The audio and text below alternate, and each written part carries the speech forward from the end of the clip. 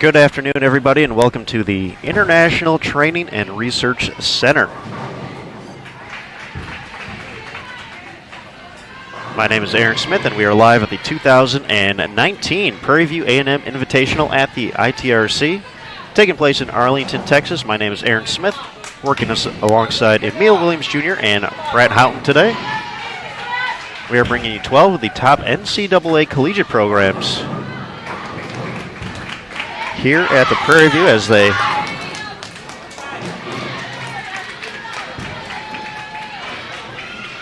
begin to settle in for what's going to be a great weekend here at BowlTV.com. We'd like to welcome everyone to our new live streaming platform. As you can see, our featured lanes are behind lanes 9 through 12, lanes 1 through 4, and lanes 5 through 8. So you are able to watch your favorite team throughout the course of the entire event.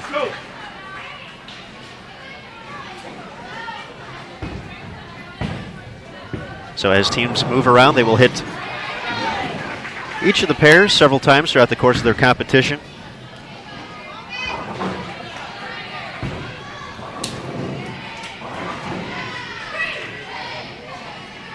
But we'll get you a rundown of that, a little bit more about the format, but we are quickly settling in. Have the Baker portion up first today on lanes 9 through 12. We have Sam Houston State and Arkansas State. Over on 11 and 12, Fairleigh Dickinson taking on at Texas Southern University. So these are actually matches. These will go towards the team's win and loss record for the season. How these Baker sets are going to work, they're going to be 5 games.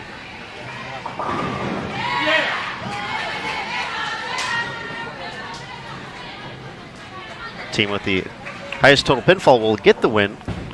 Of course, we're looking at total pinfall over the course of the entire week to determine the bracket finalists, where everyone sits in the standings. But as we settle in, we'll get more into that.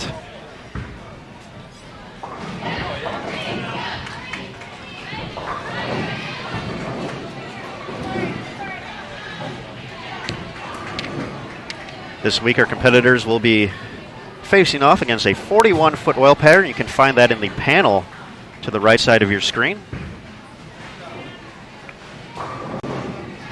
Look at the graph. You can click on it and open it up, see the full PDF, but 41 feet in length, 26.8 mils. That pattern will not change, so over the course of this event's history, we've seen teams kind of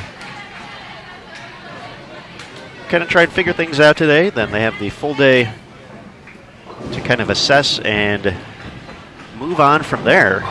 Kind of see what layouts, what ball surfaces work, which ones didn't.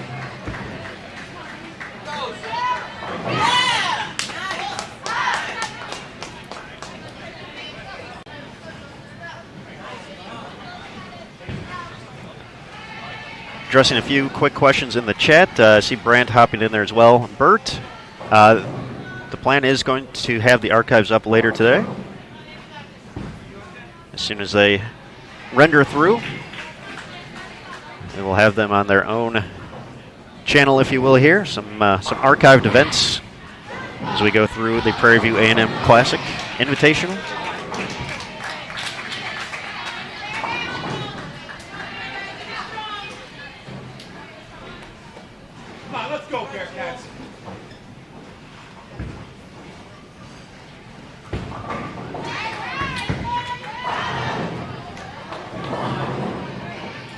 For folks who are going back and forth through the different channels here, we will only have the commentary on lanes 9 through 12, but you will be able to tune in, once again, follow your favorite teams as they make their way across the ITRC.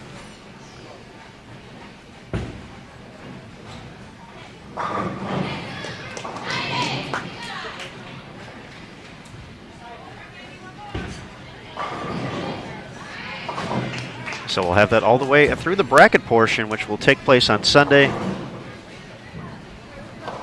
Once again, the schedule throughout the course of the weekend. 5 sets of 5 Baker games today. So 25 total Baker games. Teams will move to a new pair after the 5-game Baker set. This is the first one, very first game, in fact, of this set. Tomorrow, we will have 5 traditional games. An approximate start time of 9:30 a.m. local time here, so that's 10:30 a.m. Eastern.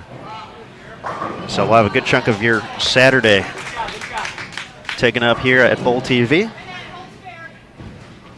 And then on Sunday, Super Bowl Sunday, we're going to kick off with some Super Bowling.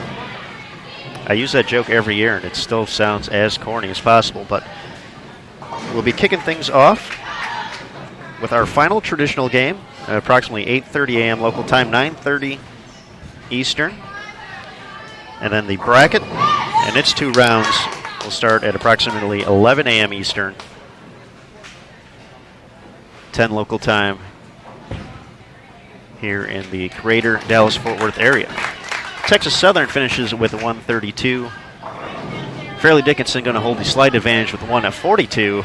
A chance for Arkansas State to leave at game 1 tied with Sam Houston State.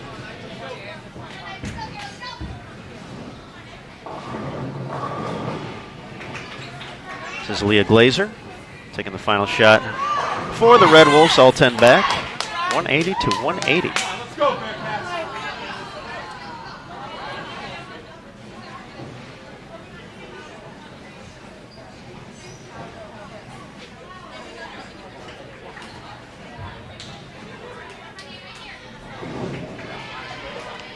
So as you see, teams will now switch to the opposite lane. They will do this for every single game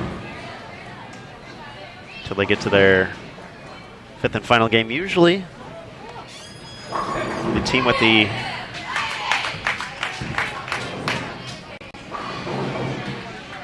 higher pinfall total gets lane choice based off of previous years here at the Prairie View.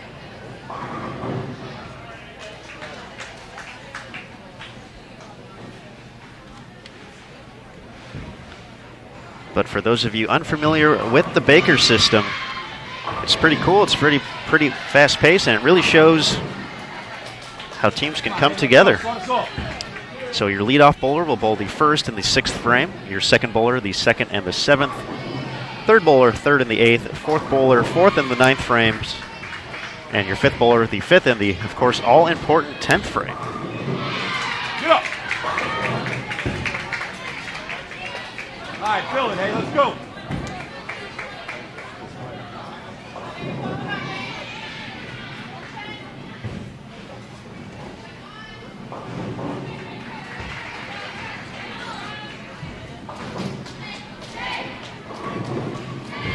So the Baker portion will be used today, Friday. Saturday will be all traditional 5-player games.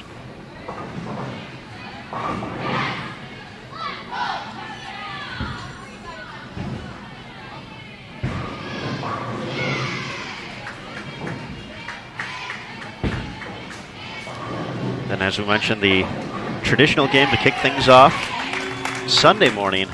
We will return to the Baker format for the bracket. It's a very unique bracket here on the NCAA side. We always love the opportunity to explain it each and every year here at the Prairie View, but essentially teams are placed into 4-team brackets. So, and they bowl 2 rounds, best of 7 in the Baker format.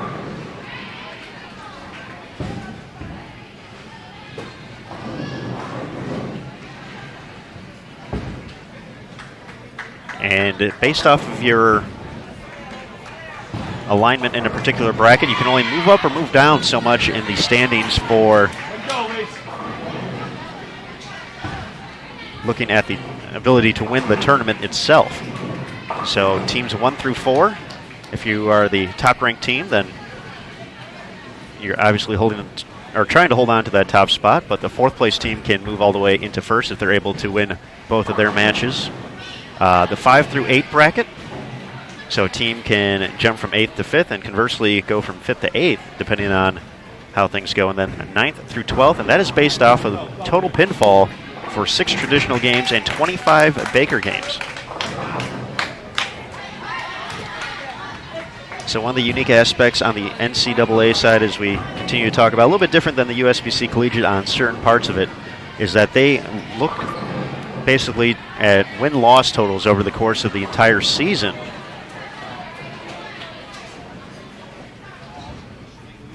In hopes of making it to postseason play. So that's why the bracket isn't necessarily an elimination bracket like you're used to seeing. So every team that comes to the event has the opportunity to bowl the same amount of games. So essentially teams will have a total of 13 games this week. So trying your best to go 13-0. but we'll do our best to keep you informed about all that throughout the course of competition. We are not 100% sure how quickly we'll be able to get scores up online, so we'll do our best to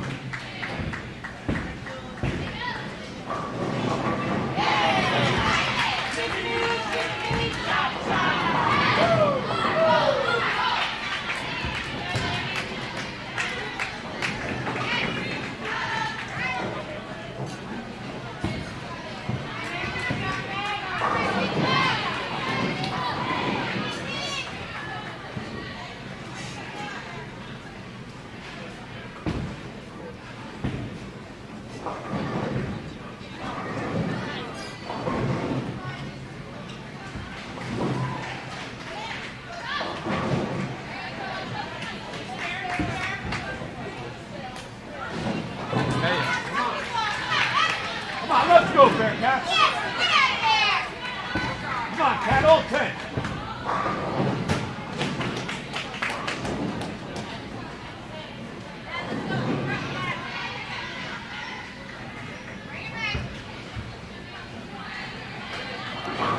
All right, folks, as we settle in here, once again, this is just game 2 of Baker's set number 1, but our main man, Brant Houghton, is back, not only participating and answering some questions in the chat for you, but it's also going to be giving away a few items throughout the course of the weekend here at the ITRC. Of course, you don't have to be at the ITRC, but you can enjoy it through our new Bowl TV platform. So over the course of it, you might have seen a few of them kind of scroll across the screen already, a few items. So just keep an eye out for those. And at some point, Brant likes to get excited. He's a very, very animated young man. But he'll let you know in the chat that a giveaway is coming up. They are very easy to participate in. You're already here, so that's the best part. But you'll just have to click on it, and when it becomes a time, and you are automatically entered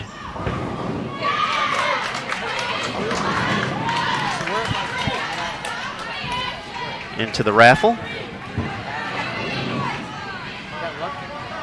So Brant's got a few tricks up his sleeve this week, so be on the lookout for that. As you can see in the chat, a few folks already know about Brant's so-called a t-shirt cannon.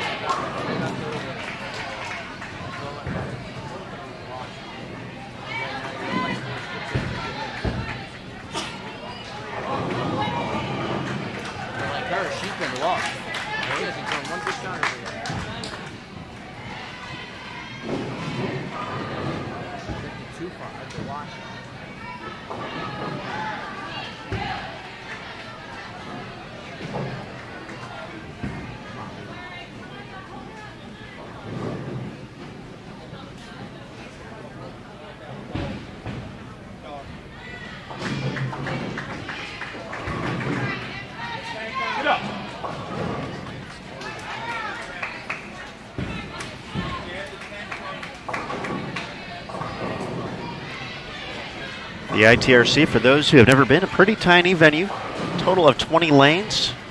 We have 12 in play for competition and a warm-up range as well for players who are not in the lineup at the moment, so they can have the opportunity to take a few shots for each game. There's a particular set of rules on the NCAA side that does allow that.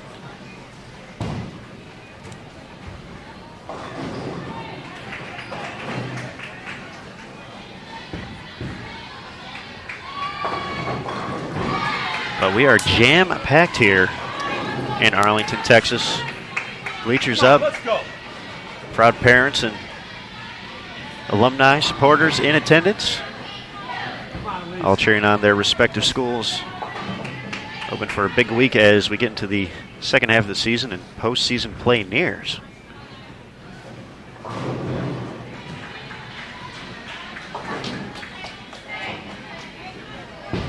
Of course, one of the exciting aspects of collegiate bowling for us is the chance to See the next group of stars heading to the PWBA Tour, the Professional Women's Bowling Association. This Arkansas State crew had 2 players last year. Twin sisters Haley and Jordan Richard moved from leading the Red Wolves to the PWBA ranks. Jordan Richard herself earning Rookie of the Year honors along with the title at the Greater Harrisburg Open.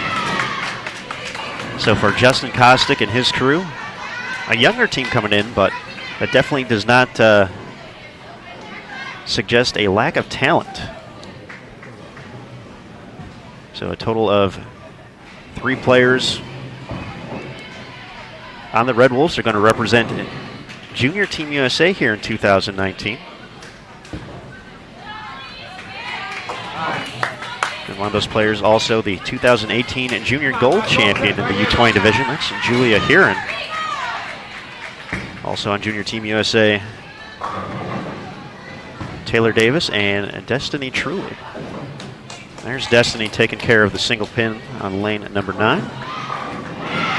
Got to see quite a few of these student athletes at the USBC Team USA trials, which took place in Las Vegas to kick off 2019.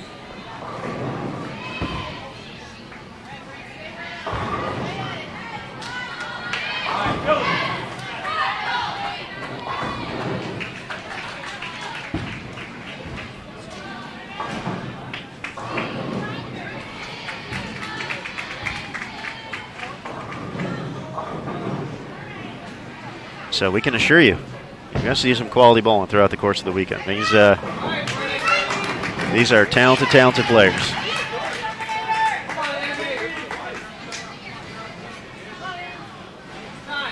Our defending champion here at the Prairie View A&M Invitational is in attendance as well, the McHenry Bearcats. Defeated Arkansas State in the title match of the bracket, 4-2. That ended a streak by Nebraska, which had won the Prairie View not 1, not 2, not 3, not 4, but 5 consecutive times from 2013 to 2017. Vanderbilt Commodores won the inaugural event in 2012.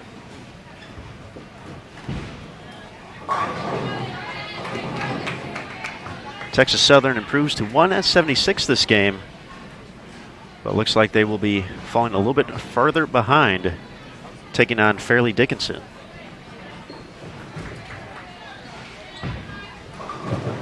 The Knights take care of the single pin in the 9th frame. Max score 213.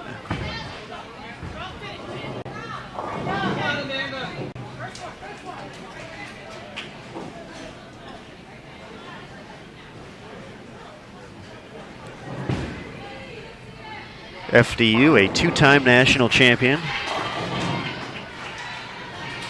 The NCAA side in bowling, 2006 and 2010. Actually have a great group of champions. Taking a look at the team roster.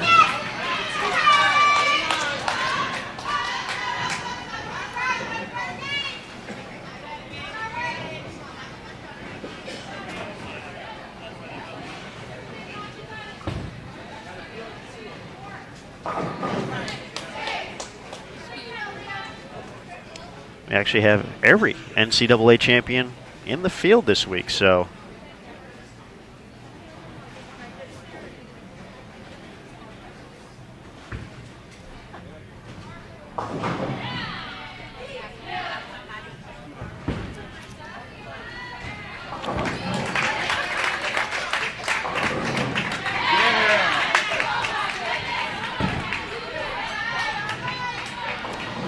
those teams include McHenry, as we mentioned, our defending champion and the 2017 NCAA champion.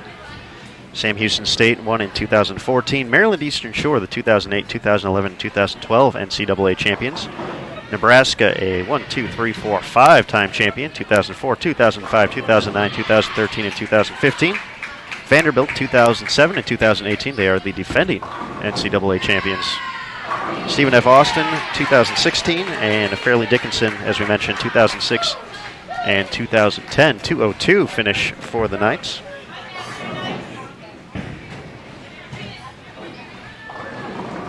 They're at 344 for 2 games. Texas Southern at 308. The other teams filling out the field this week: Arkansas State, Tulane, North Carolina A&T, Texas Southern, and of course our host, Prairie View A&M. A shout out to them. Always make it a great weekend here for the student athletes. We appreciate all the hard work and effort they put into the week.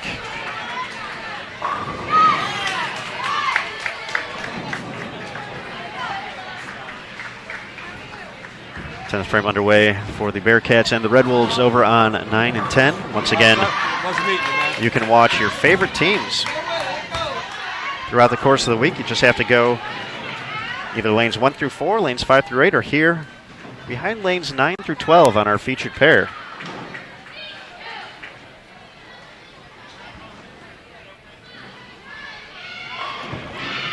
So we certainly hope that you'll be spending some time with us, and as we said, we hope to reward you as well.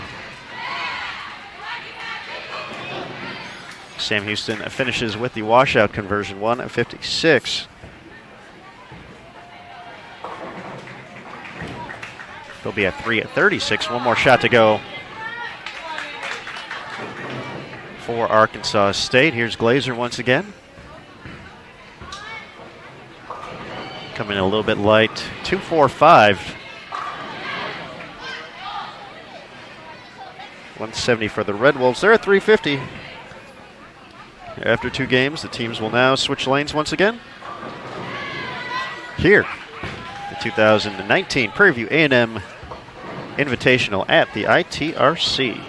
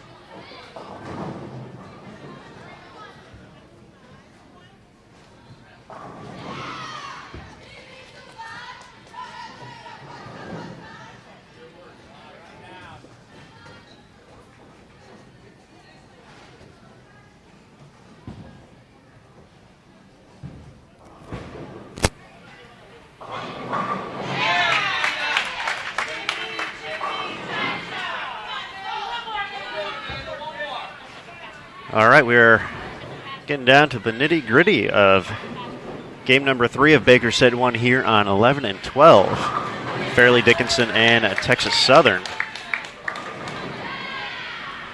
TSU is going to finish with 145.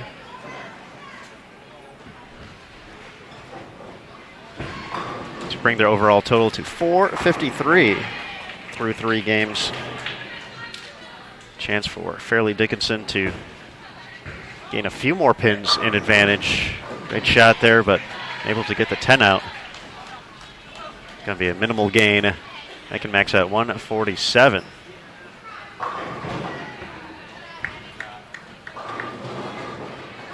Sam Houston State already ready for their 10th frame here in game 3. It's been kind of an all-or-nothing game for the Bearcats. Strikes or sixes. We're able to convert the split in the 9th frame, though. Max of 218.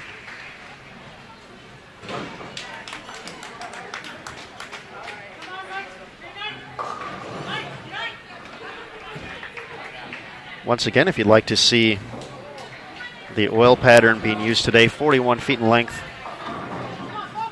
you can check it out on the panel to the right of the screen. You can click on that. That'll open up into a bigger document as well. You can see the full PDF.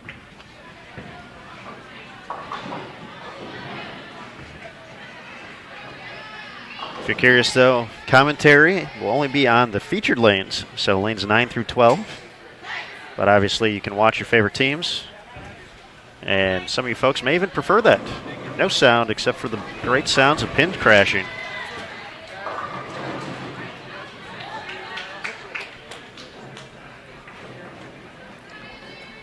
But lanes 1 through 4, lanes 5 through 8 also being featured live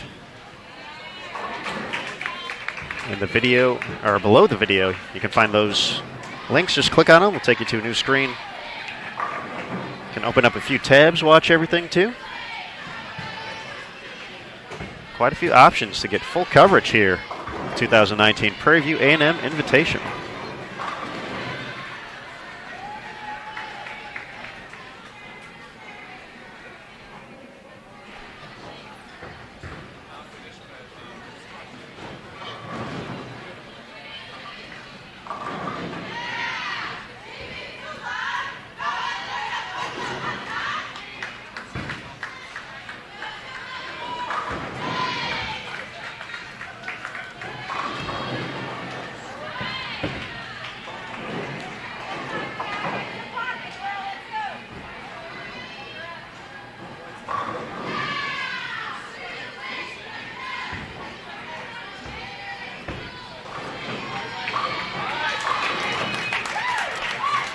Late trip of the 10 there for the Red Wolves, courtesy of Julia Heron.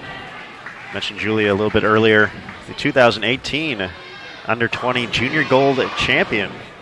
Actually here in this building. Won that title. Also a two-time member of Junior Team USA.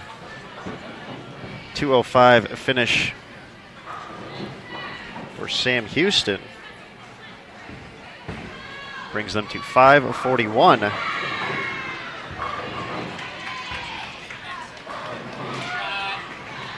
Max score now for Arkansas State, 170. So with a 14-pin difference heading into Game 3, Sam Houston going to take the advantage.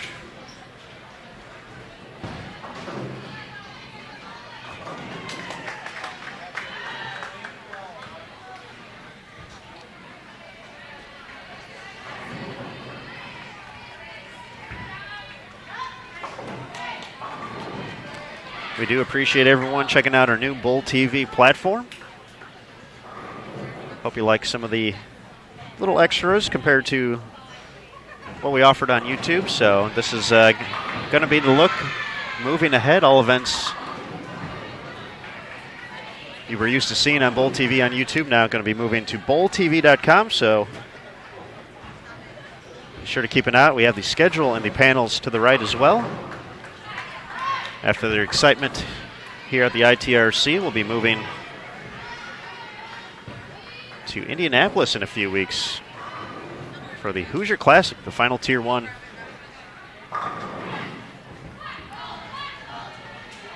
Of the USBC collegiate season.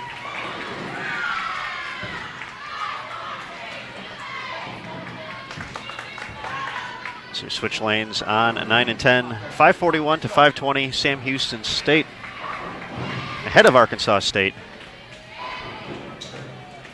But the individual who's always ahead in my book, my main man, Emil Williams Jr. Woo! Coming in hot. Hi, Emil. Hello. Welcome to the Prairie View. I apologize. That was fierce. It was definitely announcing my arrival. Your presence with authority. How are you? I'm doing well. I got the top collegiate programs in the country, all joining us here in greater DFW area at our home away from home, the ITRC. So we get to watch some awesome bowling on our new platform. It's going to be a fun time. Quick question in the chat from Brett. How many Baker games do they bowl today? Brett, it's going to be a total of 25, so five-game Baker sets. So for the NCAA portion of it, each of these is a opportunity for a win or a loss in the overall column for the year. Of course, win-loss records determine the teams that will be heading to postseason play. So right now, Sam Houston State on 9 and 10 ahead of Arkansas State at 541 to 520. You can also kind of see that on the scoreboards as well as teams flip back and forth. Our other match on 11 and 12. Fairleigh Dickinson a 491 ahead of Texas Southern 453. 2 games left to go. here in the opening Baker set.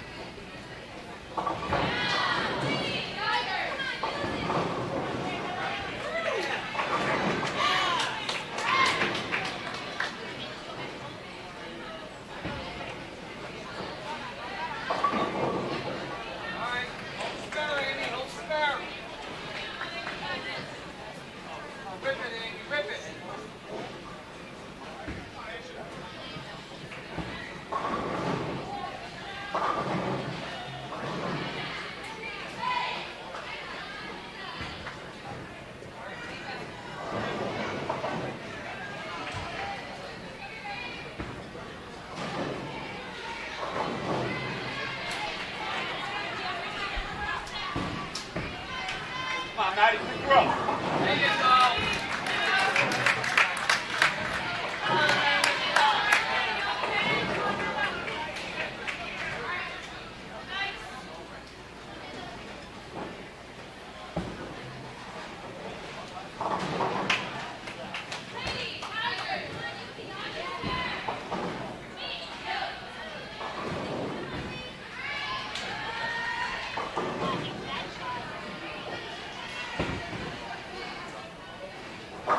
All right, Maddie, right there.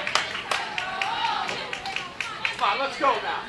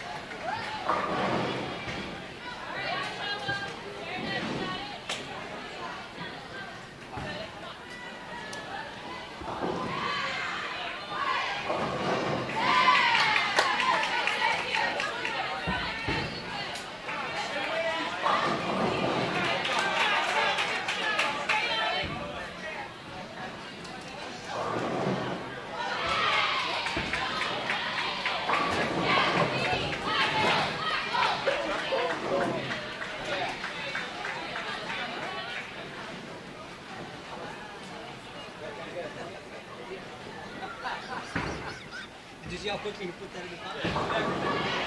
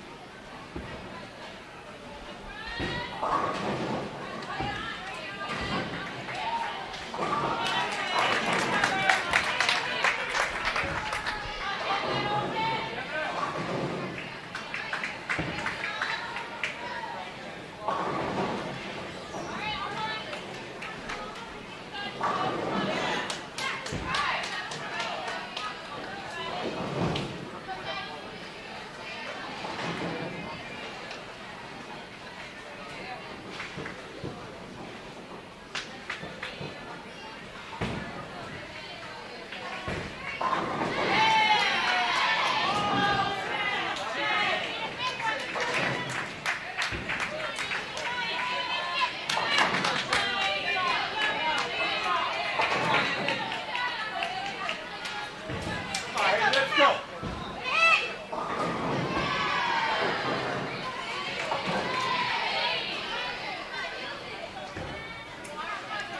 All right, folks, to get to a few questions in the chat, we do have a note in about that.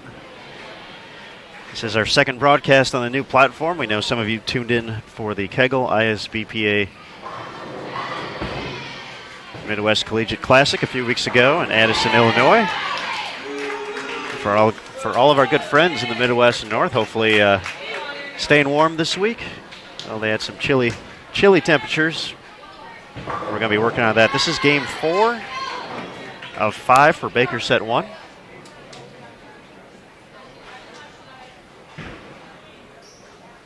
As well, so I think we are all caught up at the moment in the chat. All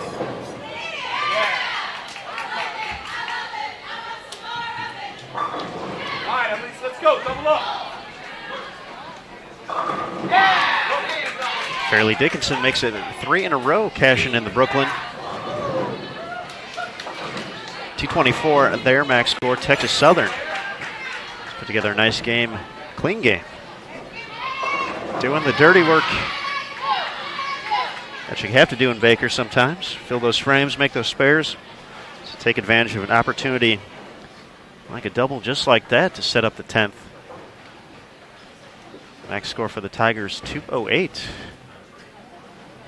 Sam Houston and Arkansas State a little bit further behind. It was a great shot from the Bearcats, make it a double, 4 out of the last 5.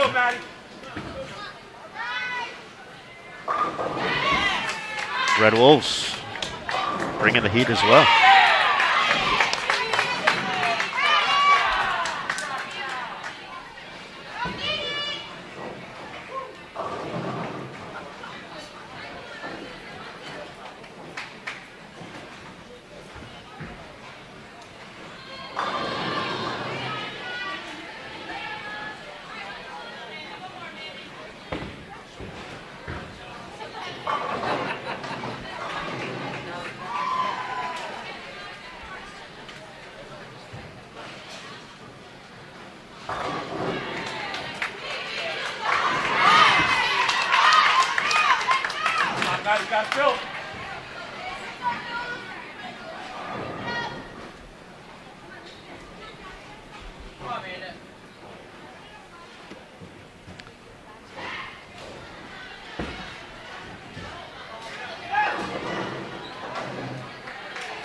Trouble second shot of the 10th for FDU, but that 4-bagger right before it is going to give the Knights a nice lead heading into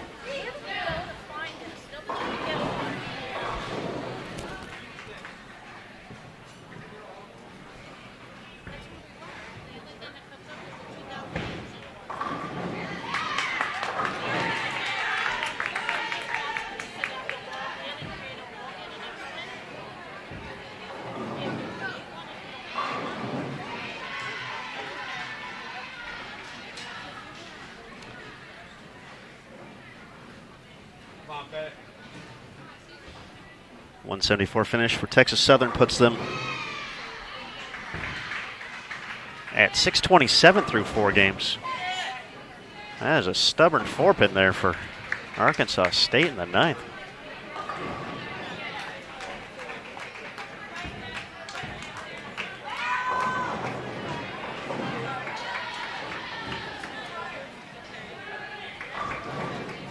.208 for FDU. They're going to head into the 5th and final game with a 699. So 72 pin advantage for FDU.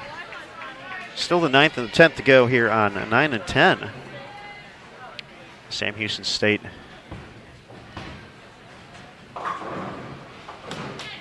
entered game 4 with the lead, but Arkansas State a chance to basically even the match up here.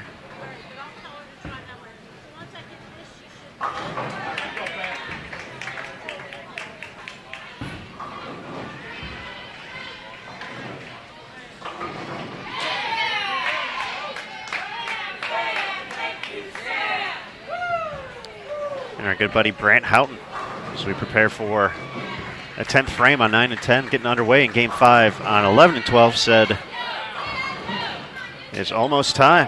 7-10, goodness. Still up there for a long time for the Red Wolves.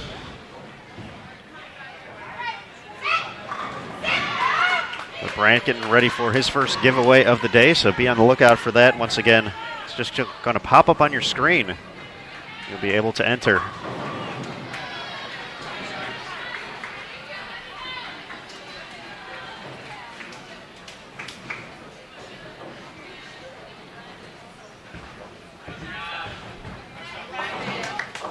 No problem on the single pin for Arkansas State. Sam Houston needs to match to keep things even here.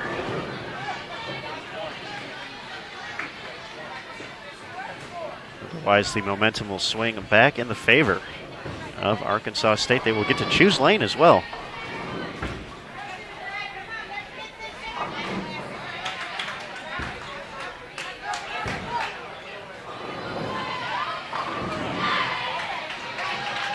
First things first, got to take care of the 310.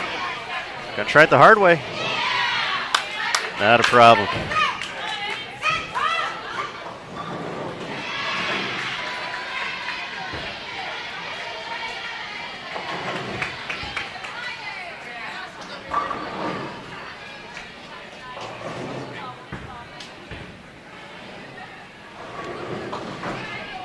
.216 pushes Arkansas State to 736.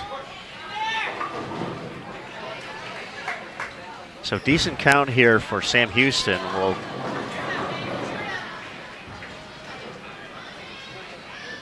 give them the advantage heading into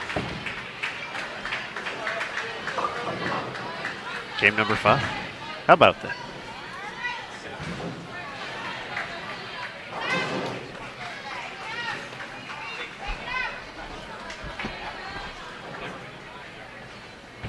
Once again, with the raffle, all you have to do is click on it to enter. Simple as that. And the winner will pop up as soon as it is all complete.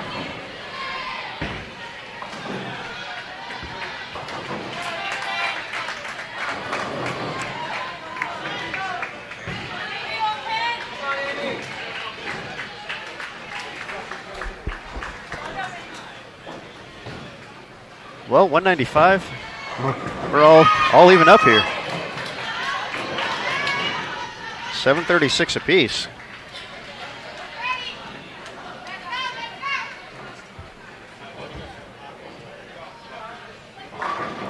Congratulations to Tracy Stull in the chat. Tracy winning a USBC t-shirt, courtesy of the giveaway guru. So congratulations, Tracy. Good buddy Brent will be contacting you about getting that award.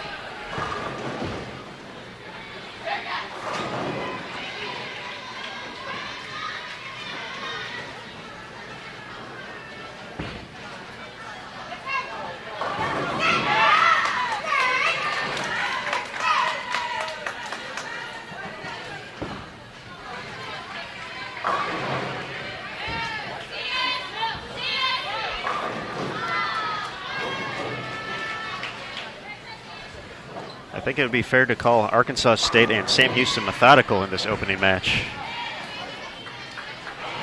The only pair not to start game 5 yet. Sometimes you got to be methodical out there. That's all right. Methodical, meticulous, all good words that begin with M.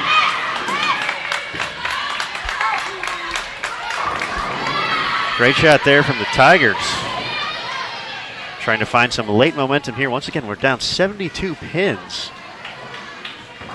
But some early miscues from Fairleigh Dickinson. They're looking at a potential open here with a 2-8-10. They will take the 2.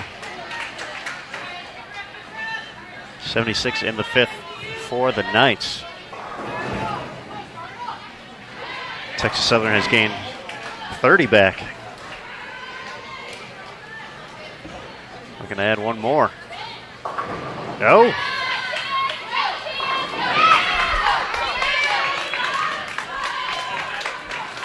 Trip of 4 for the Tigers. A nice response from FDU, kicking off the second half, their final game with a strike.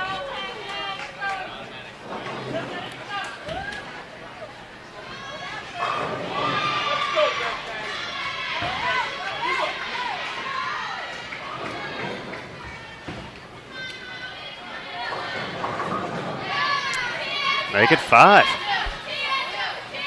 Nicely done there, Shania Carr.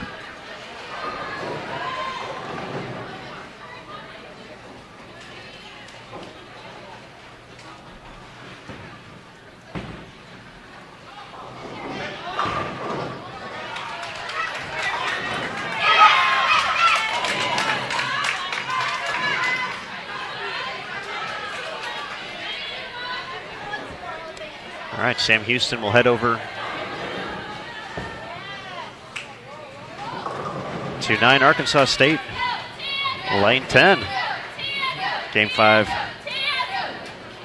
Just about ready to begin. 6 in a row for the Tigers.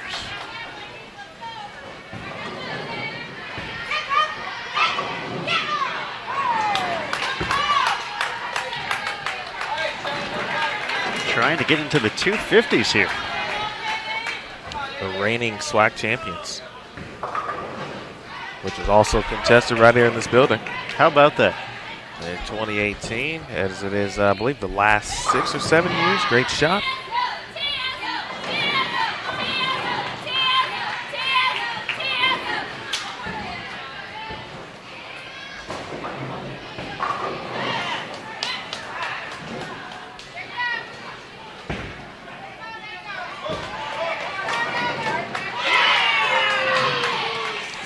Kreiner in that anchor position for Texas Southern. There was Amy Caruso for Fairleigh Dickinson.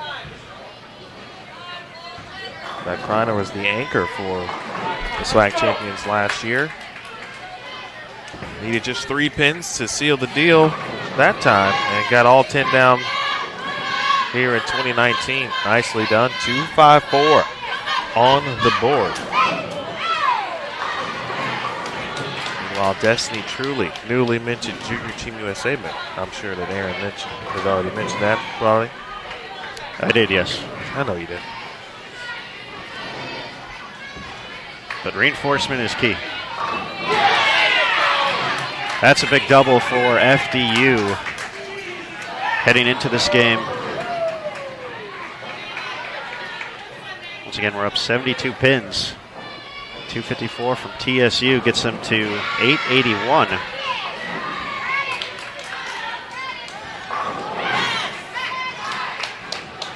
So FDU needs 182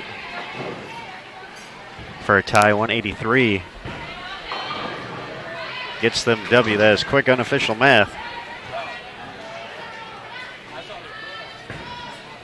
So that would be a mark here in the 10th. Decent count, of course. That's a pretty decent count.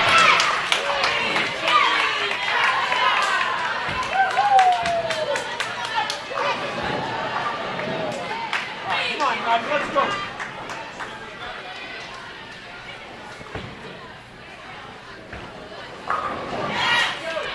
Quick 4-bagger for Arkansas State.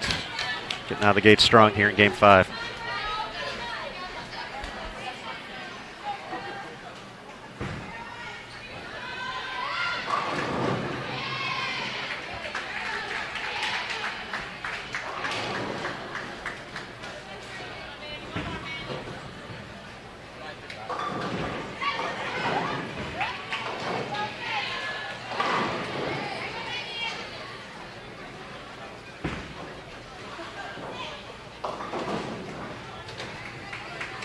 Six on the second shot, but the work has been done. Already at 188. So FDU is going to sneak away with a W here against Texas Southern in the first Baker set here at the 2019 Prairie View A&M Invitational.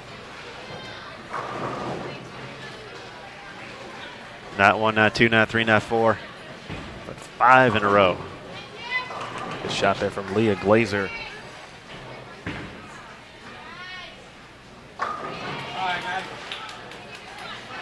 We talked a lot about A-State back at the Team USA trials because several of their players were competing. Of course, several also had a lot of success. A couple of Junior Team USA members out of there. Actually 3, including Julia Herron. Here's Taylor Davis. And she wraps 10. 890 to 881. FDU with the win over Texas Southern. Let's go now.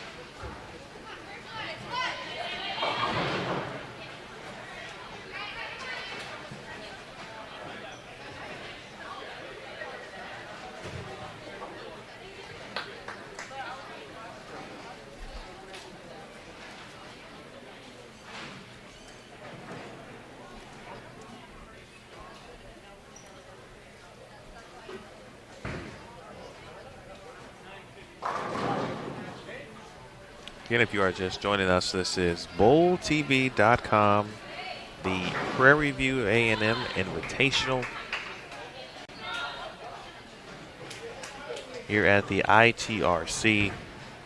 Aaron Smith has opened things up. I've been here with you. My name is Emil Williams Jr., and together we'll bring you some of the action here on lanes 9 through 12. This is our featured lanes. That is echoed on BowlTV.com. You'll see featured lanes, also lanes 1 through 4 and lanes 5 through 8. Those additional channels are also, of course, what you can watch. So effectively, you can see every team and every pair here this week. On Sunday, the championship bracket essentially will fare right here on 9 and 10, if I'm not mistaken. It'll be the upper portion, top portion of the championship bracket. The top 4 seeds will be involved in that area, or this area, I should say. But a lot to look forward to. Lots, certainly, before we even get to Sunday. So if you're someone who likes to kind of take all the notes, keep some mental notes, you think about when you see certain teams and players come across the lanes here on 9 and 10. Perhaps they may or may not make it to the championship, but if they do, you start to pay attention to some of the who's had the best looks, which teams have had some great looks on this pair. Sometimes, as we all know, things can be a little different from pair to pair, depending on how teams start, where they start, etc.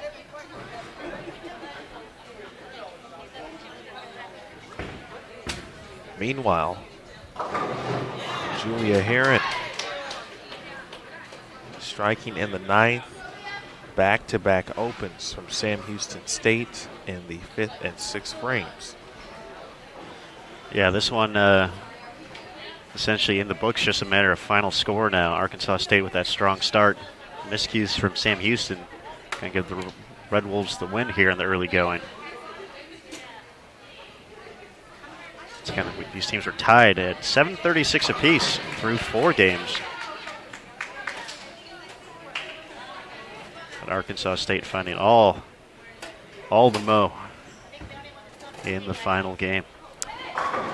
For match 2 coming up next here at BowlTV.com on our featured lanes on 9 and 10, we're going to have Maryland Eastern Shore taking on Vanderbilt.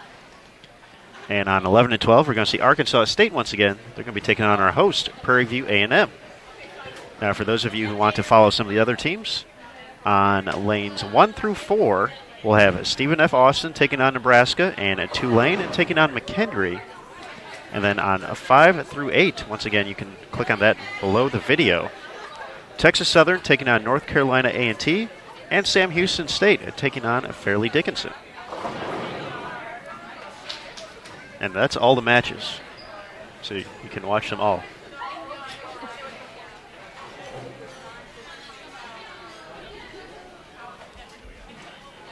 But you probably want to follow your favorite teams and favorite players. So.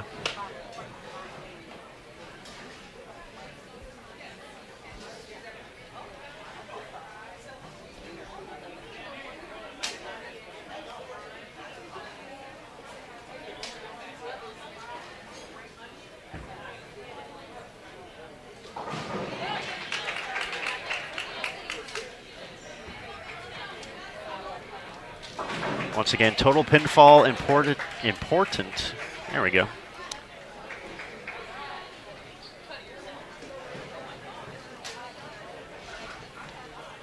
To determine our folks for bracket play, where they sit at the end of the week. So you'd like a consistent showing throughout the course of both Baker and traditional play on this 41-foot pattern. But the wins and losses important for postseason play, so gotta collect a few W's along the way as well.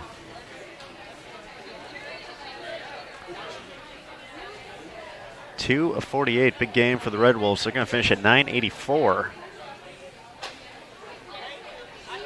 Max score for Sam Houston, 180.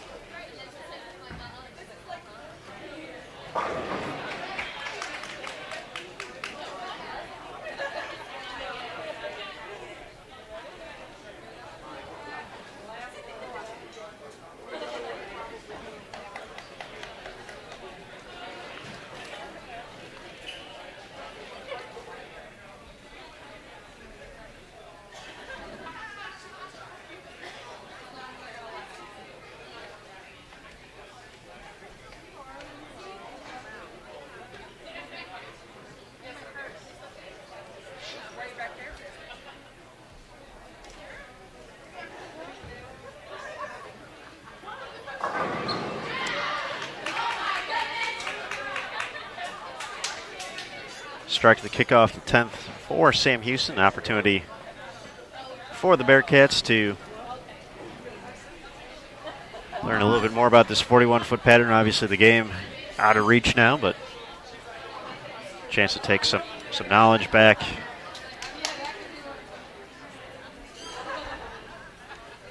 Got some different looks here on the 41-foot pattern.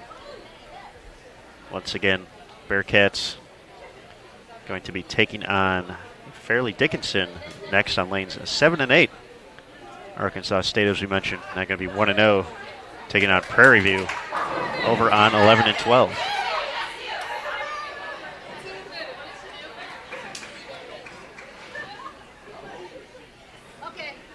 You'll notice if you follow NCAA bowling, a little bit of the SWAC as well, some of the other squads. Caitlin Dickerson actually transferred from Prairie View A&M on to Sam Houston State.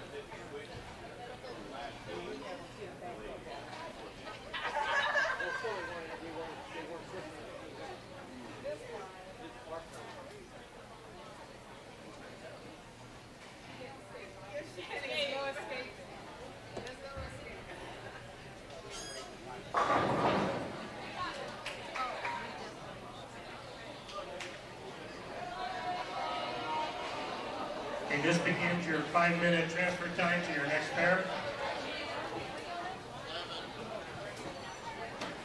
Officially 179 for Sam Houston State. And the 5-minute transition period, as teams now make the move to their next pair.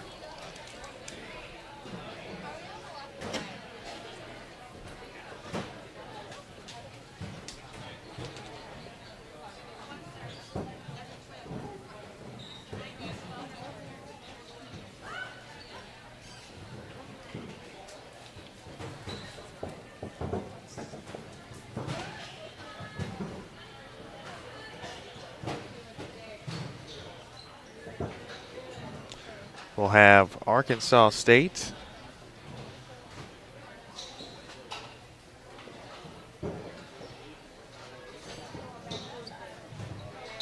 and Prairie View A&M on 11 and 12. Vanderbilt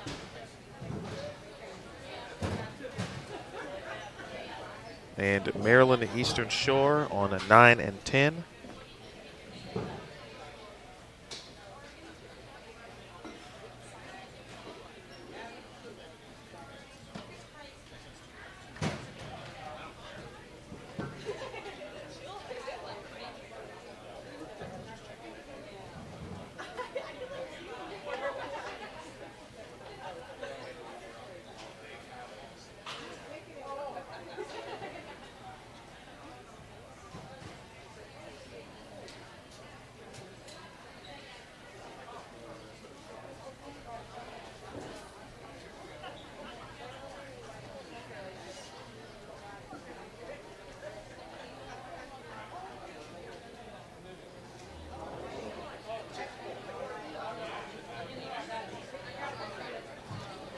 Quick reminder to the coaches during this transition, if we get to game 4 of the match and we need to switch the team names, please let us know at the front counter.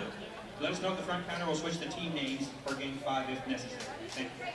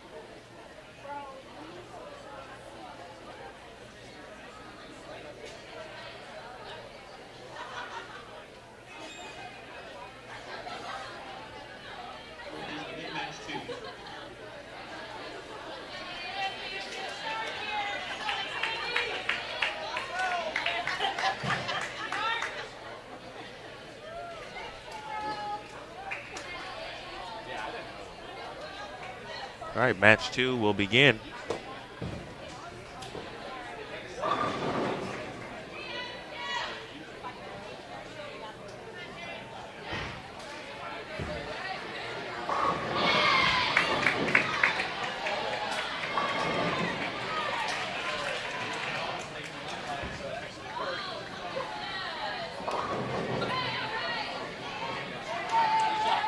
Down on 1 and 2, if you're curious, Stephen F. Austin and Nebraska. Tulane and McKendree on 3 and 4. So you can check out lanes 1 through 4. You can see that channel on Bowl TV. Also, lanes 5 through 8, Texas Southern and North Carolina A&T, Sam Houston State, and Fairleigh Dickinson. Sam Houston State and Fairleigh Dickinson on 7 and 8, Texas Southern, North Carolina A&T on 5 and 6. And again, 5 through 8. Again, 5 through 8 is where you can check those at. That is the channel name on Bowl TV.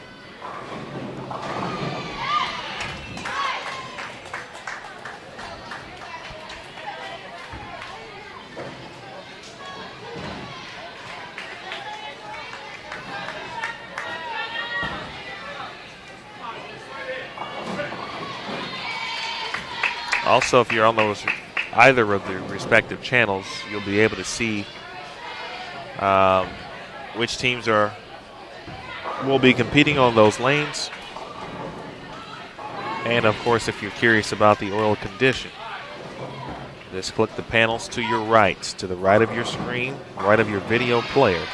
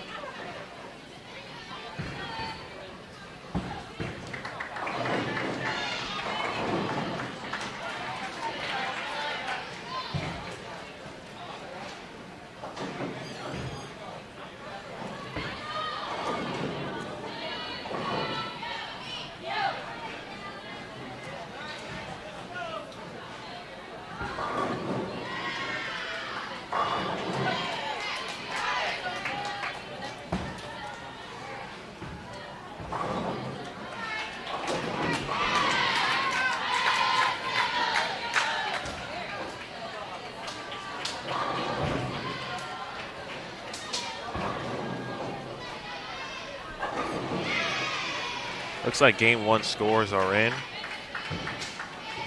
So what we'll do is give you a quick sneak peek here. Bottom middle of your screen here on our featured lanes. McKendree leading the way. They've got the win. Shot 1040, followed by Arkansas State in second. North Carolina A&T and Vanderbilt rounds out the top 4. Sam Houston State, Prairie View A&M, Fairleigh Dickinson 5th through 7th. Tulane is 8th. Texas Southern, Stephen F. Austin, Nebraska, and Maryland Eastern Shore.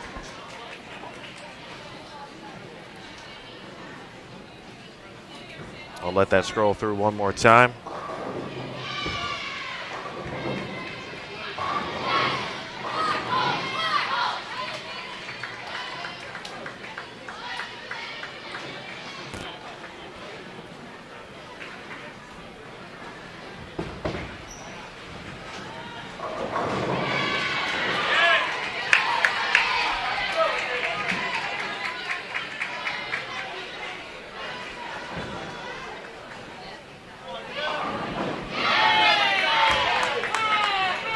If you have a score question, just let us know. In regards, appreciate everyone tuning in and in the chat. We do appreciate all of the feedback. So again, everything will certainly be read and taken into account. So we appreciate it. Thank you very much. And that is very sincere. I don't mean to be. No, that's. Please send your feedback. Absolutely. This is how we learn. We want to make this platform as much for you, our Bull TV fans. So we are listening. We're working. Some things, may not be able to happen over the weekend, but all good notes we want to hear. Our guy Brant taking notes upstairs here at the IBC International Bowling Campus, which of course is the home to the International Training and Research Center.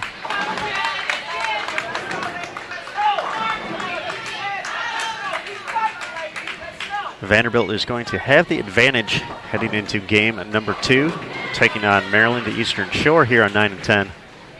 Arkansas State is going to be ahead against Prairie View. 194 in the books for the Red Wolves.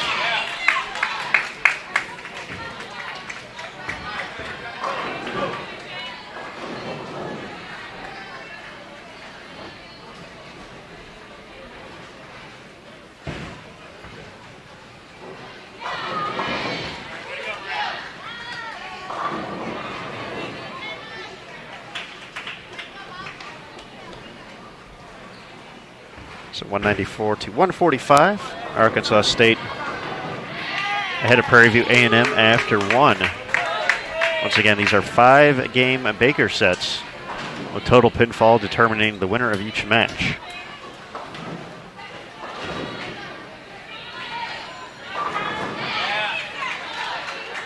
Double in the 10th for the Hawks of UMES, 3-time NCAA champion.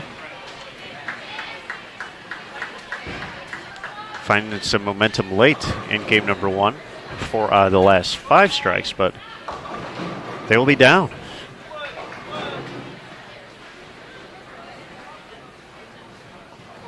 So the Commodores have one more shot to go.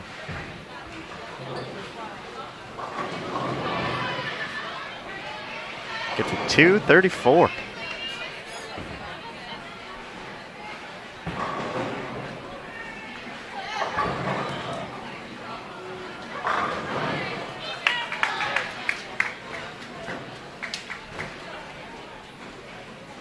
.234, 185 Vanderbilt. Up against Maryland Eastern Shore. Arkansas State 194. Prairie View A&M 145.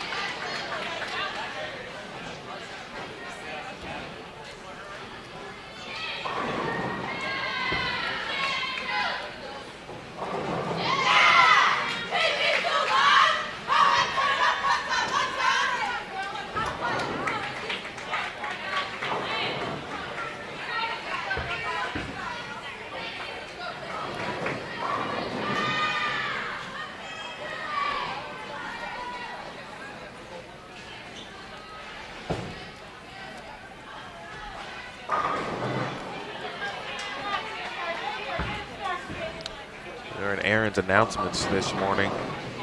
Of course, he was reading off, obviously, the teams participating, and for many, the amount of titles, NCAA championships, they've also won. So this is it's a pretty important event for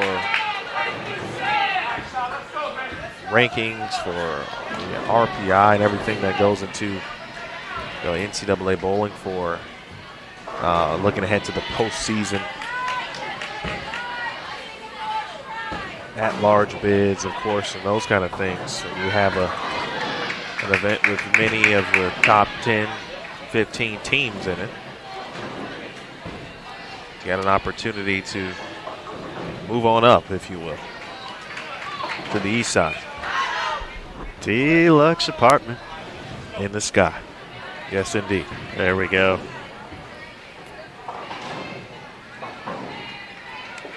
One of the players who has helped Vanderbilt, of course, the reigning national champions,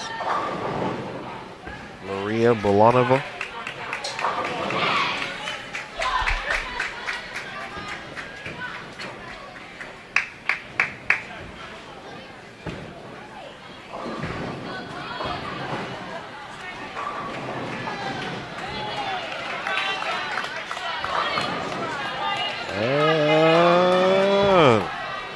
Love on the 10 for Bolanova.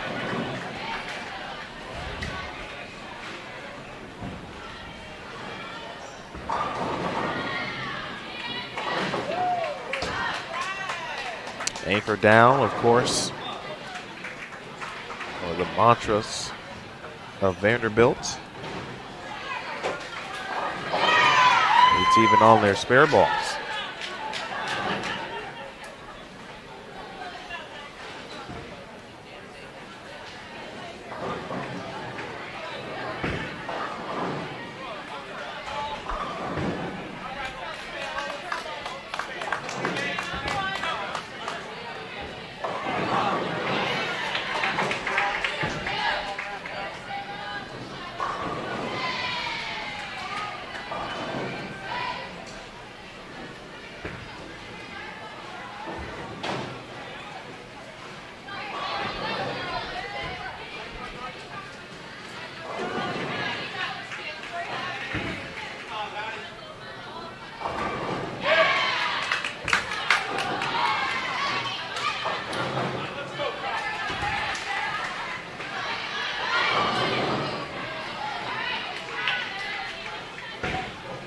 Like Jordan Newham has been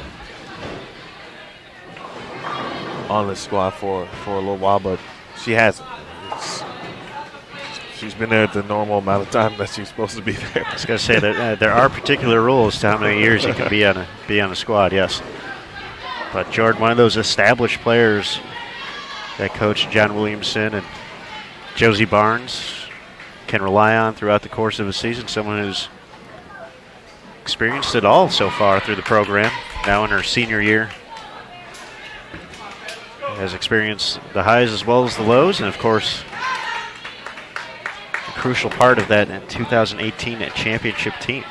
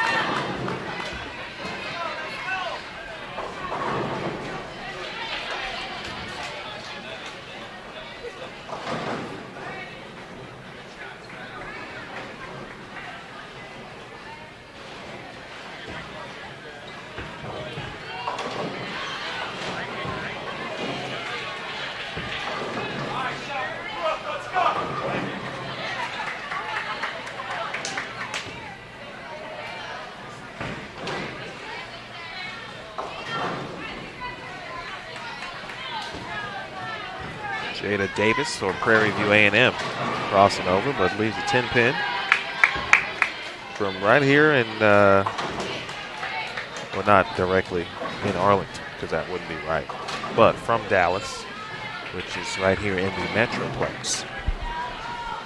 Dallas-Fort Worth Metroplex.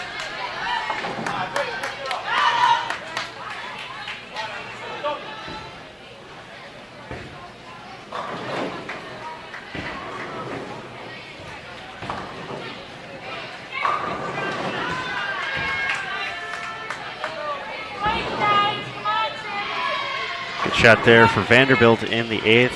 Adele Warner, member of Junior Team USA in 2019. Wiggling the 10. Didn't get to topple down, though.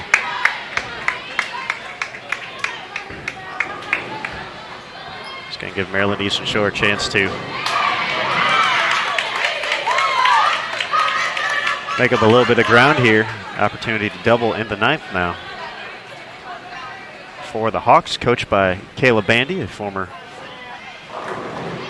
collegiate most valuable player at Pikeville.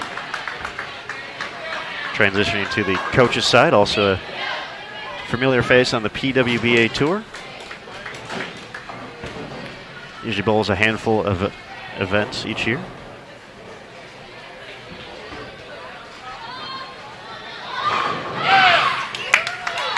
Great shot. Double for the Hawks.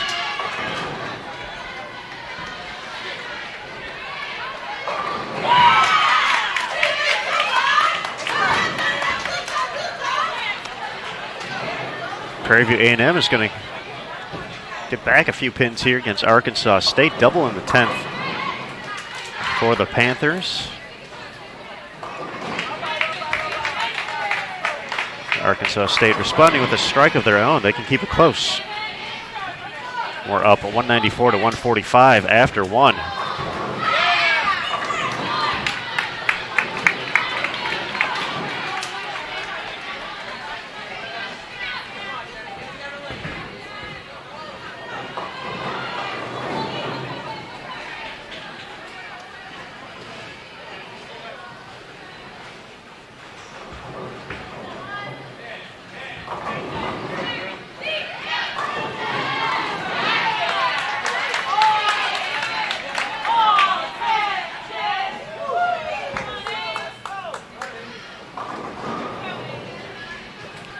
.174 finish for Prairie View gets them to 319.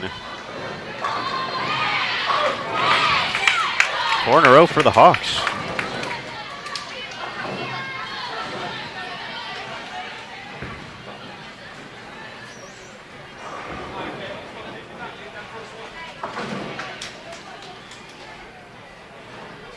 Here's Bolanova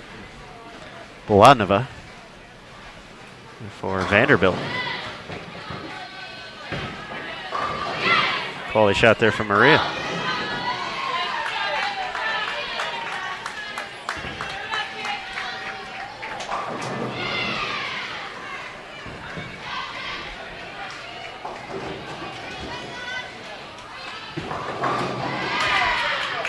So 356 to 319 advantage for Arkansas State. Back 5 for Maryland Eastern Shore, 192. They're at 377.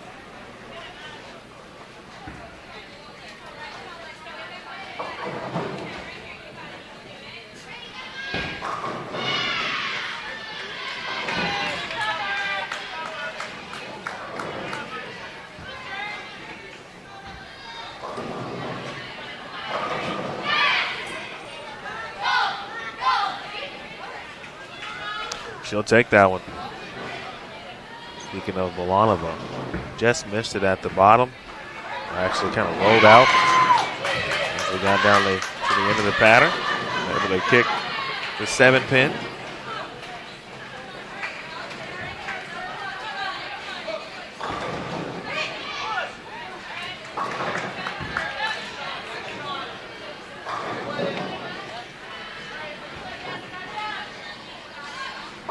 Over on 11 and 12.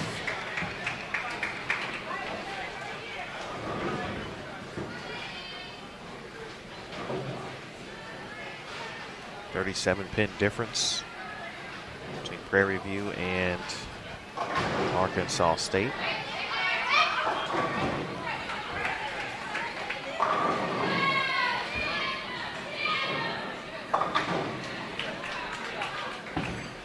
Freshman Shirley Kinnebrew for Prairie View A&M on lane 12. Represent Cleveland.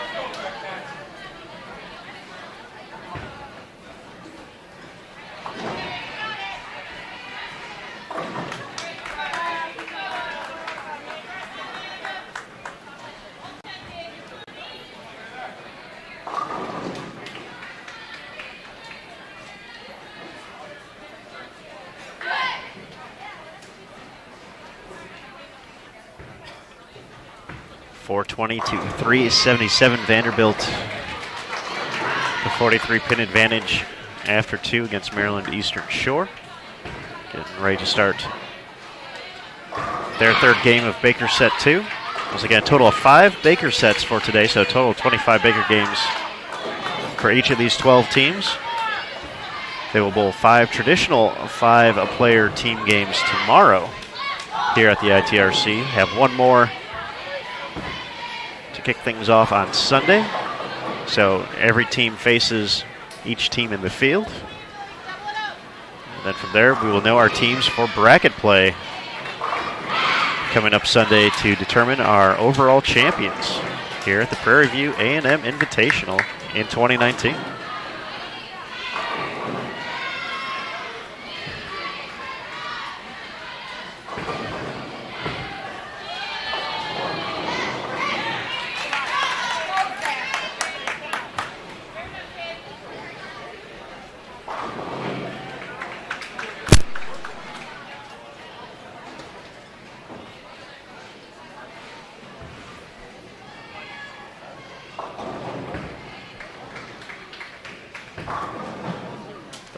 Oh. Late pin there for Julia Wren. Oh, Heron, excuse me.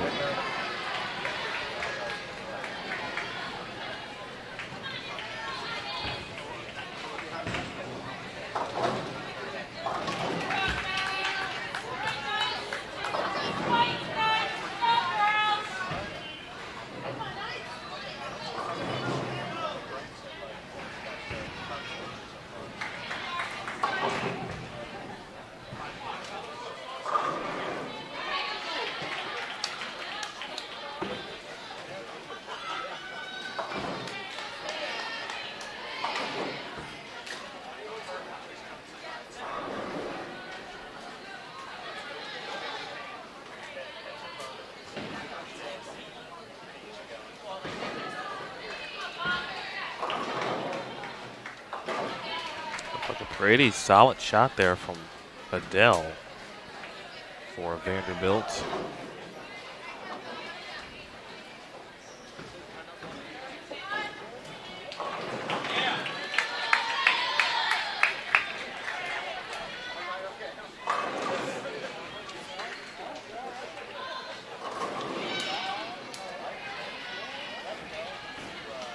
.245 remains. Now we're on 12. In danger of a couple of opens here is Prairie View A&M trying to gain a few pins here on Arkansas State. They have an opportunity. Slow start here, one open for Arkansas State. Leah Glazer with a bucket to deal with. Well, she made that look easy.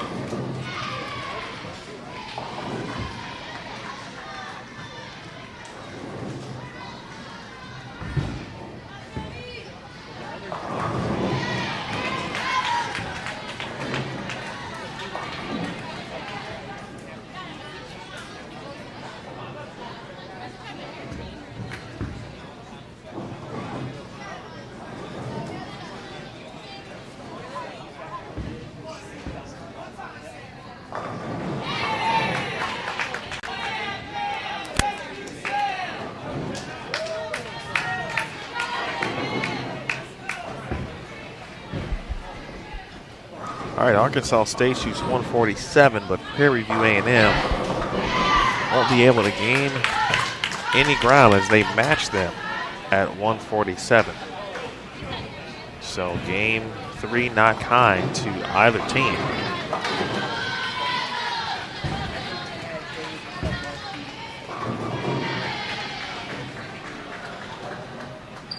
On the Prairie View roster, of course, online we saw Jada Davis, Kayla Marsh, Alexis Burt, now a senior.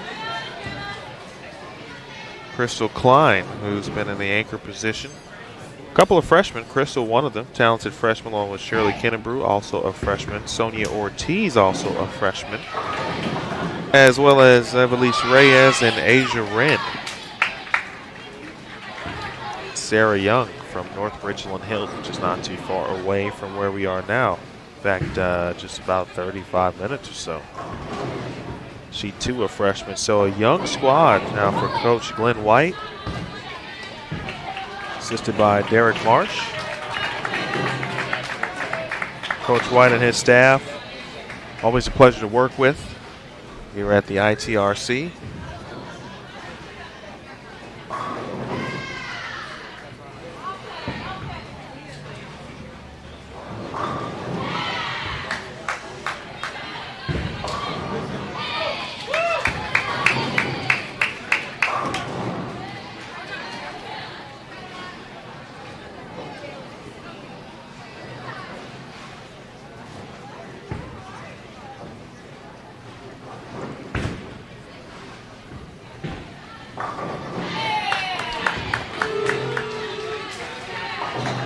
Milanova. Vandy shoots 191.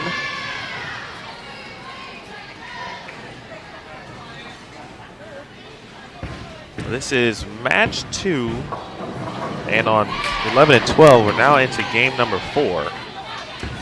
One fill frame to go. One fill shot, I beg your pardon, before we reach game 4 on 9 and 10.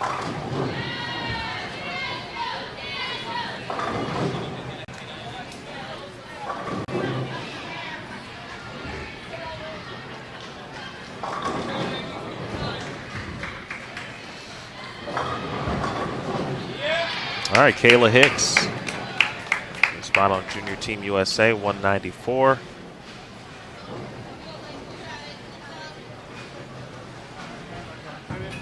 .40-pin advantage for the Commodores as they head to game 4. Again, 5-game Baker matches.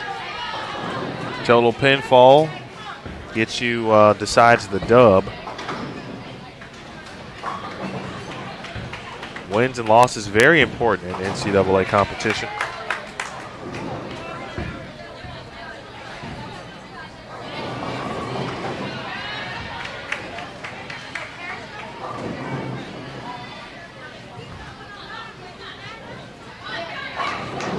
All right, Jordan strikes here for Vanderbilt. Here's Destiny Truly to start things off, or excuse me, second frame for Arkansas State.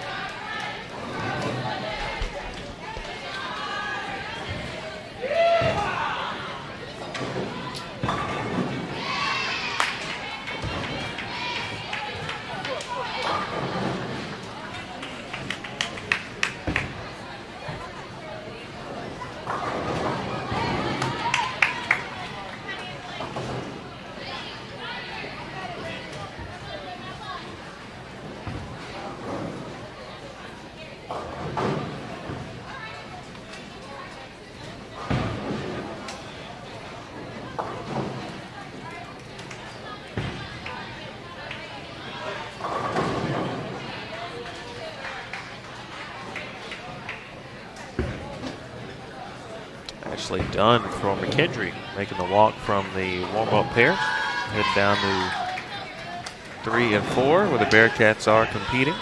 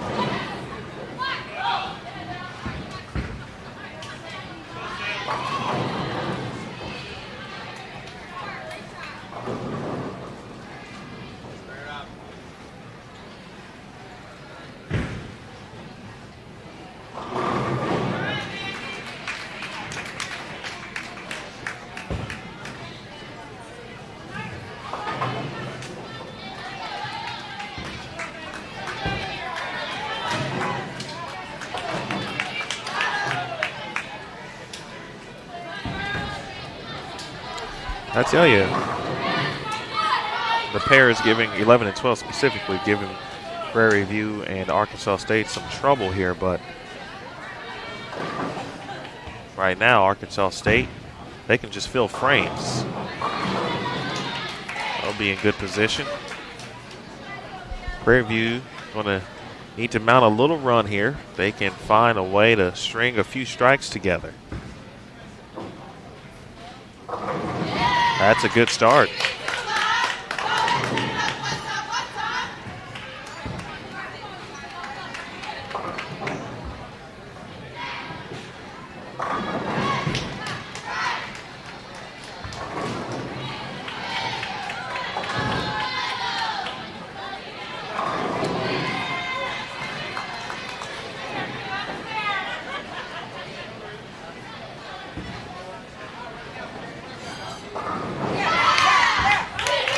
That's a double. Sometimes they do come in bunches. Crystal Klein.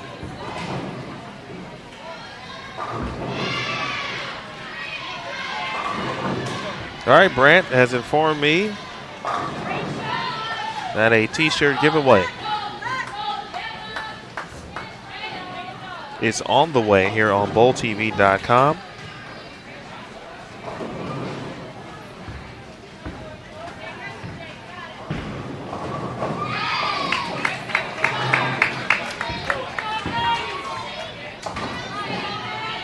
All you got to do is just watch the chat, watch your screen.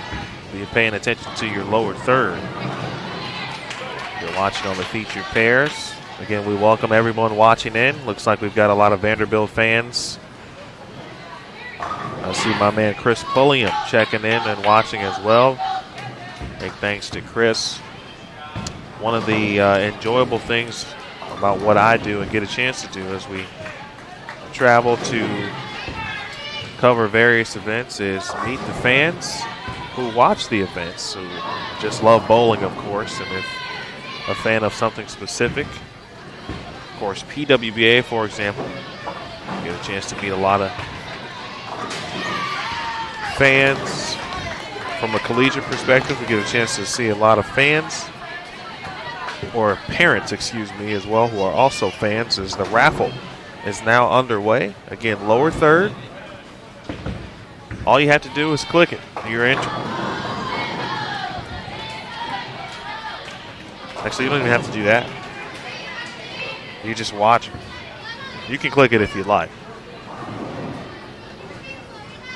But the raffles are, of course, chosen at random. But nonetheless, to finish that little portion of the story,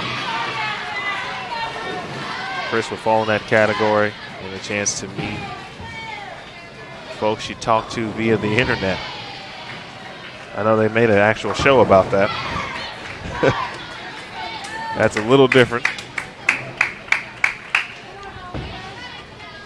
But big thanks to all the parents, fans, friends, checking out many of the best teams in collegiate bowling in the NCAA.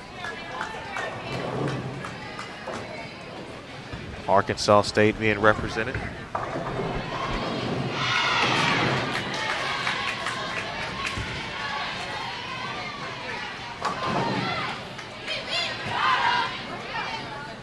Opening the 6th for Prairie View.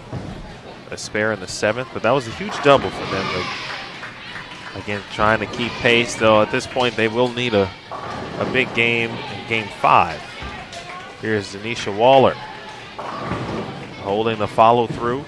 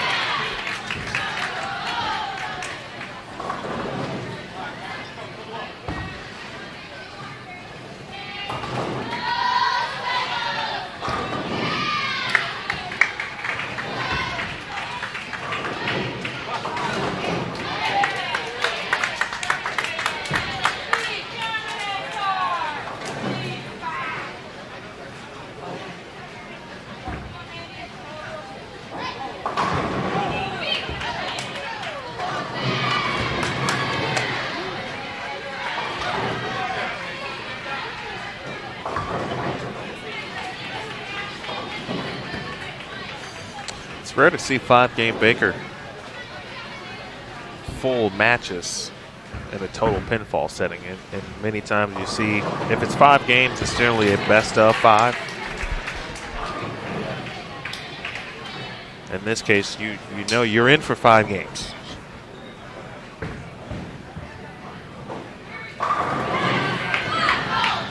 Yeah, certainly a unique opportunity, of course. Pinfall playing such a big role in the bracket portion of the event that you don't want to necessarily, you know, if you're struggling in a match, to give away too many pins, trying some new things out, but at the same time,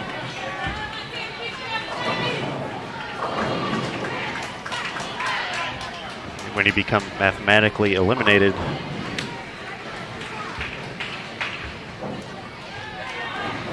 it's worth the effort to try something new. Big shout out to Diane in the chat. She won a t-shirt. Actually, I don't know what she won. And I'm going to stop saying what people win because I was wrong about that. Yes, you were. A couple weeks ago. So I'm just going to say, congrats, Diane. You won. And I will allow Brant to then tell you what you won. There you go. That's why he's the giveaway guru. He is the guru. I'm not out there giving people all kinds of stuff, $1 million and whatnot. All of a sudden, someone's on the hook for $1 million. That's when I walk away. Drop the mic.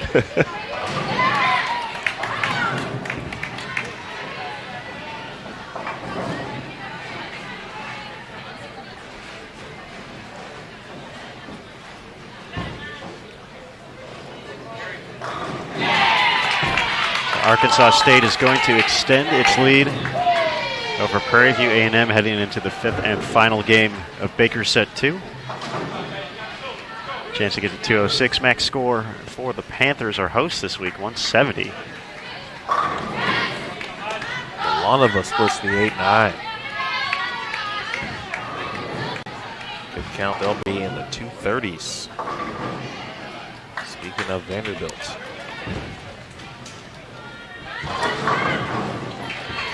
Well, I tell you what, Aaron. Really, Shore's got some players.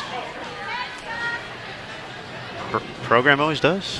Indeed. We know about Kayla Hicks and Alexandra Hernandez, for example. But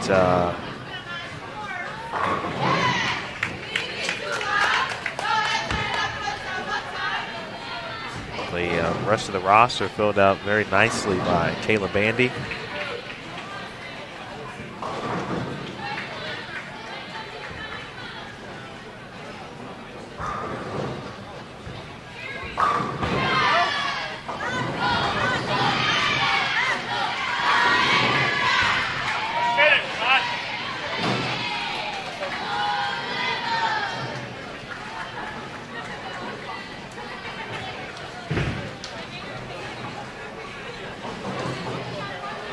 Starting to see the scoring pace pick up a little bit here. I was some past years here at the Prairie View, we've seen some big scores right out of the gates, and it was a little tamer this year.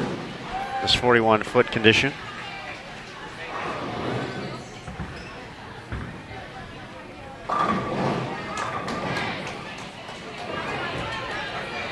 Team's looking more and more comfortable out there as we settle into competition. 206. For Arkansas State, puts them at 7:09 for 3, 6:36 for Prairie View.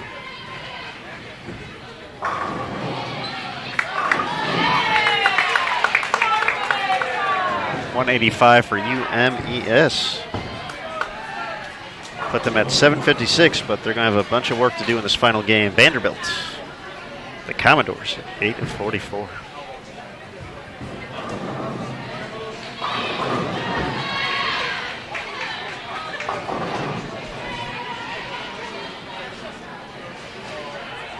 What is the official definition of a Commodore? That's a good question. Gonna look this up. Vandy fans, feel free to to enlighten us in the chat here. Might have to leave that to the Vandy fans.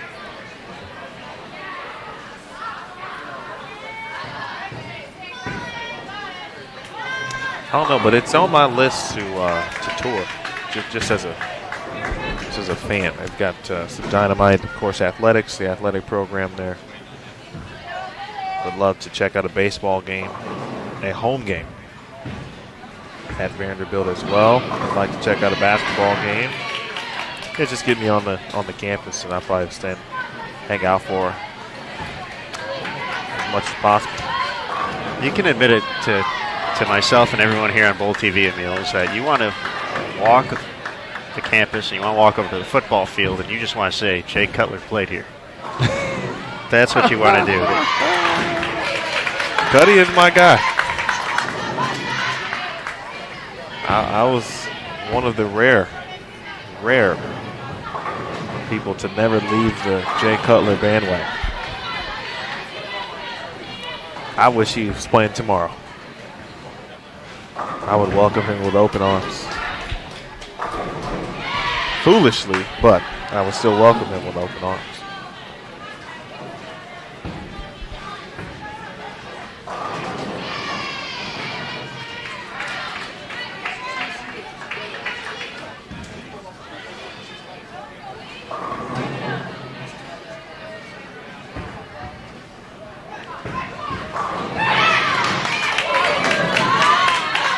Vanderbilt and Arkansas State elected to stay on the lane they had just finished up on for Game 5. Once again, the team with the higher pinfall total does have the chance to determine the lane they either stay on or go to for the final game. So both of those teams finding some success. I feel in most cases teams will want to play offense in that situation, go to their strengths. No love. No break there for Prairie View A&M. Would have been a big three-bagger to open up this game 5.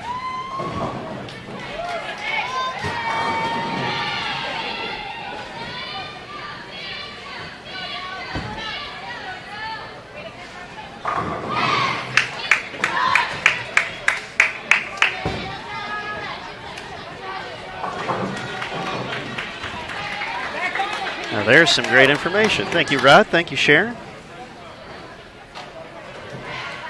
Learning a little bit more about the Commodores. How about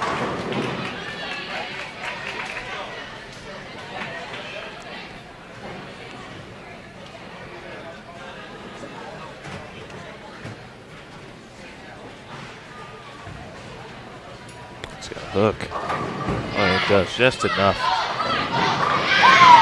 That hook's plenty, though, for Prairie View A&M. Previous shot I was talking about was in reference to Adele Warner.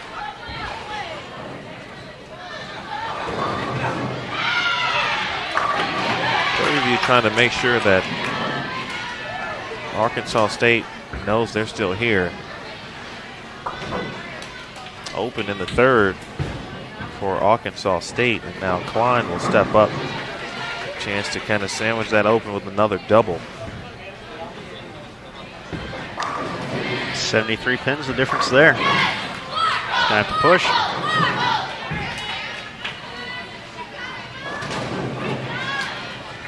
Some trouble in the 5th for Prairie View.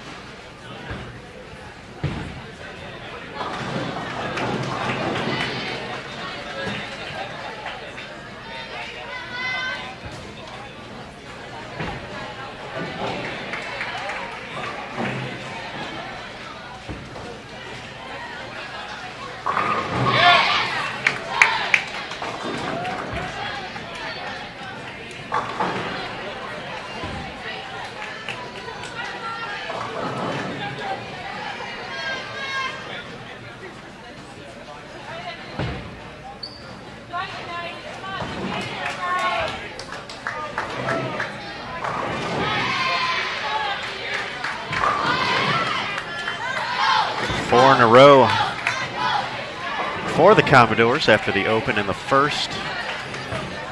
They're continuing strong, looking in great shape here to hold on for this win. Maryland Eastern Shore, though. Never know. Keep on striking.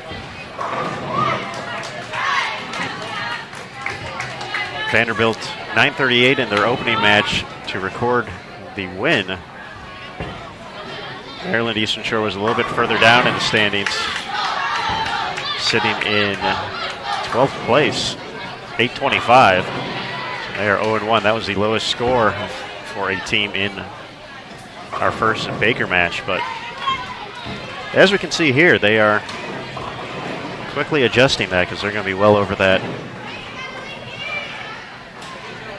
756 after 4.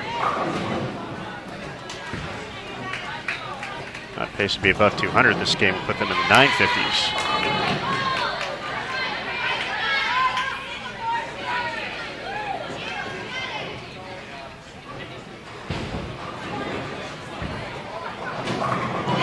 Once again, we do appreciate everyone joining us here on the new Bull TV. New platform debuted a few weeks ago at the Kegel ISBPA Midwest Collegiate Classic, and this is our first opportunity to really let loose and have a few different cameras and stations set up, so we are showing all 12 teams. Our featured pair with the commentary, lanes 9 through 12. This will be where the championship match will be at as well come Sunday.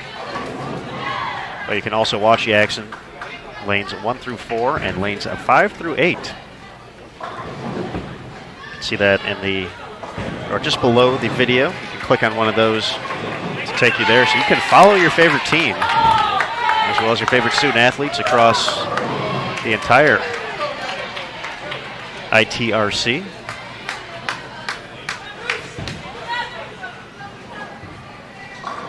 There'll be opportunities to engage with the broadcast as we had with the giveaway a little bit earlier today. So some trivia questions coming up down the line, polls, that and more. Our guy, Brand Houghton, keeping an eye on that. The maestro of the new Bowl TV.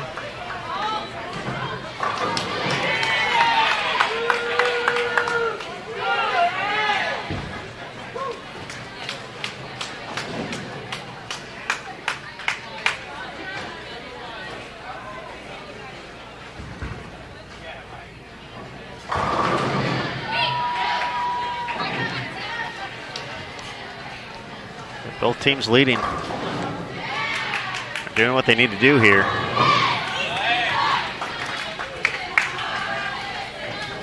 To secure the wins.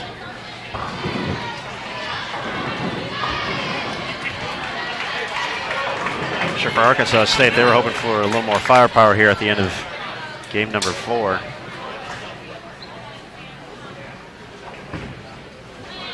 Momentum heading into the third Baker set, but a win is a win is a win.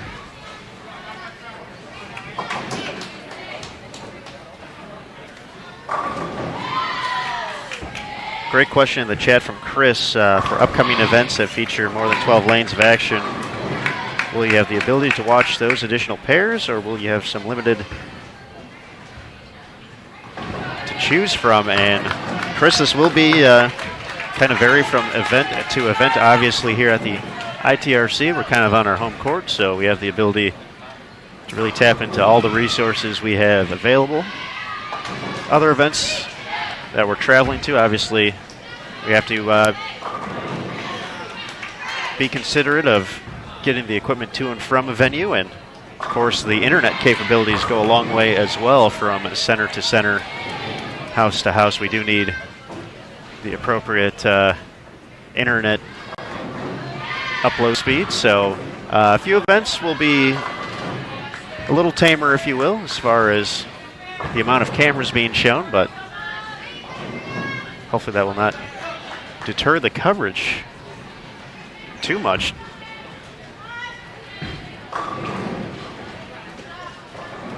I know one of the big aspects moving down the road will be the PWBA Tour, so we will have definitely the red carpet rolled out for the PWBA Tour season starting in April in Cleveland.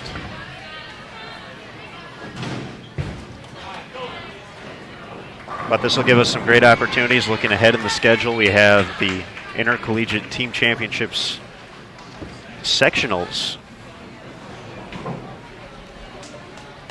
coming up in March. I can say that's next month. It's already February. How'd that happen?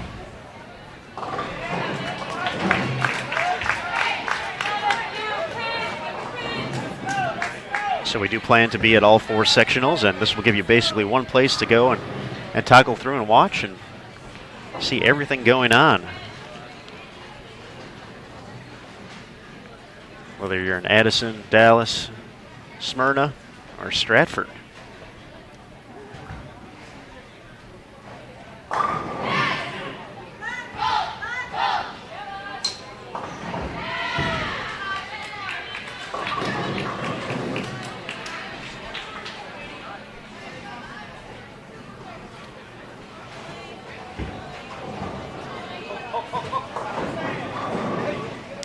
So 881-787 victory for Arkansas State over Prairie View A&M. Maryland Eastern Shore in the books with 200 for the final game. That puts them at 956.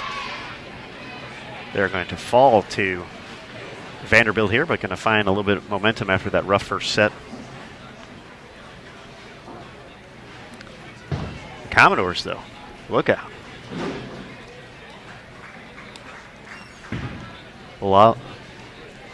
Bolanova.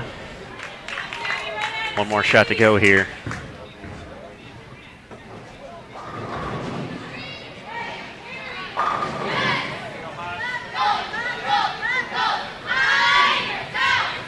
Pushes the Commodores to their third game in the 230s this block. 235. Gets them to 1,079 for their 5 games. That's a good block. That is a nice number right there. So, as we are finished here on our feature pairs, how great is this to say, Emil, that we can encourage you to check out the other channels. As, let's see, on 7 and 8 right now, we have Sam Houston and Fairleigh Dickinson wrapping up. They still have a few frames left to go. Looks like McKendree and... I have a schedule here. I'll just look at that. You can also find this in the panels here. McKendree taking on Tulane on 3 and 4, as well as Stephen F. Austin taking on Nebraska on a 1 and 2. So we still have a few pairs going in their final game of Baker Set 2. So we're going to encourage you to check those out. We're just going to hang out here and relax for a quick second while we have the opportunity. But coming up on our feature pairs, lanes 9 through 12, we're going to have Prairie View taking on McKendree on 9 and 10, Tulane and Vanderbilt on 11 and 12, so we'll get to see Prairie View and Vanderbilt one more time. Our first opportunities, though, today to see the Bearcats and the Green Wave on our featured pairs. Over on 1 and 2 and 3 and 4 will be Sam Houston State taking on North Carolina A&T, and Maryland Eastern Shore taking on Arkansas State. For 5 through 8, Fairleigh Dickinson taking on Stephen F. Austin, Nebraska taking on Texas Southern. But for right now, we're going to take a quick break. Once again, we encourage you to check out the other featured pairs, Sports and Bowling right now. We'll be back for Baker Set 3 coming up next here at bowltv.com. Thanks again for joining us. I'm Aaron Smith alongside the Hall of Famer, Emil Williams Jr.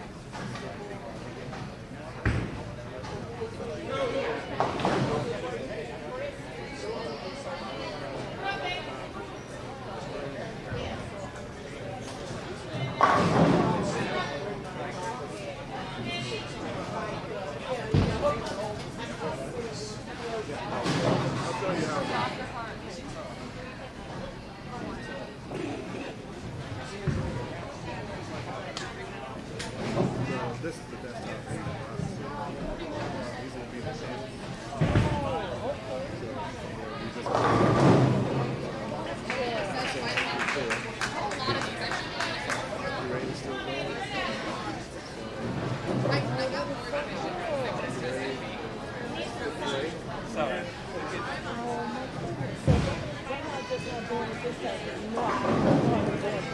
is new. Like we just started. Maybe a month. So it's still a little early in figuring out what needs to be done. Some of the kinks. But we have a little bit of an advantage here because we know what we can do. We've never done this as much as we've done today. Yeah, I went down 10. No, 7. I was in And when I went down. like these different schools, the students. Normally we just have Well, I was, but I haven't been on it. Yeah, that's Mama too small. Yeah, for like a once a week booster. I was taking it for 8 weeks. Yeah, which I think is good because it's very common. I think it's very So I'm sure they look at it. I'm not sure. I guess 9 and 10. 9 and 10. This begins your 5 minutes. Transfer to your next station, next play. I'll take my official clipboard. I'll feel very official. Unless you'd like to. No. That's an official. That's it. I have a stainless steel one, so like you can't Oh, yeah. break it, Yeah. bend it, or.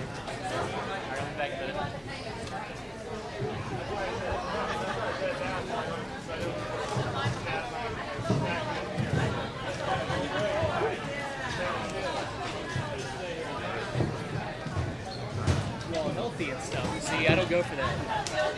It's too healthy for me. Yeah. M&M's and Snickers. Thanks for asking. I'll let it go.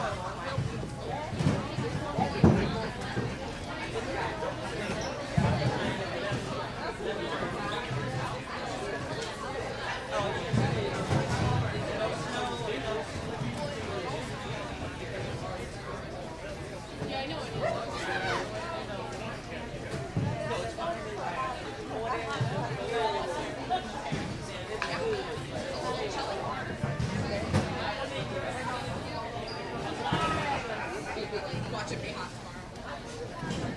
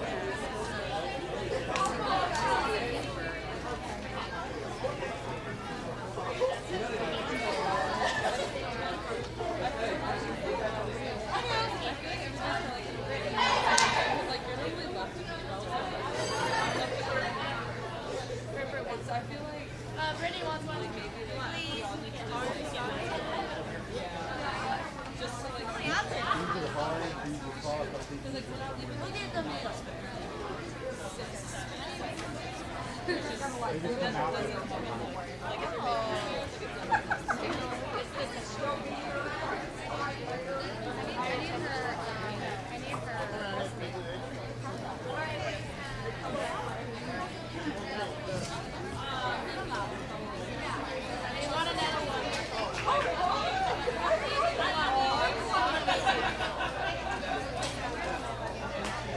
are good.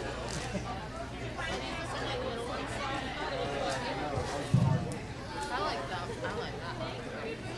Thank you.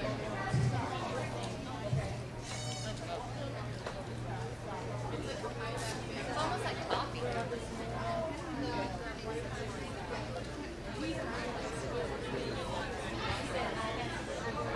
Excuse me,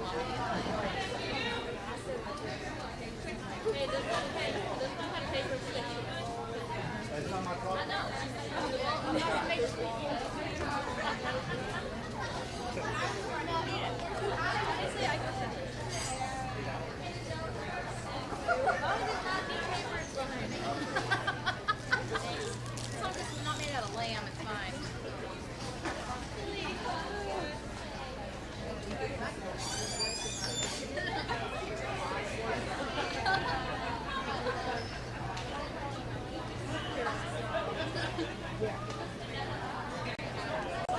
You may begin bowling for sport.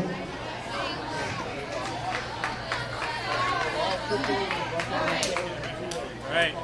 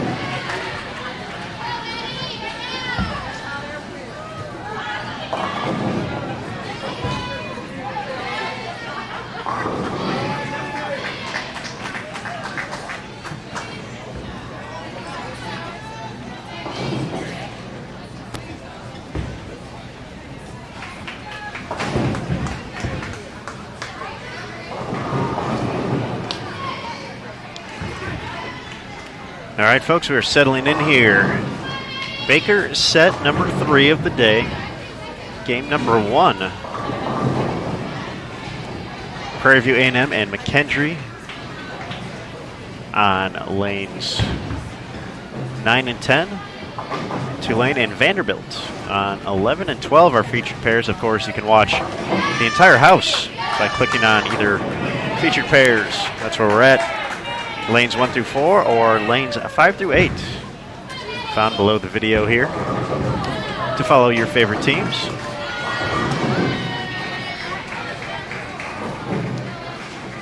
Do have an update on standings here after 2. As soon as they pop back up here on site, we'll give you a quick rundown.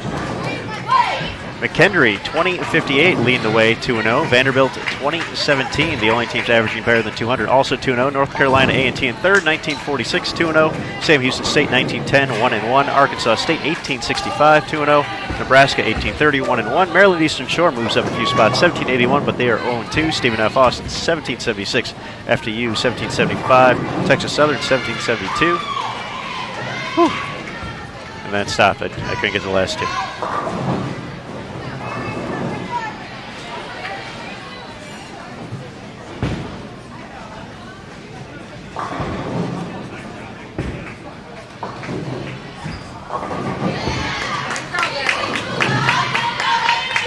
But we have 4 teams that are 2-0 at the moment. Texas Southern was 10th, Prairie View A&M 11th, and Tulane was in 12th place.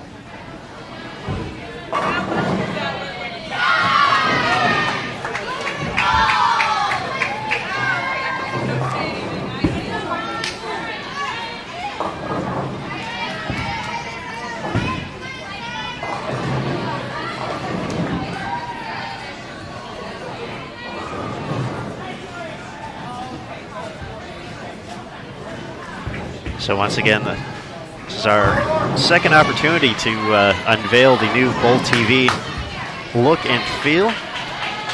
So we hope you guys enjoy it. Once again, in the chat, feel free to leave your comments, thoughts, yay or nay. We've already had some good input in there about some things folks liked, some things folks didn't like, which is all good in our books. We're here to make this work as well for everybody as we can, so we want as much feedback as we can get. But the panel's on the right side. All new feature gives you an opportunity to kind of see a few different things. You can obviously see who's joining us for each Baker set on a particular pair of lanes. We have the oil pattern, 41 feet this week. You can take a look at the link to the lane graph by clicking on that. We have the full schedule of Bowl TV as well coming up in the next couple of weeks, months, available there. A lot of collegiate bowling on the horizon, so great opportunity for everyone to really take in the bright future of our sport with these student athletes, these collegiate players, all very talented and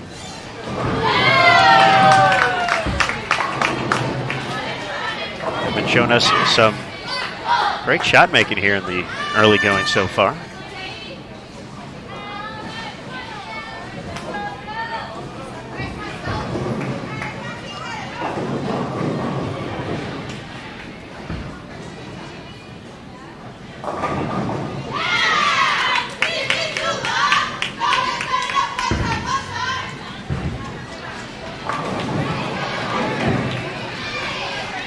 course, we will be here throughout the weekend and the completion of the Prairie View A&M Invitational 2019. So that'll be more action tomorrow. We'll have 5 traditional games, so that's the 5-player teams. We'll have one more to kick off things on Sunday before we get to bracket play, which will be all Baker competition. 2 rounds of that to determine our champions. Prairie View A&M sets up the double. They're going to have the advantage ahead of our defending Prairie View champion, McHenry, after 1 game here on 9 and 10.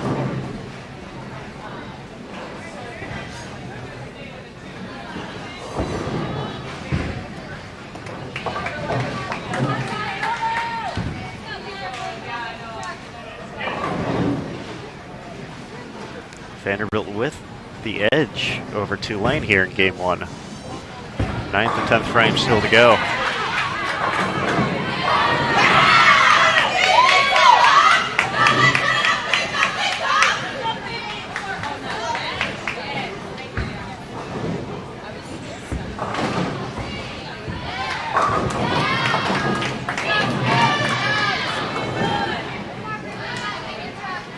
So McKendree connects out at 173. Prairie View already in the 180s. One more gets them to 196.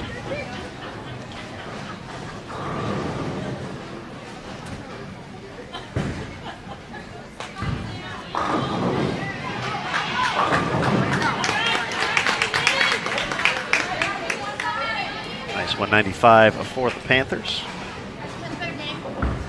Better game.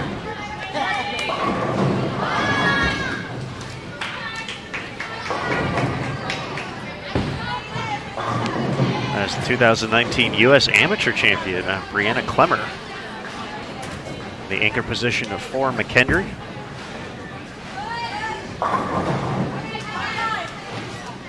Member of Team USA in 2019 after a long run on Junior Team USA.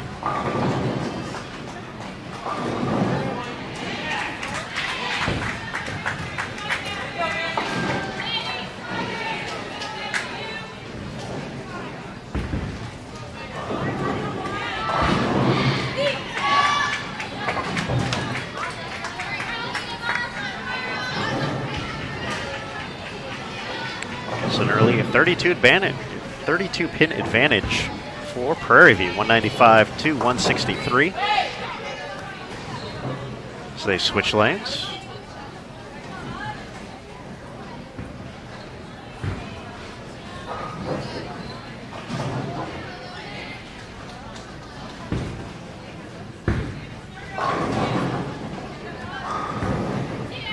.166 the max score for Tulane. Vanderbilt still has 2 or 3 out there.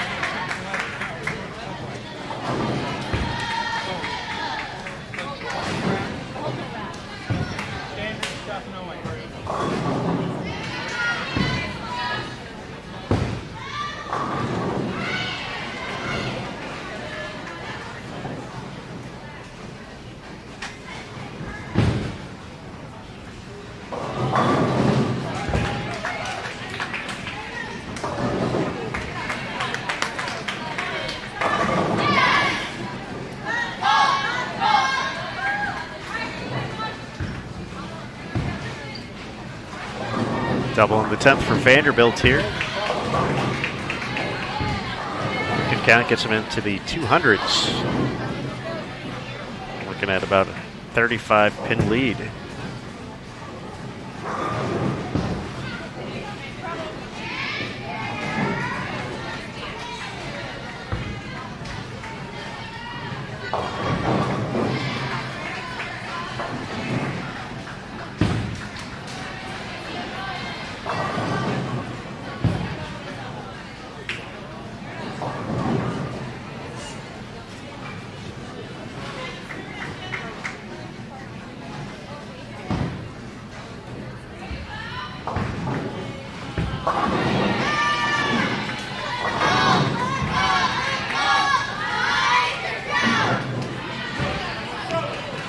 2:03 final tally for Vanderbilt as they transition to game number 2 of Baker's Set 3. The 2019 Prairie View A&M Invitational. Total of 5 Baker sets today. Before the teams will call it a day and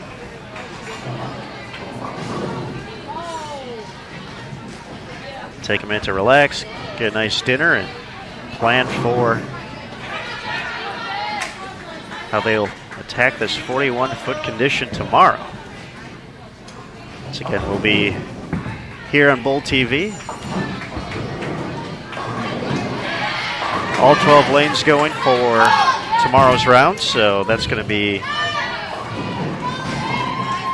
approximately a 10:30 a.m. Eastern start time, 9:30 local here in Arlington, Texas.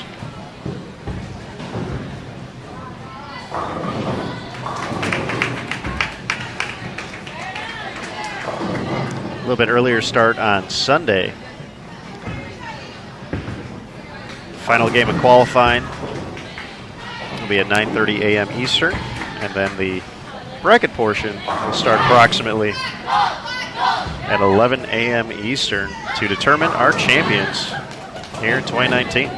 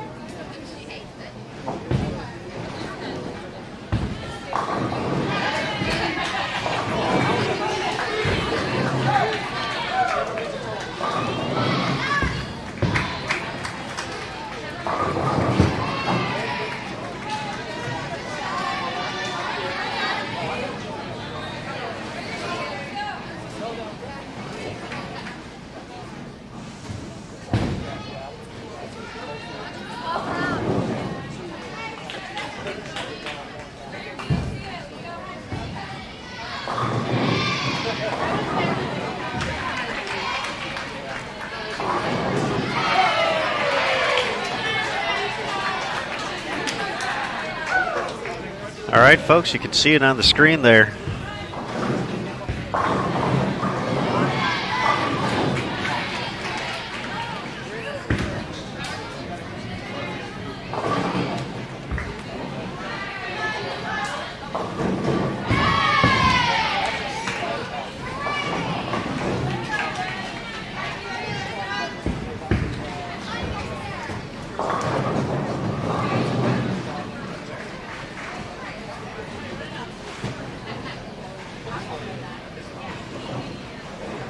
Question about your least favorite spare to shoot at.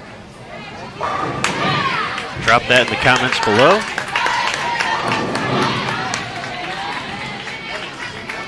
So move into game 3 of Baker's set 3 for McKendree after fighting themselves down more than 30 pins, bounced back with 229.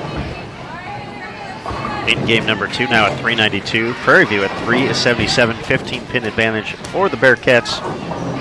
Vanderbilt has been steady, 393 through 2 after games of 203 and 190. Tulane 165 and 168 at 333. Looking to find their momentum.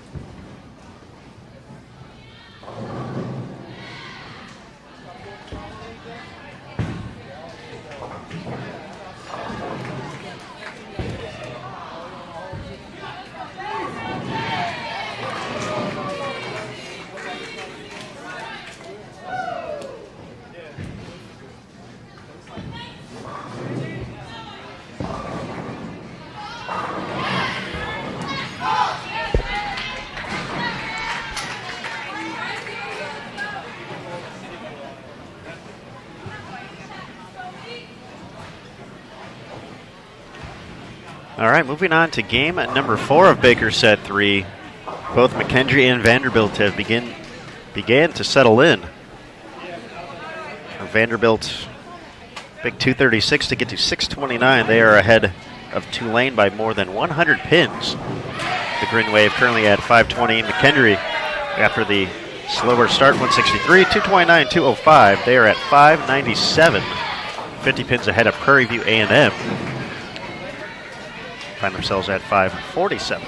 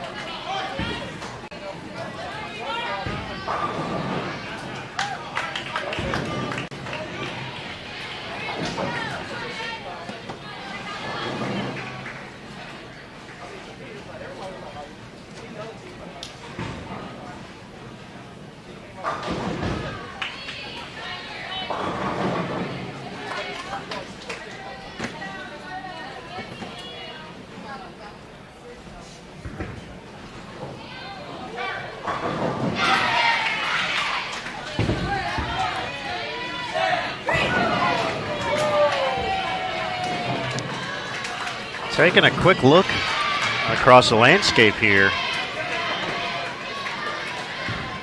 we may suggest sneaking away for a second to check out 5 and 6. Fairleigh Dickinson starting off with 6 in a row here in their 4th game. They are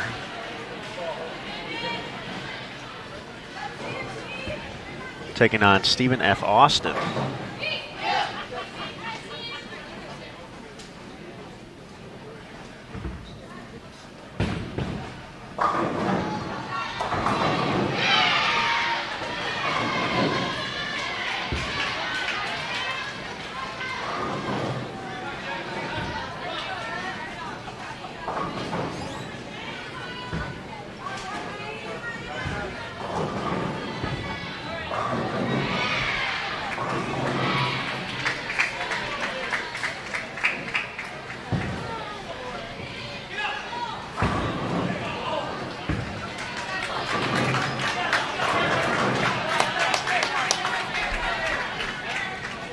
Just like that, unfortunately, for the Knights, my mention of their streak of strikes caused it to end. SMH Cloud. Well, we're not talking about storage. No, sir, we are not. The Black Cloud, Aaron Smith.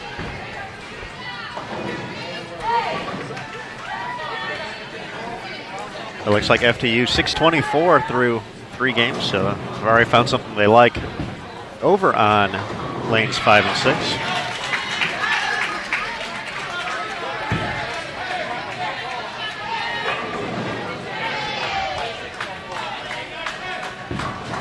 Stephen F. Austin at 592, so Knights trying to create some distance there with a strong start.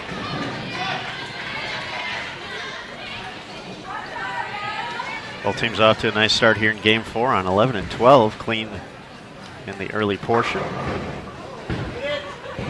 That is not so nice there for McHenry, though, and Taylor Bailey. So you see the pocket 7-10 stand up in the 9th.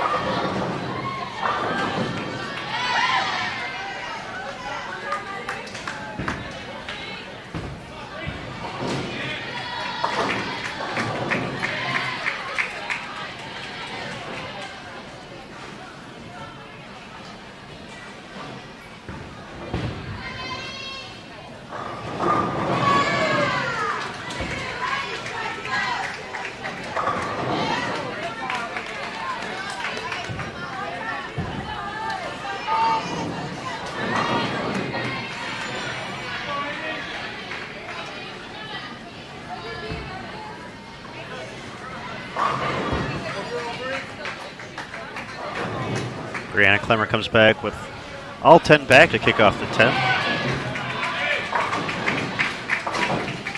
After the tough break on the 7-10 for the Bearcats in the 9th.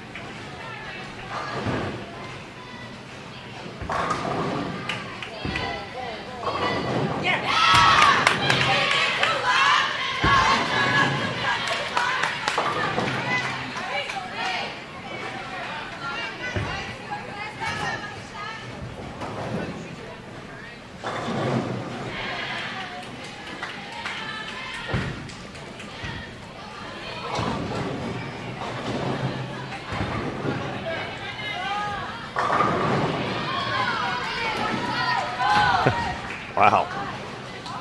Not sure what just happened on lane 11, but it resulted in a strike. Maybe somewhat surprising for Vanderbilt.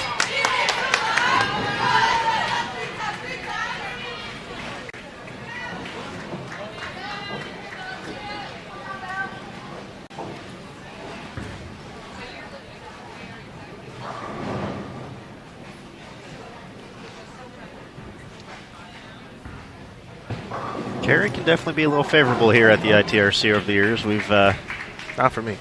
Well, not for me on 1 and 2 personally, but I'll stay away from 1 and 2. But yeah, the pins are definitely lively. You'll get some kick 10s out here. Strong finish there from Prairie View. Gets to 182. They're going to give a few more pins back to McHenry, however, as they finish with 190.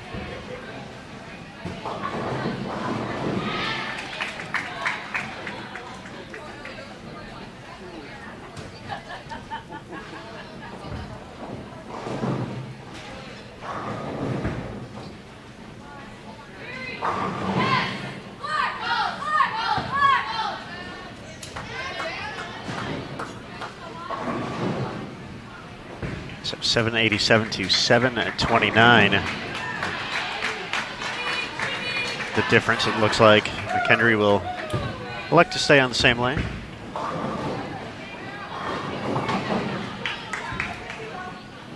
Some trouble for Tulane in the 9th. Still can get the 212 this game, but Vanderbilt has gotten back to their striking ways.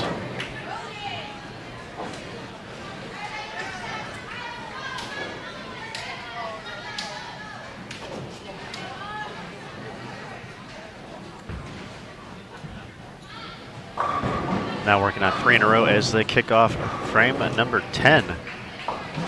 Another 230 out there for the Commodores.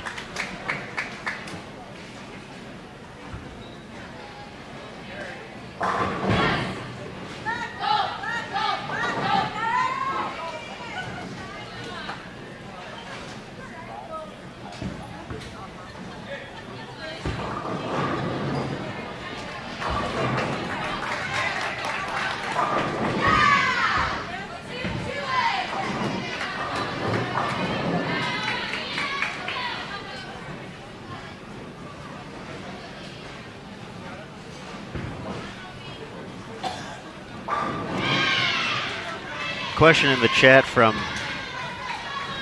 Don, good friend Don, always joining us here on Bowl TV. Is this best of 7 and not total pinfall? This is 5-game Baker sets at the moment, so 5 games total pinfall determines who gets the victory. Looking at the yearly overall standings, I guess.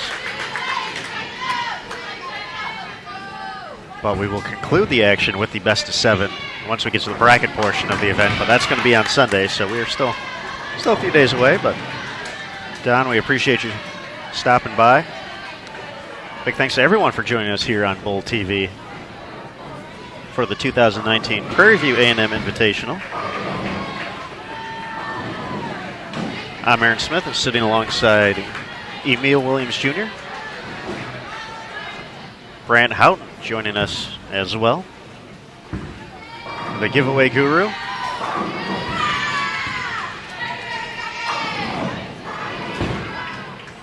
Giving away some prizes, interacting in the chat. In general, just doing cool things all together. Nice 212 for Tulane. Gets the green wave to 732 for their 4 games, but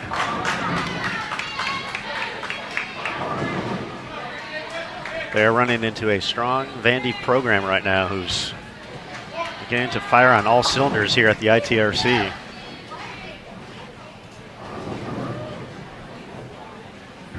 .226 gets Vandy to 855.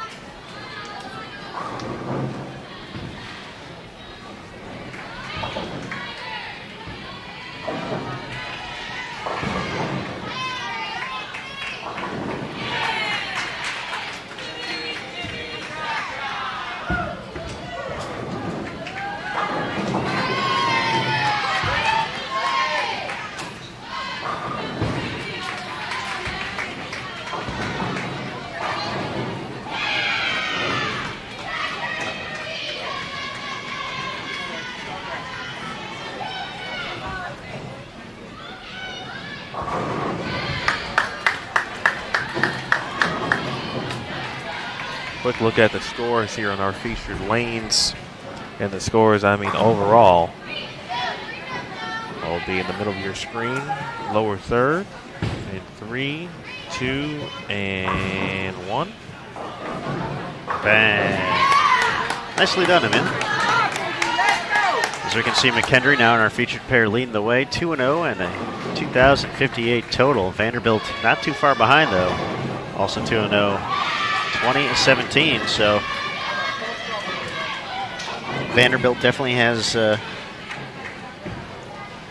worked their way into that lead, taken over the overall pinfall portion of the event here in the early going. But obviously, we got a long way to go to that. But it's always nice to kind of set yourself up for a good tournament the first day, especially knowing the pattern isn't necessarily going to change. That you're already seeing a good path to the pocket. The pattern makes sense. The moves make sense. Execution is working out nicely.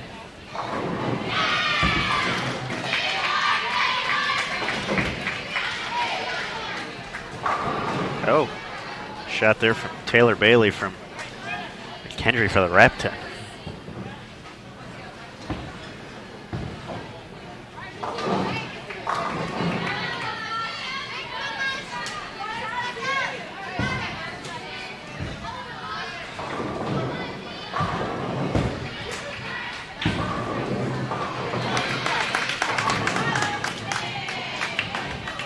Last look at the standings here before we have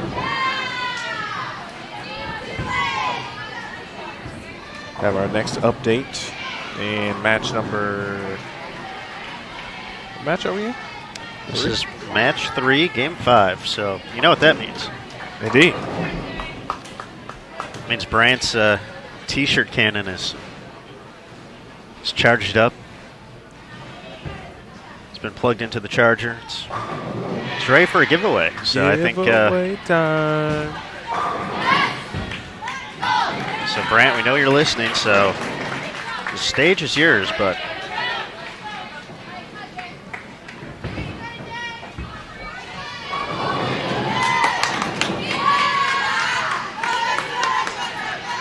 This is why Brandt's the man. He's also responding in the chat as we're talking about this. He says the t-shirt cannon is starting to get awfully heavy. And I feel all cannons are going to be heavy at all times. Is there ever an instance where a cannon is... I doubt it. It's like less heavy because you don't have a t-shirt in it? Especially from a historical perspective. From a historical perspective, of course. Yes, that's... I mean, there have been a lot of technological advances. This is a fair point, but I would much rather picture Brandt in like a many centuries ago type cannon. Potentially even like one of those things that has like the basket in it that you load stuff in and then you release it. Oh yeah. And then it flies like that. I did a hand motion in case everyone was wondering why when I said that, but yes. Speaking of that, it is going to kick off soon here. So once again, when you get the option in the bottom left-hand portion of your screen, you just have to click on the submit entry part, and you are entered for a chance to win a cool gift.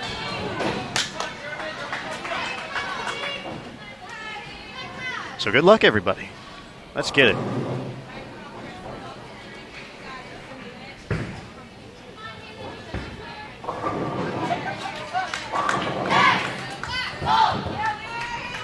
So 983 total for McKendree. They're going to take the victory over Prairie View A&M.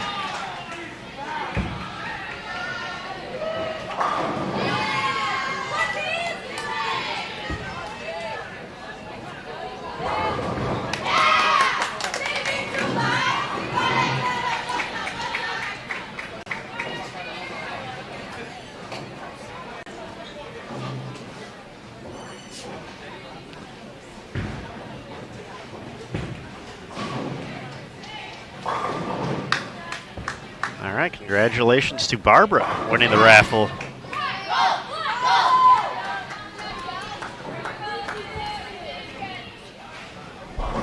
So very cool. There you go, Barbara. She's got some new swag. Swag.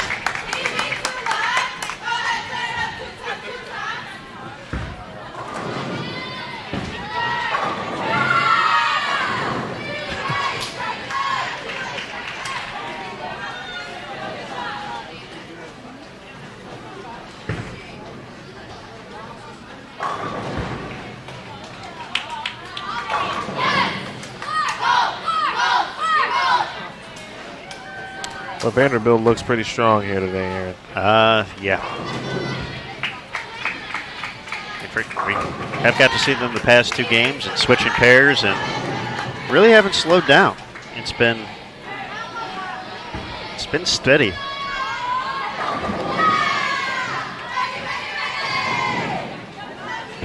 They've had 1, 2, 3, 4, 5 games over 220 over the last 2 sets.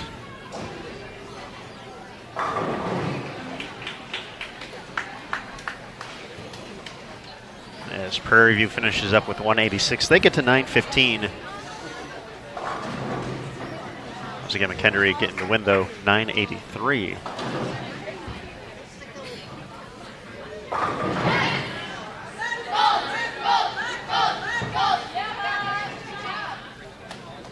Maria has been tough today as well. She's been striking a lot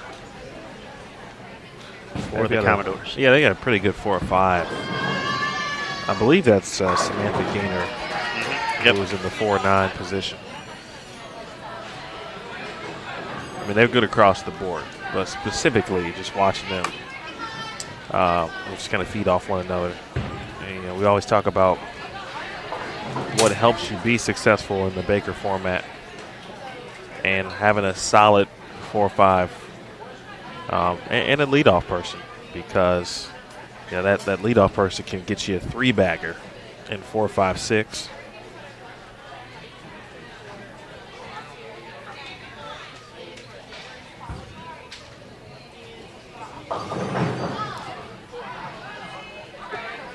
So ideally, you would have a strong person at every position.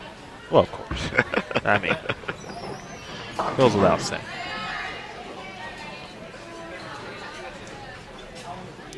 Nice finish for Tulane the past 2 games. 212 and 213 to wrap things up, but a little bit of a slower start, 165 and 168. Leaves the Green Wave at 9 of 45. So they will not collect the win here. Vanderbilt 3-0. Racking up total pins once again.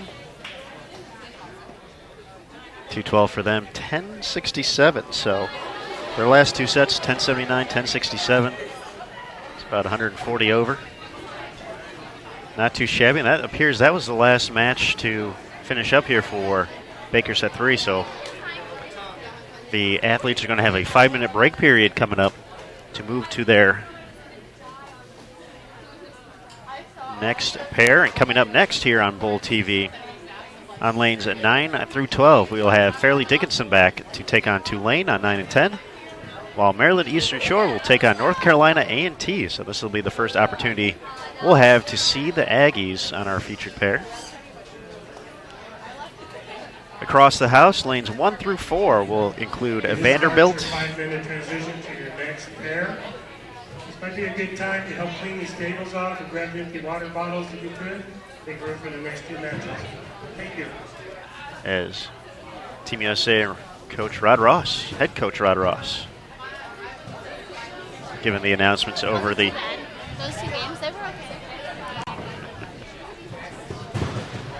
But moving to lanes 1 through 4, we'll have Vanderbilt taking on Texas Southern, and Nebraska against Prairie View. And over on 5 through 8, Sam Houston taking on McHenry, and Arkansas State taking on Stephen F. Austin. Once again, coming up next here, featured pairs, Bowl TV, FDU and Tulane, Maryland Eastern Shore, and North Carolina A&T. So as our athletes take a quick, now 4-minute break left before they start up their 4th set. We're going to take a quick break as well. So we'll join you once again, Baker Set 4, here on Bull TV. Thank you again for stopping by.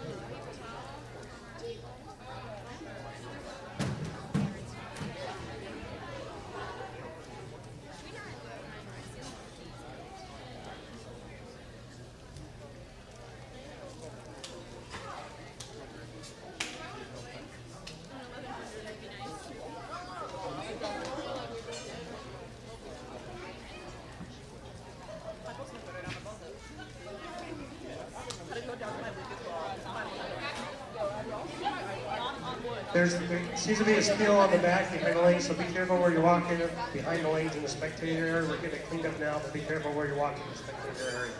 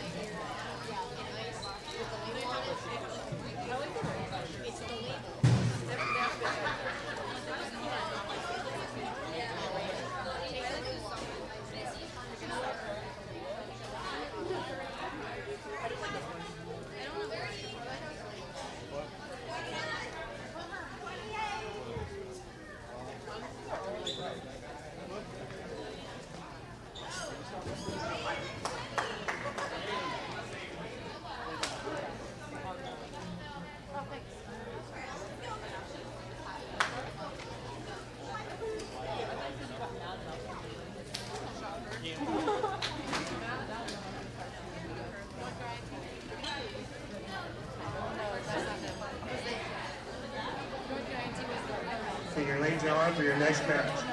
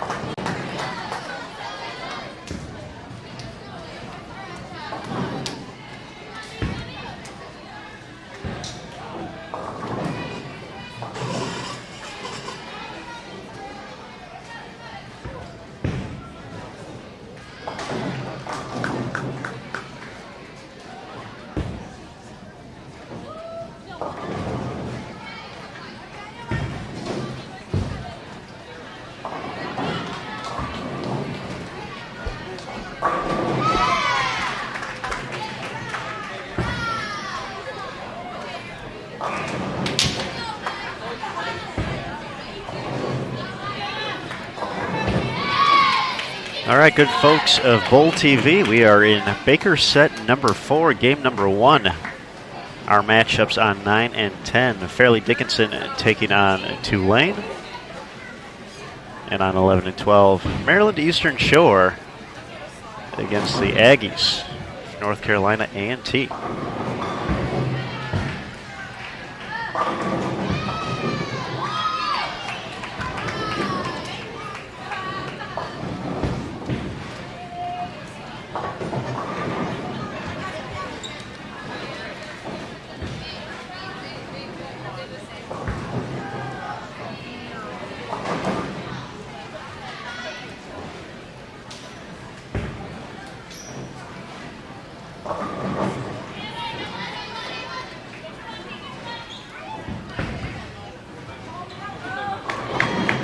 We've seen the scoring pace pick up a little bit here on our featured pairs. Vanderbilt has been pretty steady so far. We got to see them in Baker set 2 and Baker set 3.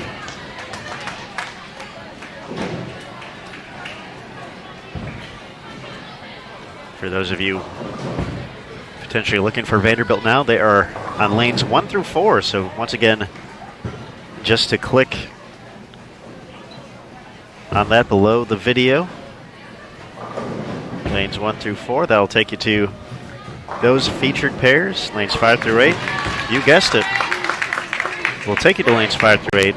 Featured lanes will be 9 through 12 all weekend here, because this will be where our championship match is at. So when we get down to the end of the ball game on Sunday, the game before the game, if you will, we will determine our Prairie View champions right here in lanes 9 and 10. So teams will have the ability to get pretty familiar with it. Once again, 11 games before you get to the Baker portion of the event, so it'll be an opportunity to see pairs quite a few times, get familiar, get comfortable with some tendencies, maybe see one lane hook more than the other. That's in your notes. It's ready to go.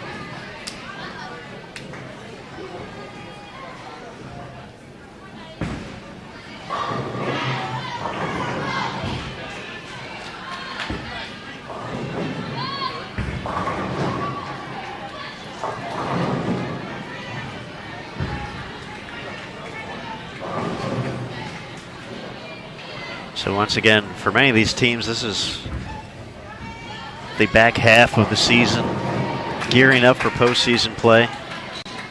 The goal for all these teams at the end of the season is to make it to Cleveland. That's where the NCAA Championships is going to be held. It's going to be taking place April 11th through the 13th in 2019.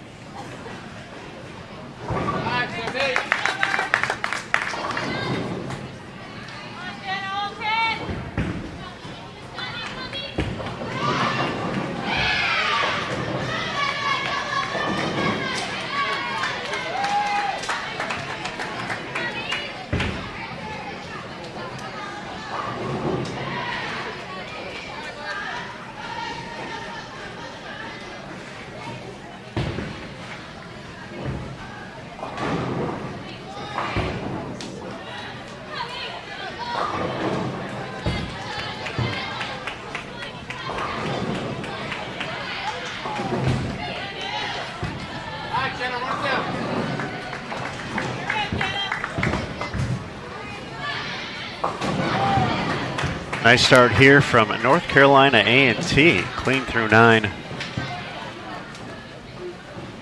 opportunity to get to 225. The Aggies, of course, also compete on the USBC collegiate side.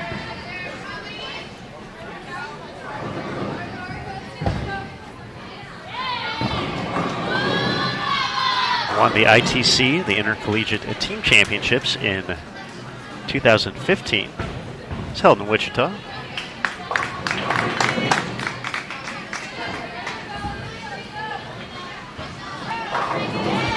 Great shot to kick off the 10th and for the Aggies, of course, coached by Hall of Famer Kim Kearney. We had a cool photo op yesterday. There's some other Hall of Famers, Pat Costello and Jeannie Nacarado, were here on site at the International Bowling Campus. And pretty cool opportunity for a quick photo for the PWBA Facebook page. So great to see those three individuals catching up, having a good time.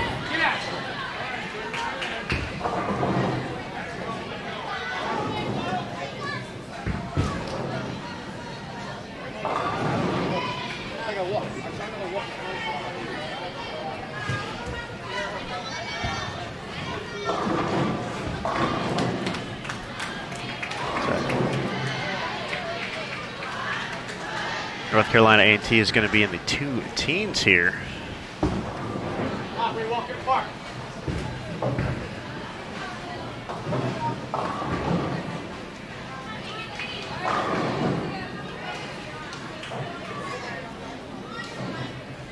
The tough 5'6" for Maryland Eastern Shore here. Just going to get the 1, so advantage game 1, North Carolina A&T.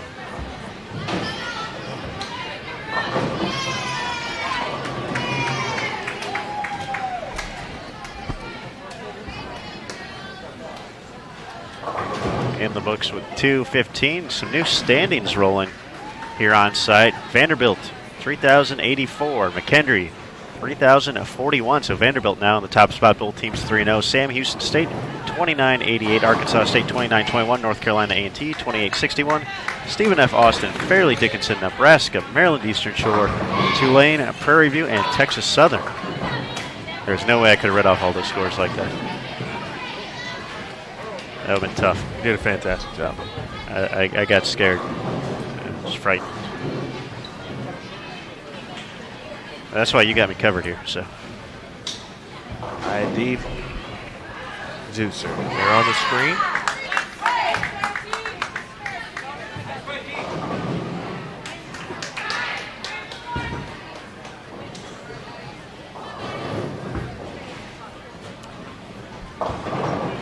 there is Kayla Hicks. Mentioned her a little bit earlier last time we had the Hawks on. Earned a spot on Junior Team USA here in 2019 based off of her performance at the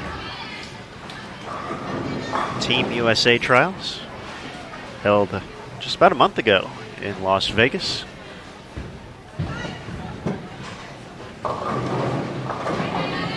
Las Vegas going to be a popular place in 2019 in the early going. We'll have the USBC Senior Queens coming up, followed by the USBC Masters. Of course, the Open Championships will be taking place at the South Point Bowling Plaza. Entry's still open for that, by the way. And on the PWBA side, the U.S. Women's Open heading to Texas Station in Las Vegas. It's not in Texas, despite the name. That's a good clarification. You just never know. You get, I would rather have it out there as good information. Because Texas already has a station, College Station. How about that? A&M.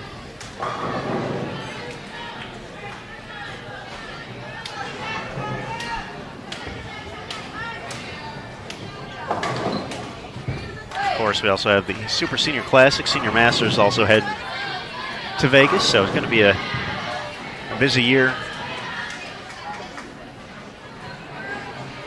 in that little desert town in southern Nevada.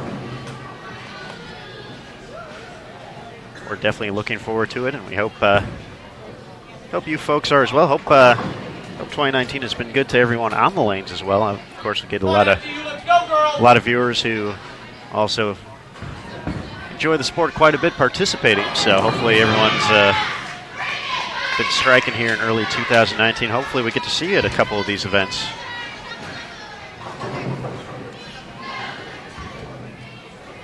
As rough starts for both Fairleigh Dickinson and Tulane come to a close here for game one. FDU holds the lead 159 to 125.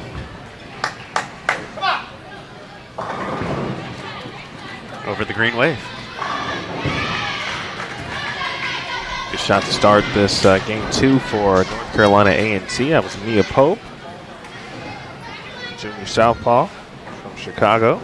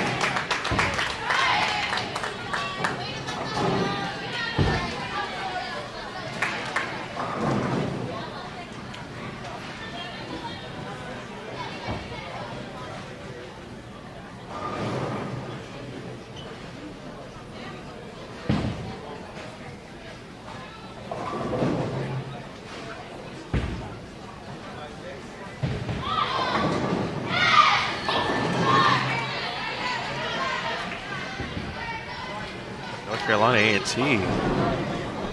Wait till the scores come around once again, but I think they were 5th, just outside the top 4. I believe you are right. Of course, that's where you want to be at the end of 2 days. That's the only way you can you can win the event or have the opportunity to win the event. Must be in one of the top 4 seeds entering Sunday's championship bracket play. And this is a team that has come along. You know, you mentioned the success at the ITC a few years ago. Then the coaching change, bringing in Kim Kearney, of course. And, you know, I think she admitted to us that, you know, it was there were some hard times trying to get the team where she wanted to see it. You know, I think is this season 3 or 4 for her now? Well, that's a good question. I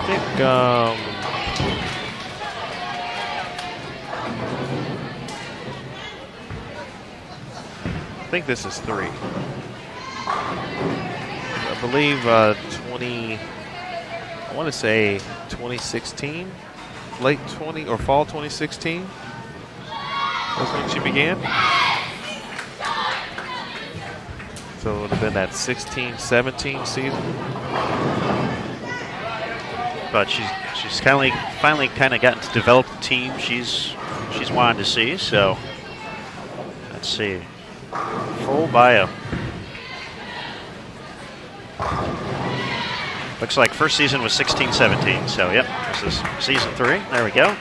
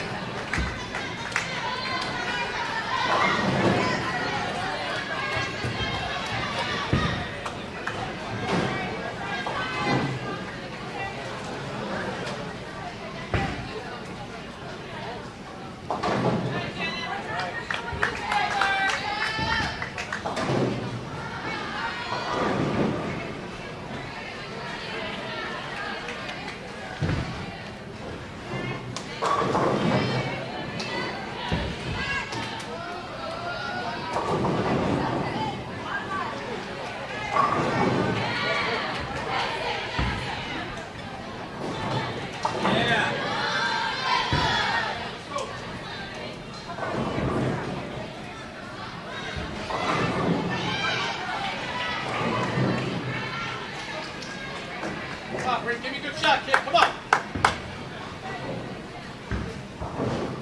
Come on, after you.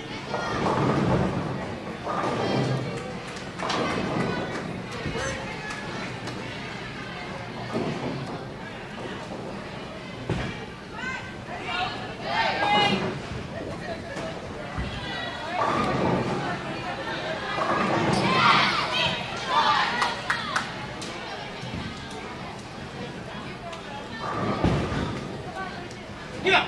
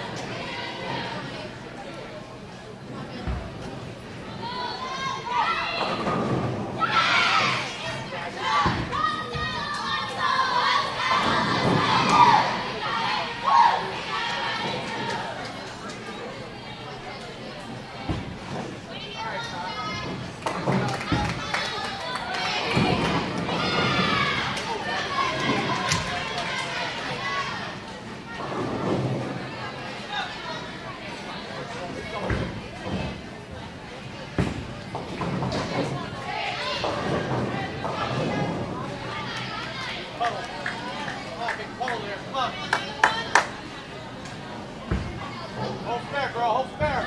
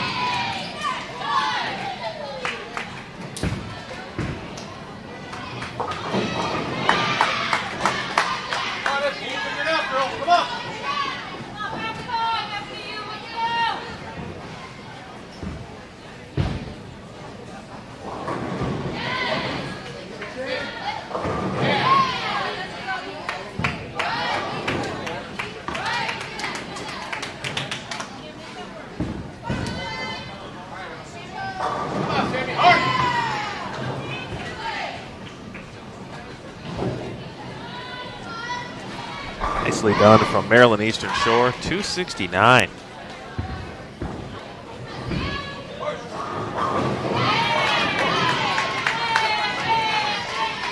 Or the Hawks, and that type of score right now in 9th. And looking for their first match victory as well. Maryland Eastern Shore 0-3. But they've thrown it pretty well for the most part. At least when we've seen them when they've been around us.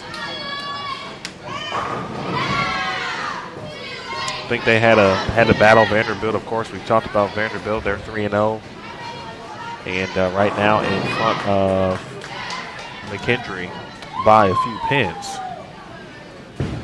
So that's a big game, obviously, for Maryland Eastern Shore, and now North Carolina A&T trying to get all they can here. Another strike, and they'll be in the 2 teams.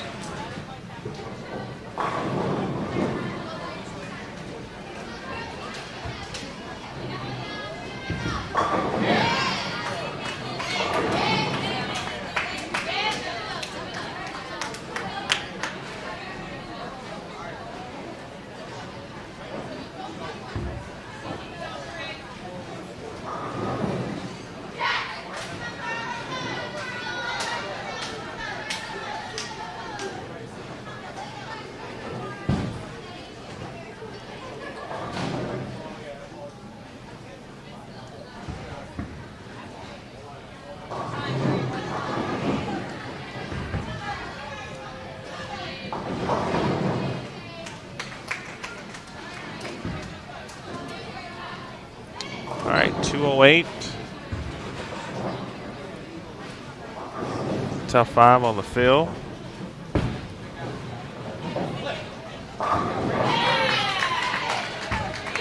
So.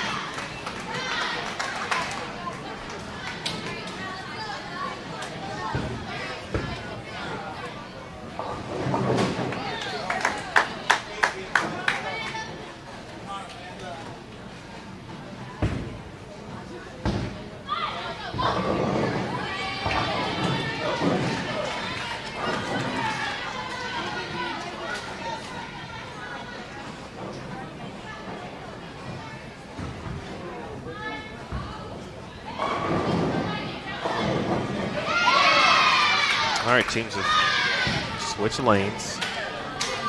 Early double here for A&T. Meanwhile, 171 for Tulane as Fairleigh Dickinson going to finish the 10 out, or the 10th out, excuse me, and almost getting the 10 out. Plus Fairleigh Dickinson.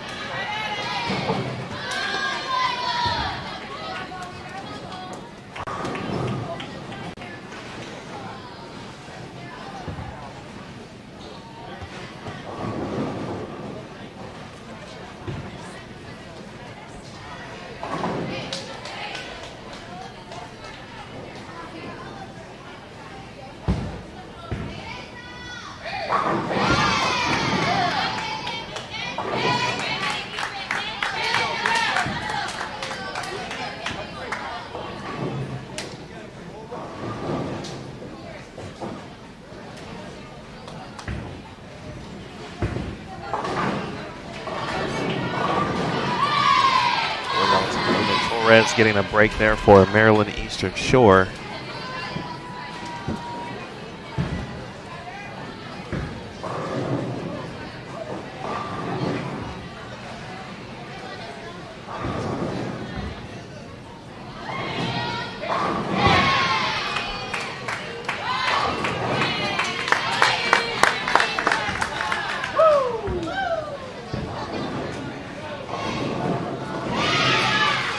I believe that is Amanda Szerzanowski in the anchor role for FDU.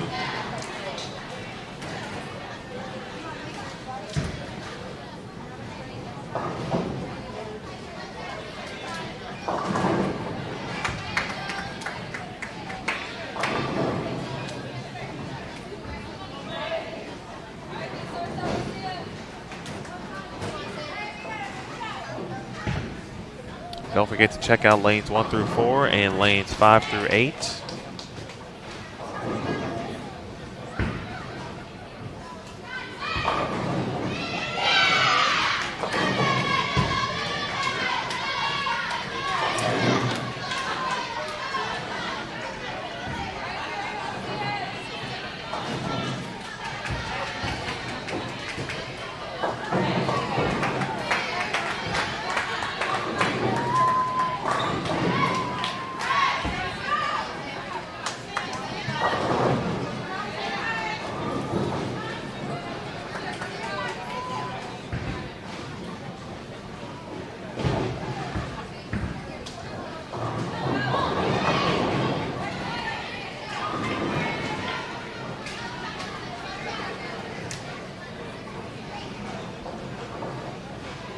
Front 4, 8 spare.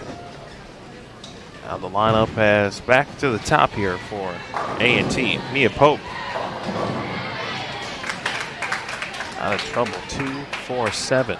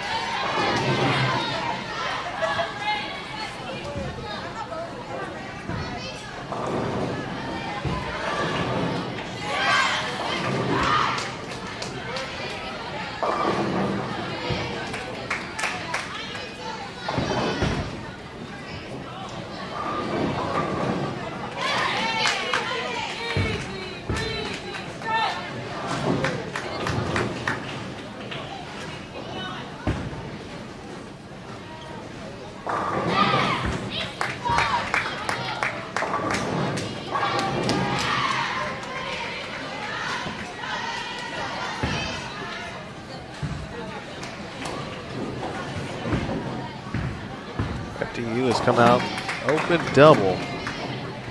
And Tulane now just entering the second frame.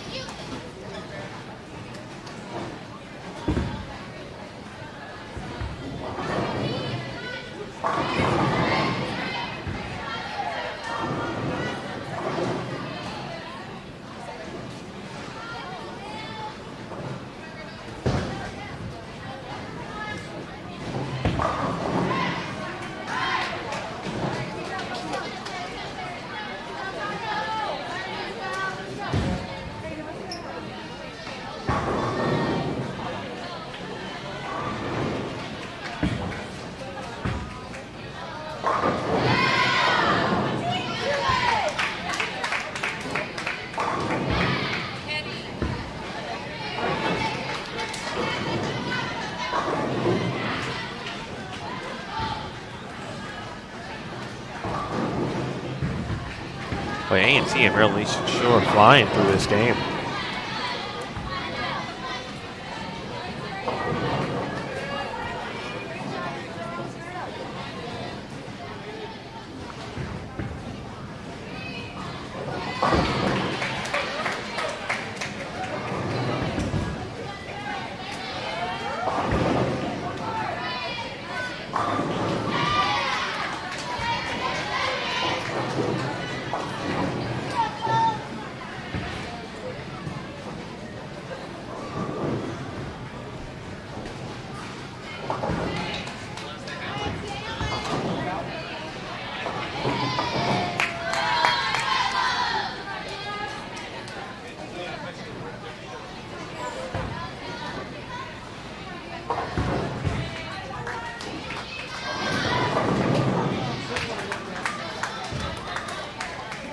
Look, a pretty good shot there from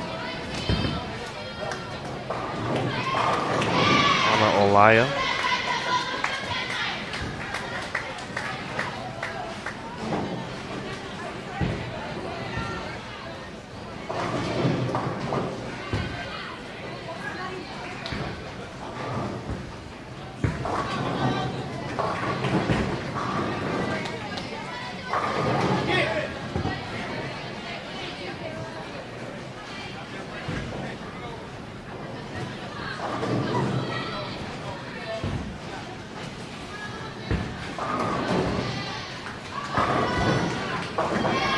Haven't seen Nebraska yet today come across the featured pair. Now, obviously, of course,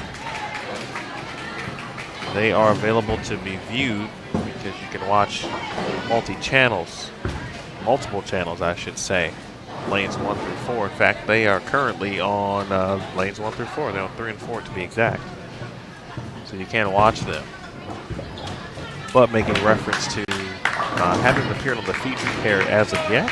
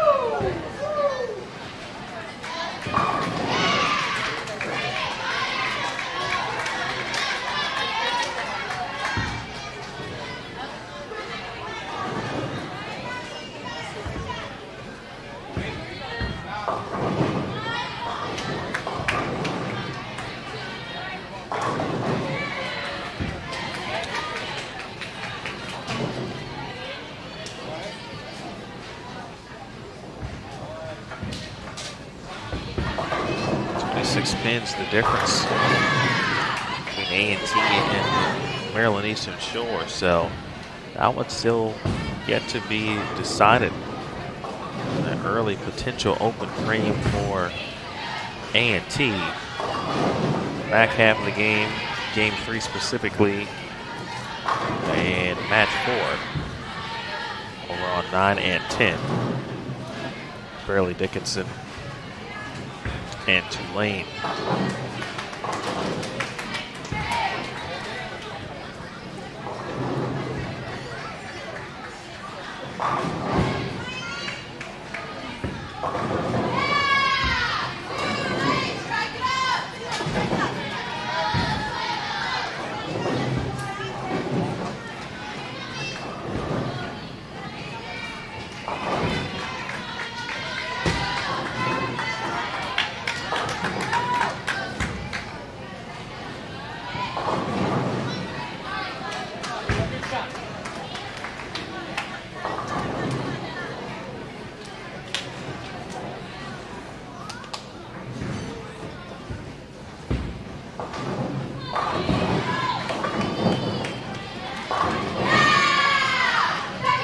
Speaking of Fairleigh Dickinson, give a shout out to one of the best people in the world and an alum of Fairleigh Dickinson, Danielle McEwen, a star on the Professional Women's Bowling Association, major winner, has won a title in each season since the relaunch of the tour back in 2015. But Danielle was recently voted a Northeast Conference Hall of Fame selection, first ballot.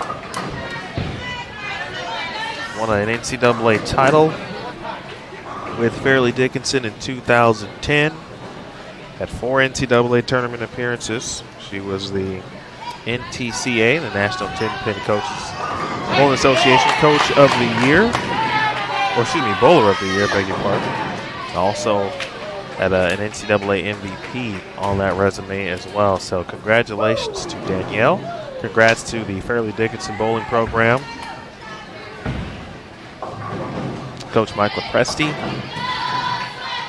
and everyone at Fairleigh Dickinson. DMAC is an awesome individual. It's a pleasure to be around her and be able to call some of her finest moments as a professional on the PWBA Tour. Most recently on the Fountain Valley Open.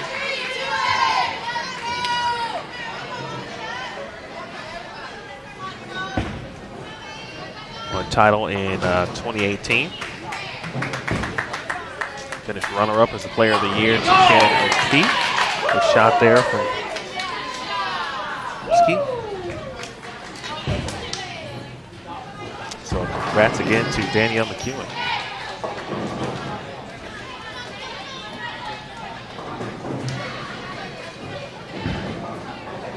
Five game matches. Game 3 on 9 and 10. Game 4 on 11 and 12. And Tulane has turned in quite the performance here.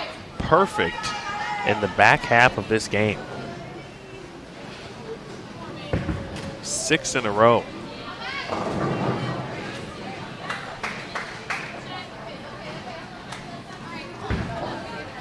They're going to make a nice jump, but that first strike in the 10th from FDU.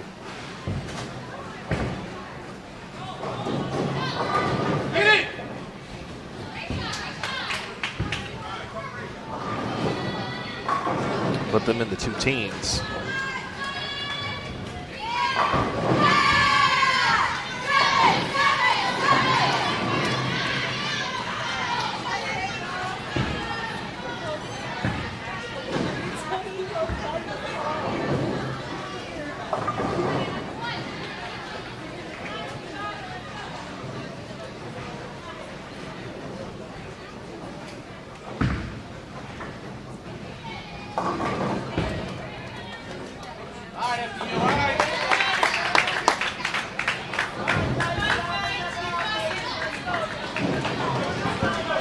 237, 215.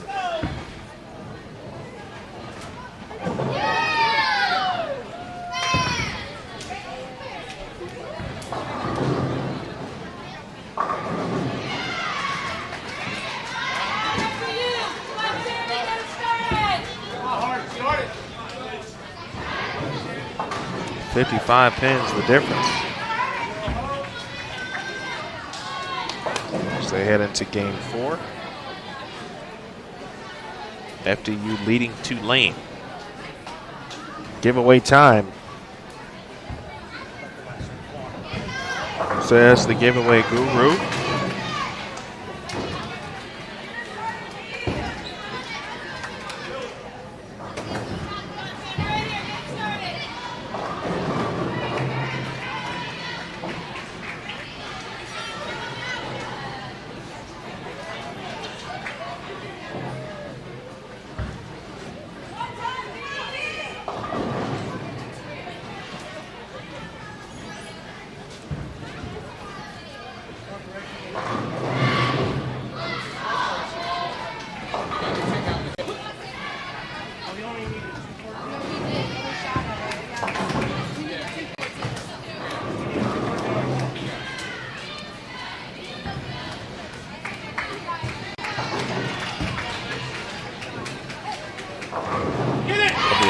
Delay. So reset a leave on lane 12, and subsequently that should allow perhaps Tulane and FDU. We'll add a couple frames to where they are currently. Meanwhile, Mia Pope. Good shot. Wow, 10 back. The Lindblom High School product on the south side of Chicago.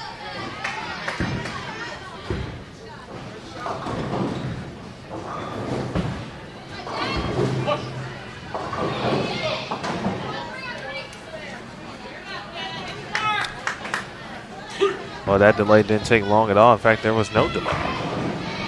Shout out to Nick Harishny, keeping everything in check here at the ITRC, and Coach Rod Ross.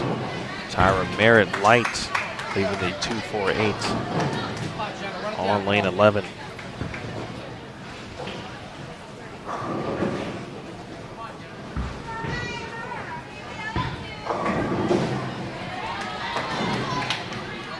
Hope you folks have submitted your entry.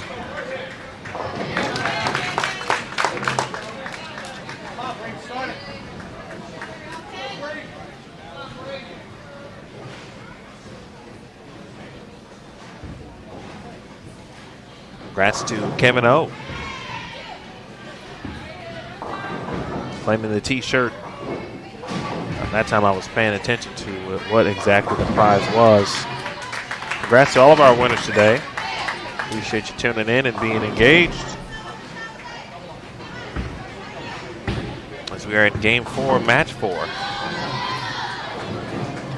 5 matches total today, all Baker. 5 game matches, total pins.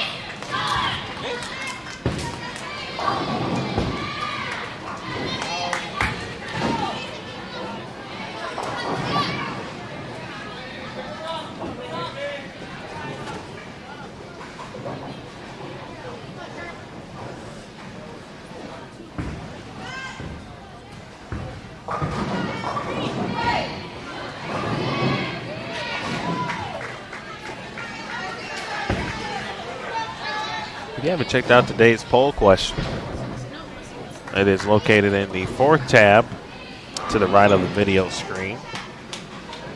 It'll be the poll panel. I saw some folks throw their answers in the chat area. a little bit earlier, but at least that's what I assume they were referring to. But the poll is, what's your least favorite spare to shoot at?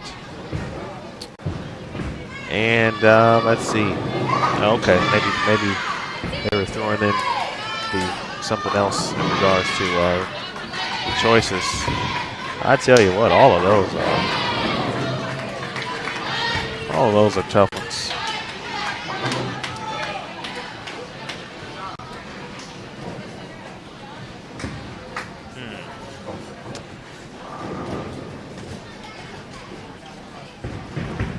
Might have to go with the 310.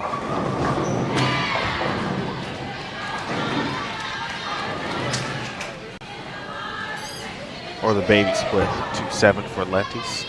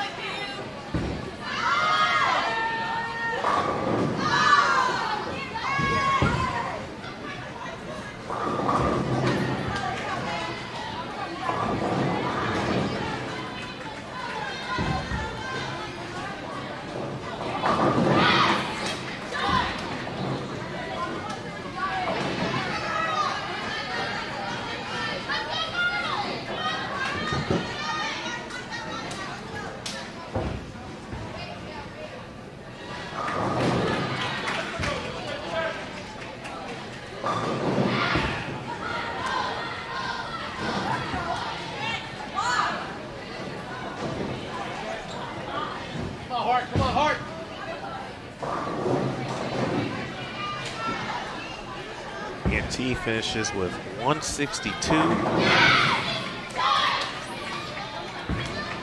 to get to 804.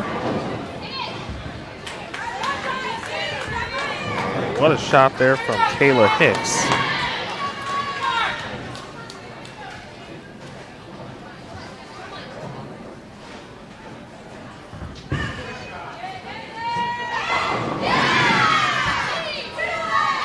Right now, a strike from Kayla Hicks, and Maryland Eastern Shore would get their first victory of the day. 9 to tie, 8 to lose, and that will be a tie if my math is correct, and indeed it is. So they shoot 188, does Maryland Eastern Shore. 188 for the game. Oh, beg your pardon, I'm sorry. I thought that was the final game. Let him roll. It's only game 4. We've got one more game to go.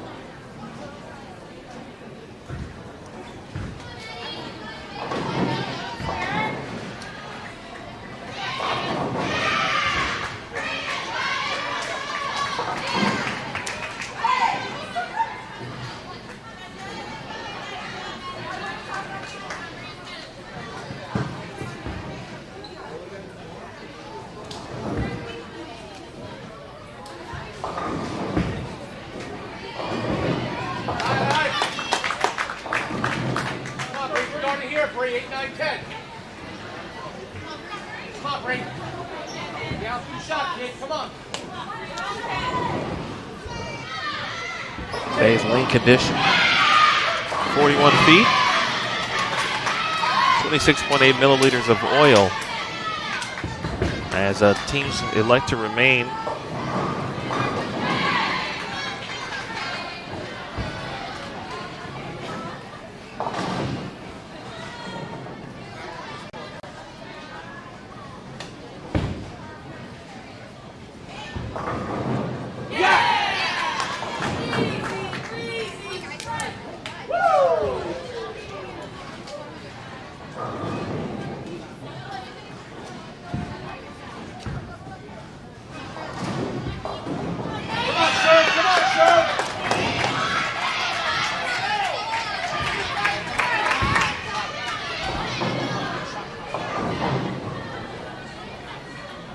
combos in regards to spare still in the chat room.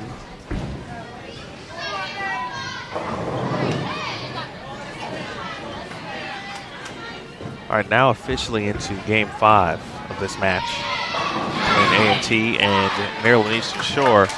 And Maryland Eastern Shore is pretty fired up. And they've got an opportunity to win their first match here.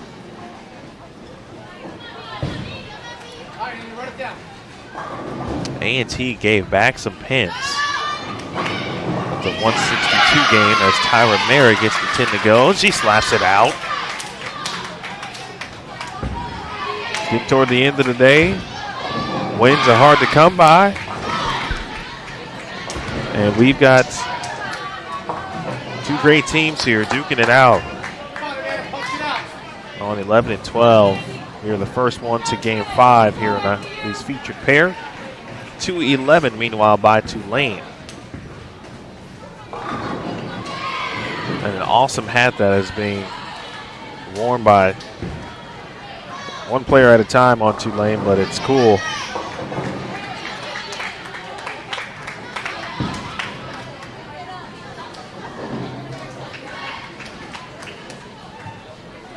Tulane they've kind of been the slow starters. If they can somehow figure out how to get going early in matches. For example, they went 125, 171. Last two games, 237, 211.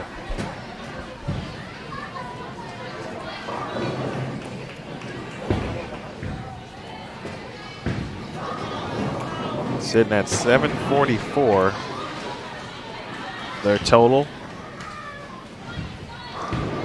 And all of a sudden, they're going to be within distance to pick up a W.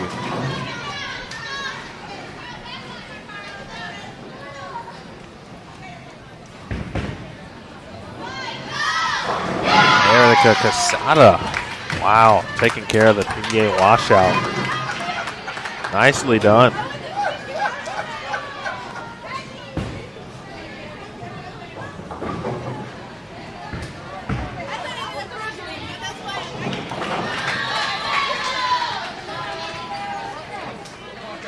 All right, essentially, Maryland Eastern Shore, of course, unsure of the tiebreak scenarios, of which you got a chance to choose lane or choose which lane they would like to finish on for this 5th and final game. But the teams ultimately did not switch lanes, so you'll see NCAT on lane 12 and UMES on lane 11. But Maryland Eastern Shore is bowling on 12, A&T bowling on 11.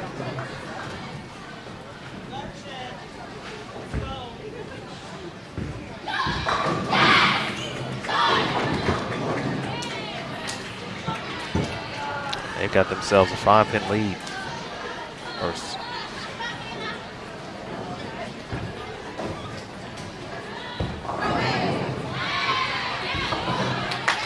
right, Strombeck takes care of it.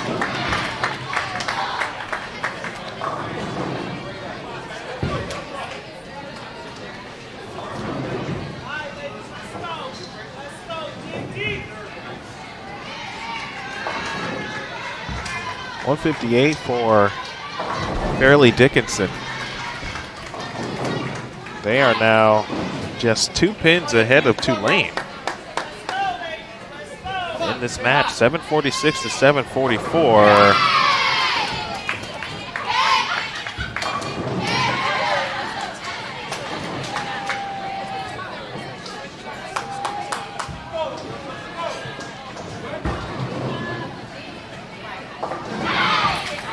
Speaking of baby splits, there was one made right there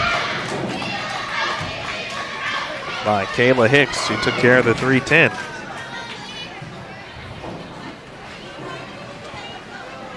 All right, Mia Pope started this game off with a strike, trying to end at least her part with a strike. It might have to be on the Brooklyn side, and it is. She'll take the crossover, and that's a huge double for A&T.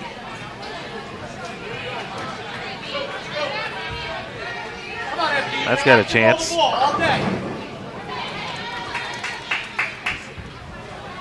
4-pin there for Maryland Eastern Shore.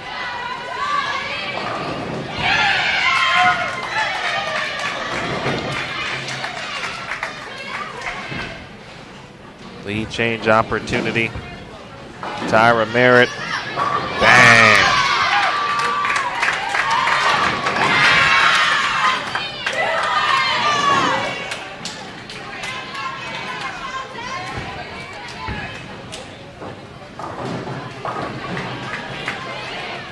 Keep an eye on Tulane, of course, so they've got a ways to go at the moment. And along with Fairleigh Dickinson, a young squad over there, Tulane, but young and talented.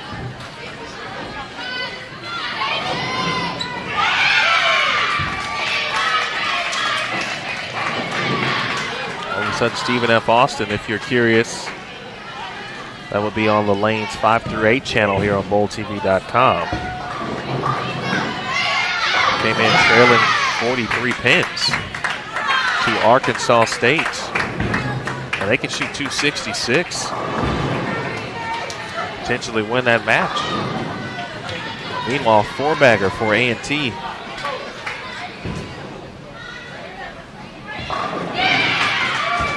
Dakota Hazelwood. And backing him over on lane 7 for Stephen F. Austin.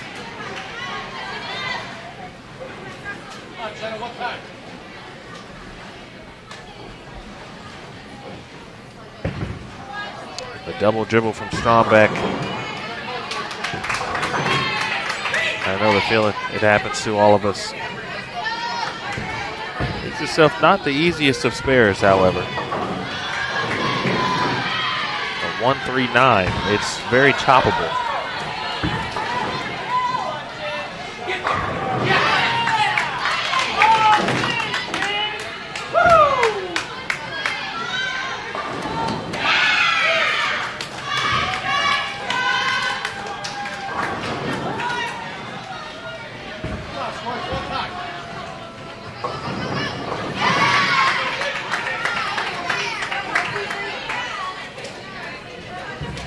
All right, big spare for Strombeck.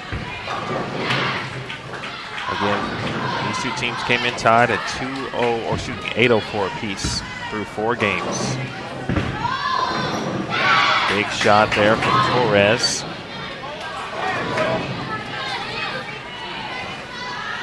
So best Maryland Eastern Shore can do is shoot 237 this game. 241 for A&T, and now Eastern Shore will have the chance to win their first match. Come on.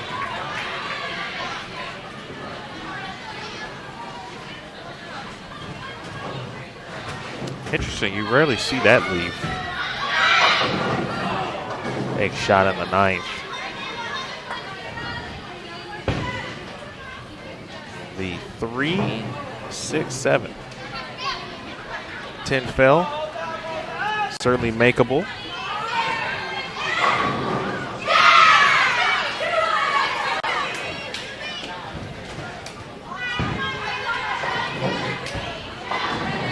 That's online. 10-20. A&T, nice block, but will it be enough?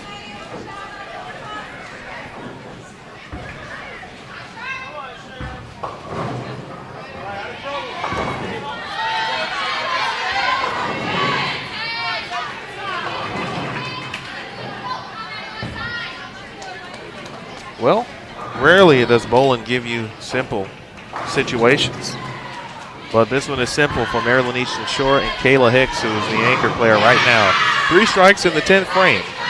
And Maryland Eastern Shore will claim a 1-pin victory here in match number 4. They'll get their first match victory of the day.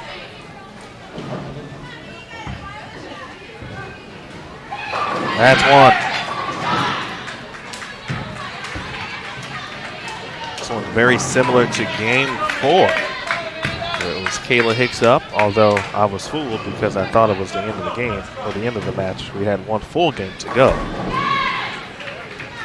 But essentially the two teams were still battling for who got a chance to decide where they wanted to finish in regards to lane choice for this pivotal game 5.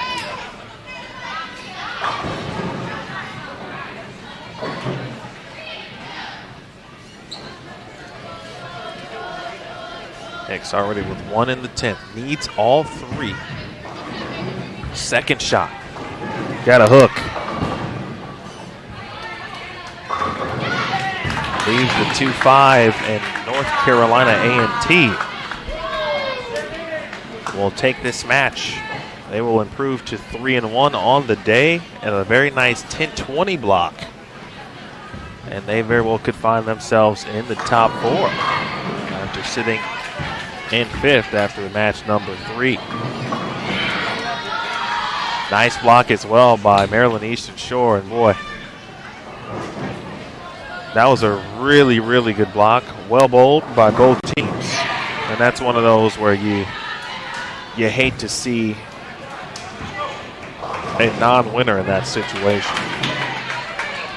Maryland Eastern Shore probably bowled between that block and the block they bowled against Vanderbilt, which was also pretty solid earlier today, are winless here in day number 1.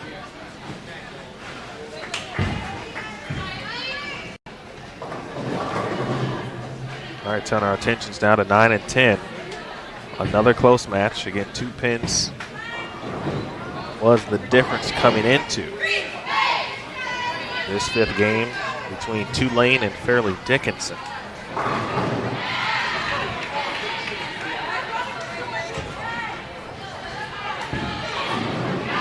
Right now it's Tulane with the lead. The lead in the game and the lead in the match at the moment.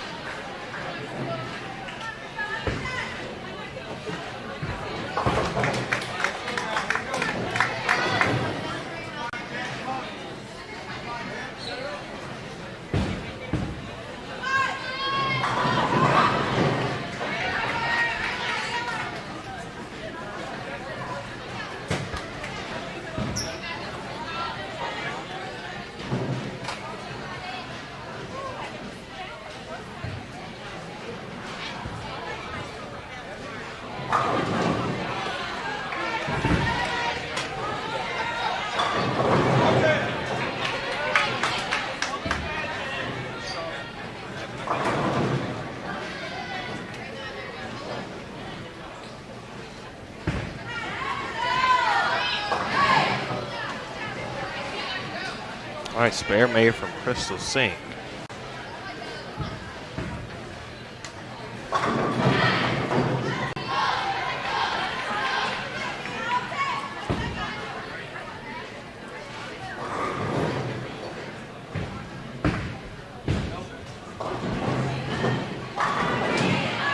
And a miscue there in the 7th.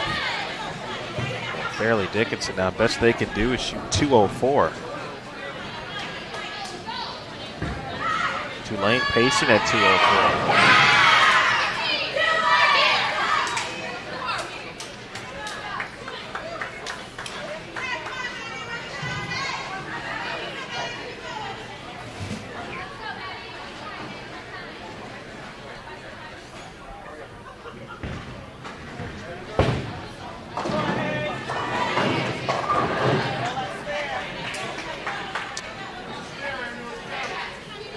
Russo, 3-6-10, but this one firmly on the court of Tulane. First one's a winner.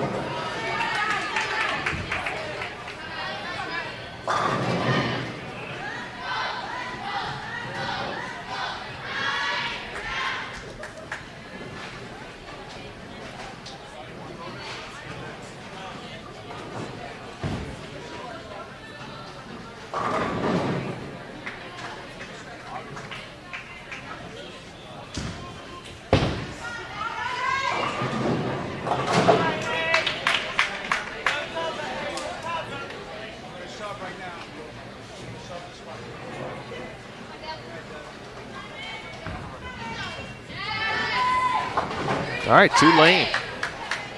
I'll grab a victory.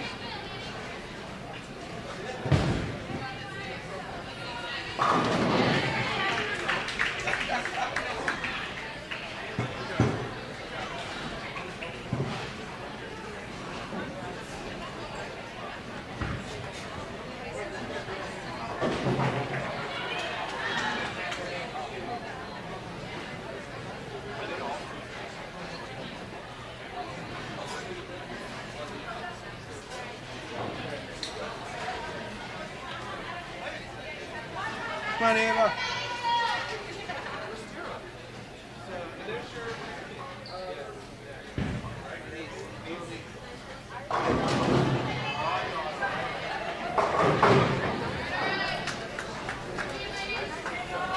All right, officially 202, 9:46 for Tulane.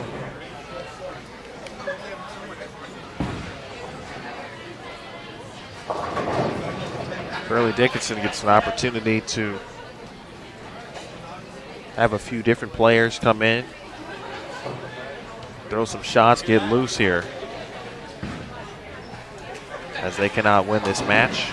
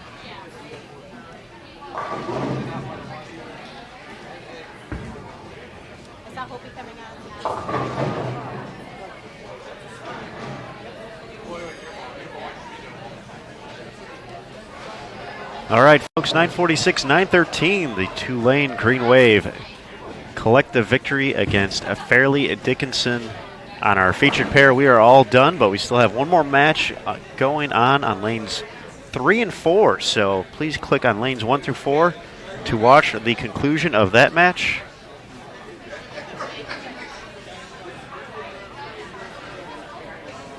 It is Nebraska and Prairie View A&M wrapping things up there. So as soon as they finish up their 5th and final game here of Baker set number 4, we will transition to Baker set number 5 here on lanes 9 through 12. We will have Arkansas State taking on Texas Southern, and McKendree and Stephen F. Austin facing off. Our other matches across the house on lanes 1 through 4. Fairleigh Dickinson will take on Prairie View. Sam Houston State will take on Vanderbilt, and then on 5 through 8, Maryland Eastern Shore versus Nebraska, and Tulane versus North Carolina A&T. Once again on 9 and 12, coming up next, Arkansas State versus Texas Southern on 9 and 10, and on 11 and 12, McKendree and Stephen F. Austin. Thank you again for joining us here on Bowl TV. One more set to go, but definitely not done for the week, as we will be back tomorrow, approximately 10:30 a.m. Eastern start time for 5 traditional games. We'll come back on Sunday to crown a champion here at the 2019 Prairie View A&M Invitational. Once again, thank you for dropping by and checking out the new BowlTV.com. We're looking forward to showcasing it off more and more throughout the course of the year. Once again, just the second event we've had with the new format so far. So, once again, feel free to drop some thoughts in the chat if you like it. If you don't, let us know certain things you're looking forward to, some other things you're hoping to see, things of that nature.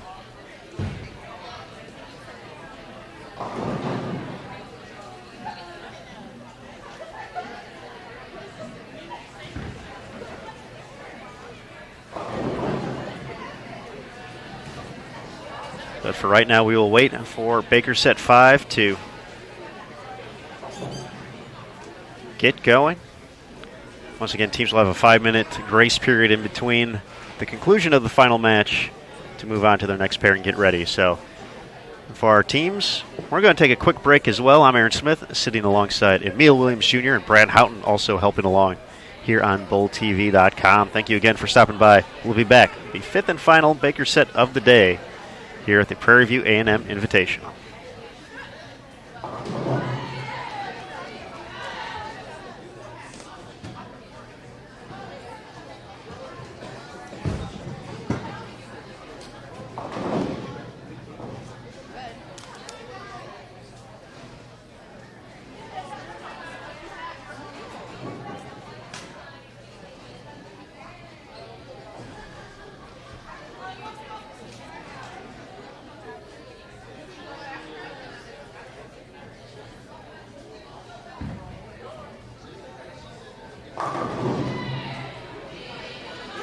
Your 5-minute transfer time to your next pair starts now.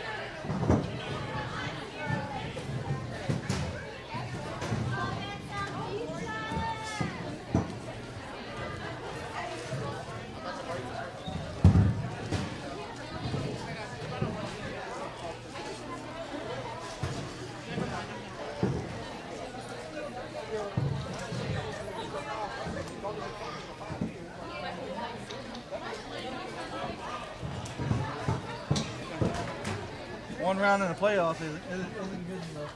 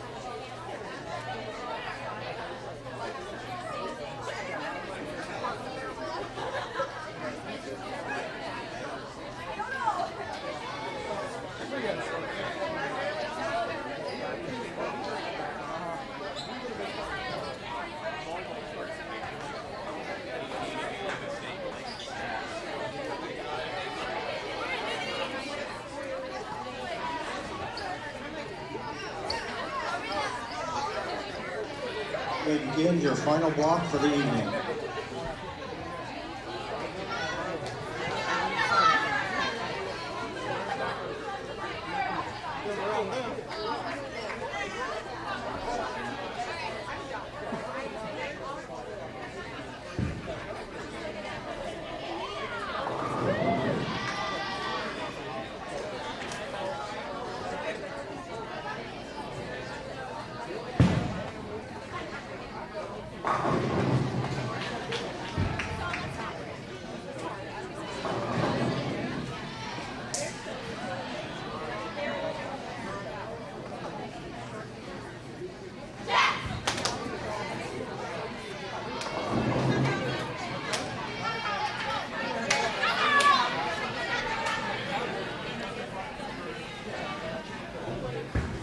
All right, everybody. Baker, set, 5. Let's go. Arkansas State and Texas Southern. I've gotten to see both of these teams already today. McHenry and Stephen F. Austin. We've seen the Bearcats. We have not seen the Lady Jacks on our featured pair yet, so welcome. SFA to Bowl TV. They kick it off with the strike. Gotta give a quick shout out to the good folks who are making it happen for us behind the scenes this week. Of course, at the International Training and Research Center, we have such a spectacular team here working for everybody. Got head coach Rod Ross, Lou Marquez in the pro shop, Nick Harishny, just the man, the myth, the legend himself. We appreciate all those guys putting in the hours to make sure these student athletes have a great competition. Stephen Padilla helping out as well as the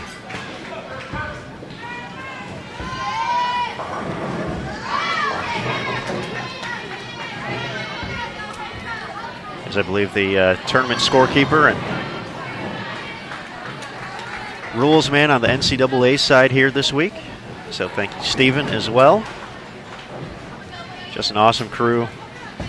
Appreciate all the hard work and time those folks are putting in. If you ever get the opportunity to come down to Arlington, Texas, if you're in Dallas or just anywhere nearby, the ITRC is open for all bowlers. So it's worth coming in, kind of look at the pricing. You can get a coaching lesson if you'd like. All the state-of-the-art stuff is here. We don't have the live stream cameras all the time, so we won't be here and able to commentate your live or your practice session, but who knows? Maybe someday we will. But seriously, though, that's one of the great benefits of coming down here to the campus, checking things out. Of course, we have the International Bowling Museum and Hall of Fame also on site, so really a great experience in itself. So we encourage you to swing on by if you ever get the chance.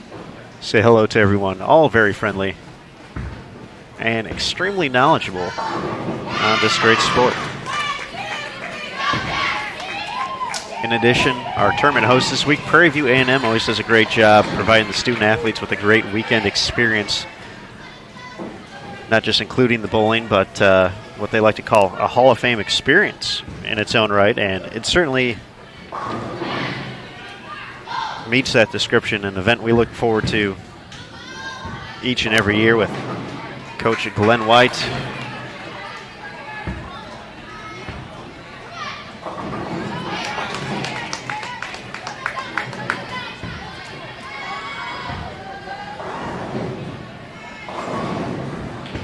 Also have to thank Ruth Simmons, the president of Prairie View A&M University, and Fred E. Washington, vice president and the director of athletics at Prairie View. Of course, as we mentioned, Glenn White, the head coach of the program. Him and his team always put together a great dinner for the student athletes on Saturday night, so they are also very kind to invite us to it. So we always look forward to a great meal from Prairie View, so we thank them for their continued support.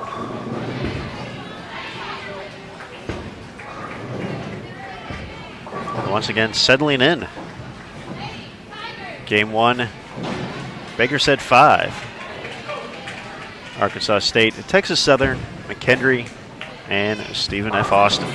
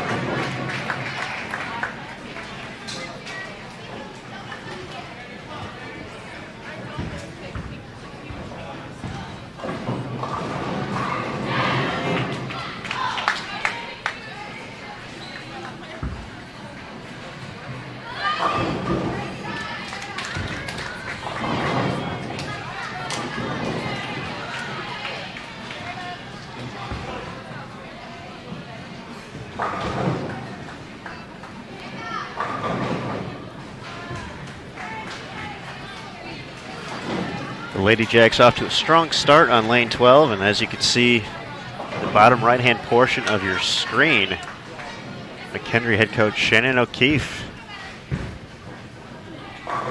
getting the team together.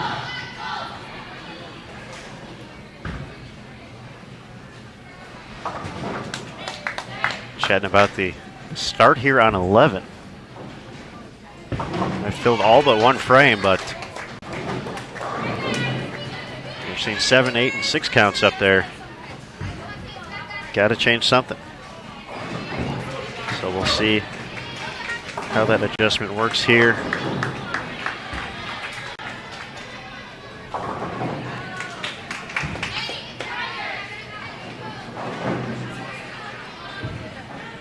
This is freshman Hope Gramley stepping out for McHenry on lane 11. Good chat, coach.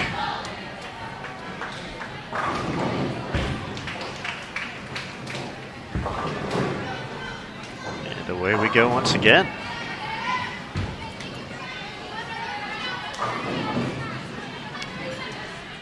Looks like we do have some standings scrolling here on site at the ITRC, so once they come around again, we'll give you a quick rundown. It's again one of the top fields for the regular season throughout the course of the year, so definitely if you got your name at the top of the standings, you have earned it so far. Vanderbilt continues to lead, 4,043. McHenry, 4,016. Sam Houston State, 4,001. So we have 3 teams plus North Carolina A&T, 3881. Arkansas State in 5th. Stephen F. Austin in 6th. Maryland Eastern Shore in 7th. Fairleigh Dickinson in 8th. Nebraska 9th. Tulane in 10th. Prairie View A&M 11th. And Texas Southern in 12th place. So let's see if we can get that on the screen here once again. So Vanderbilt, perfect, a 4-0. McHenry, 3-1. Sam Houston State, 3-1. We saw their only loss, that was in the first game, so they've gone 3-0 since North Carolina A&T 3-1, Arkansas State 3-1, Stephen F. Austin 2-2. Maryland Eastern Shore in 7th place overall, but still looking for that first win. FDU just 1 win. Nebraska 3-1, despite being 9th place overall in the standings. So it's one of those mixed bags, if you will, for everybody kind of going into that situation. Obviously, the wins are important towards the overall effort.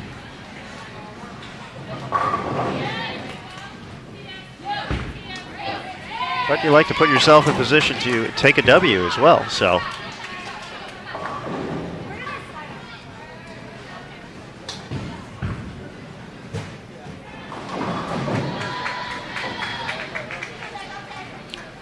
Stephen F. Austin is going to have the early lead here against McHenry, the defending Prairie View A&M champions. Great shot from Taylor Bailey, member of Junior Team USA and also a world champion. He's on the team that won the World Youth Championships gold medal summer of 2018 in Detroit, Michigan, along with teammate Brianna Clemmer. Clemmer coming up next for McHenry.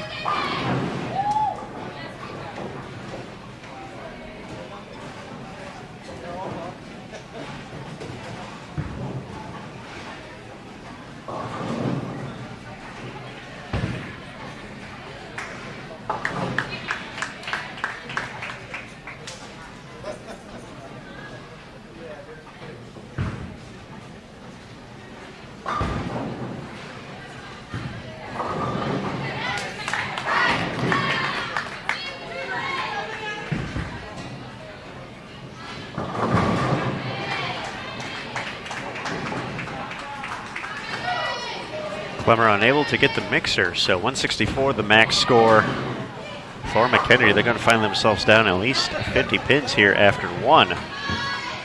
Texas Southern with a late rally here, frames 7, 8, 9. 3 strikes now spare in the 10th. Max out at 194. Best Arkansas State can get to is 190 with all 3 in the 10th.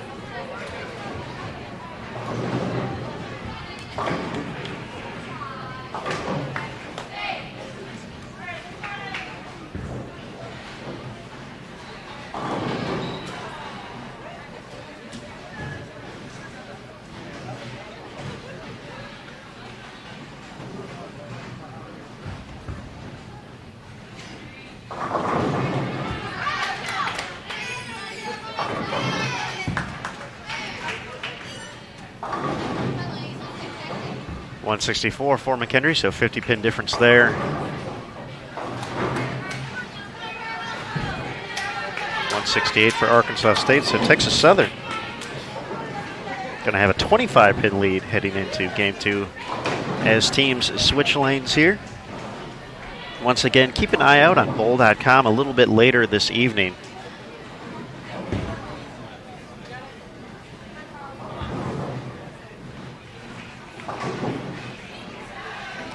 And of course, we'll share that on social media as well. On Facebook, you can find us at the Sport of Bowling USBC, at USBC on Twitter, and at US Bowling Congress on Instagram.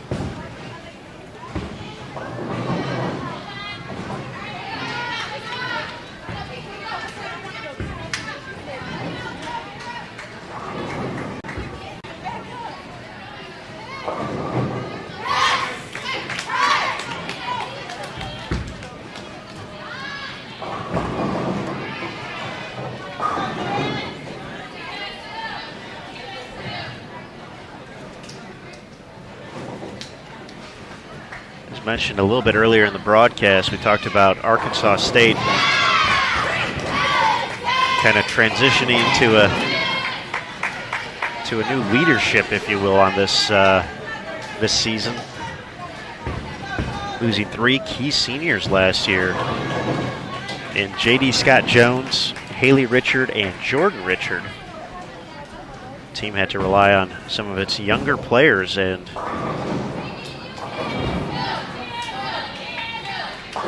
from Coach Justin Kostick,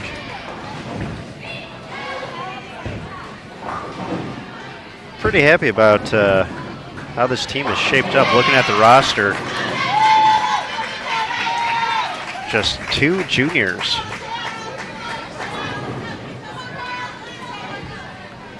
And the 10 players listed on the website, or in our, not website, but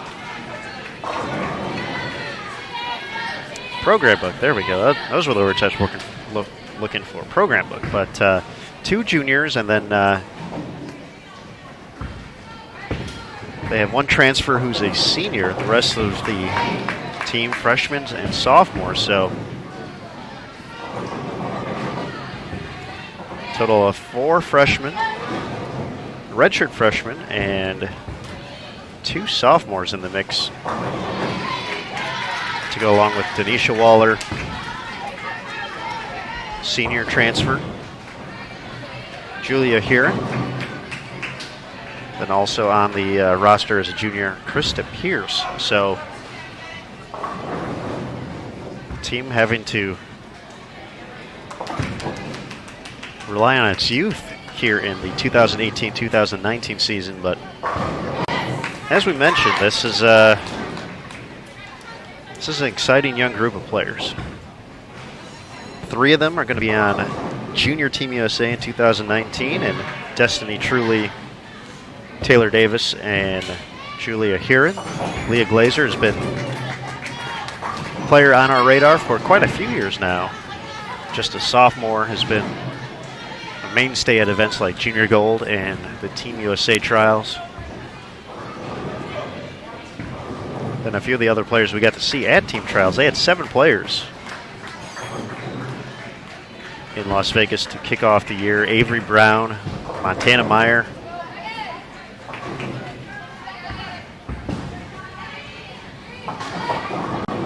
It's definitely an opportunity for Coach Kostick to let this team kind of develop on its own, work its way into being a contender once again. I would be certainly surprised not to see Arkansas State in the mix in April in Cleveland. But for many programs losing the kind of talent that they did last year, it's usually some bumps in the road, but this team picking up right where it left off.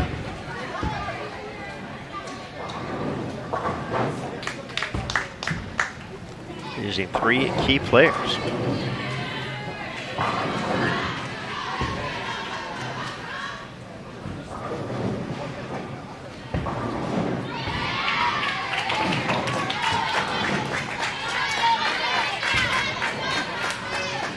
Another team working through some transition, McHenry. A pair of seniors, Sarah Willie and Jessica Malott, finishing up their collegiate careers last year.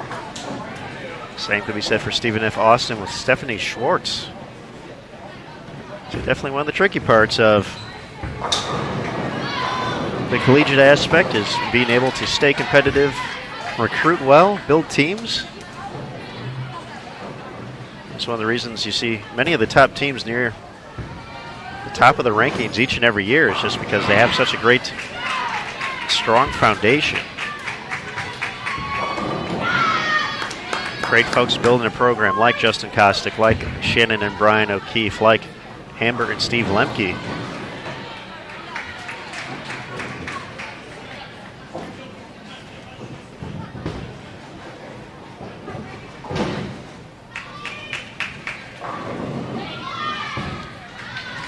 As other teams attempt to kind of follow that model and try to build teams the same way. That's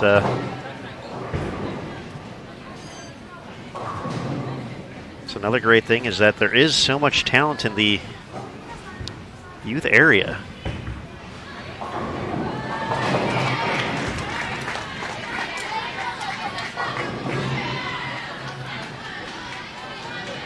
That team is able to really find that one recruit. They can really start to build a program around that. That's we want to get into the NBA comparisons, as Emil and I usually enjoy to do. Just need that one star. Free agents will come.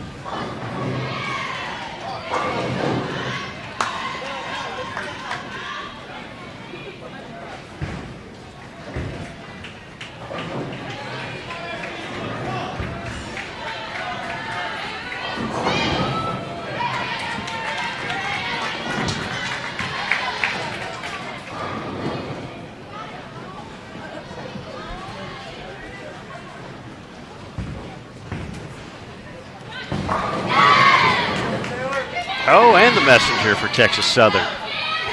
Chance to get them into the 220s here.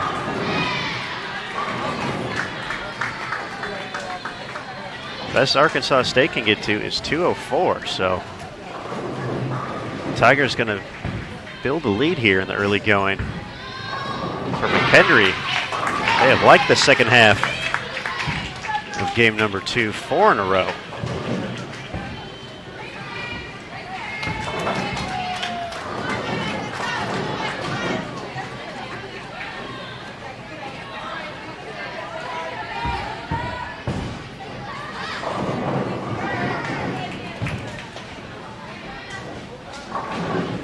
.408 for Texas Southern after 2.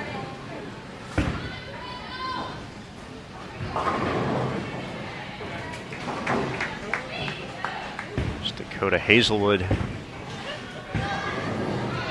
for Stephen F. Austin, mixes them up.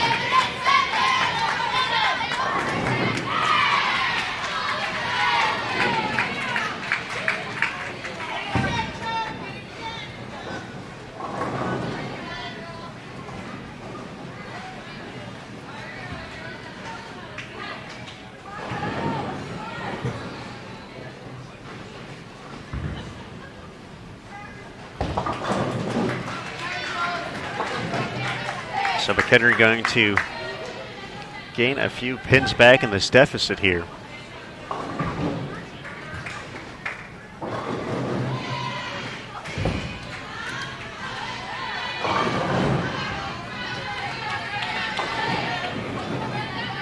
Gain right around 20 pins back. They were down 50 after one, so going to be a little bit closer to 30 pins, the difference.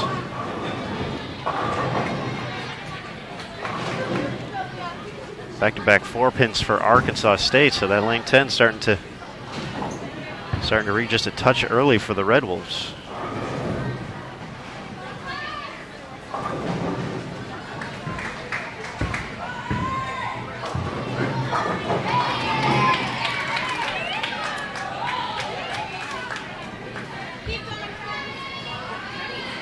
So 193 gives Stephen F. Austin 407.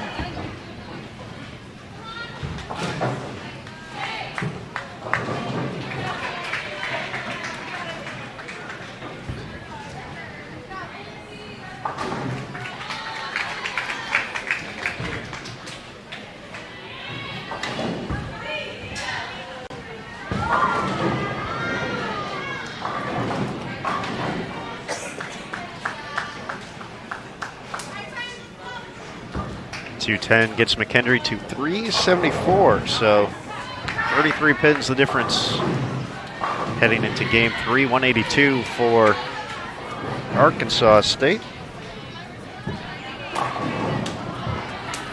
So Texas Southern up by 58 heading into the final 3 games. 408 to 350 score through 2 on 9 and 10. Once again, for those of you just joining us, this is the 2019 Prairie View A&M Invitational at the International Training and Research Center in Arlington, Texas. I'm Aaron Smith, alongside Emil Williams Jr. and Brant Houghton. We appreciate everyone joining us here, checking out the new Bowl TV platform.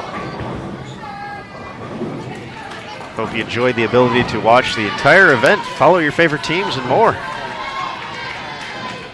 by selecting from our featured lanes below the video.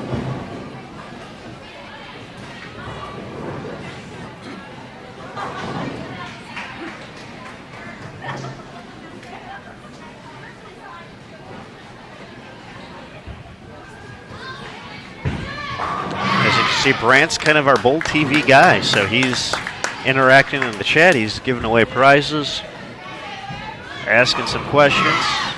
Do we have any college bowlers checking things out? Anyone who bowled while they were in college, and at what school? So Brant trying to stir up some chatter. So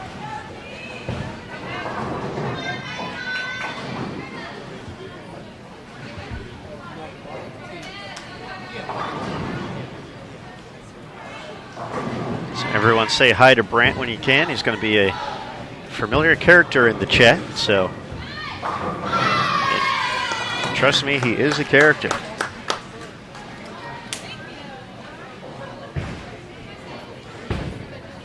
But a quick rundown of the tournament format this week. There's a few different elements to it, as there usually is for most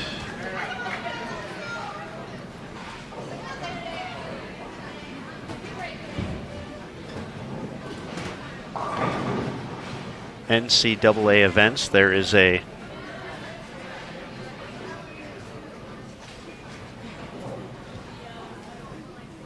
Baker portion, a traditional portion, and a bracket portion. So today, obviously, we have the Baker portion, 5 Baker sets, each 5 games apiece, so 25 total Baker games. The goal is to have more pinfall than your opponent in each of these 5-game Baker matches to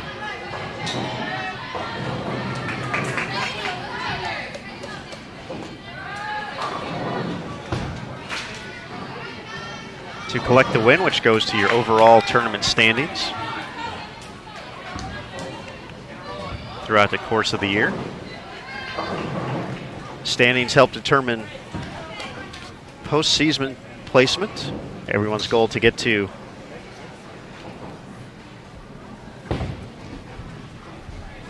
Cleveland in April for the NCAA championships Tomorrow we will have 5 traditional games.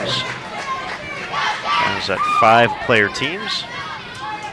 We'll have one more traditional game on Sunday morning, so that way every team has the opportunity to face every team in the field. With 12 teams total, 11 matches will do that. Then finally the bracket portion of the event, which will be best of 7 Baker, 2 rounds of that. We'll have 3 brackets total, each with 4 teams, 1 through 4, 5 through 8, and 9 through 12. Those seedings will be based off a total pinfall through those 25 Baker games and 6 traditional games. So at the end of the week, that's what we're getting to. So we're painting the picture today. And we'll get closer to completing this masterpiece come Sunday. Is that stretching it a little bit?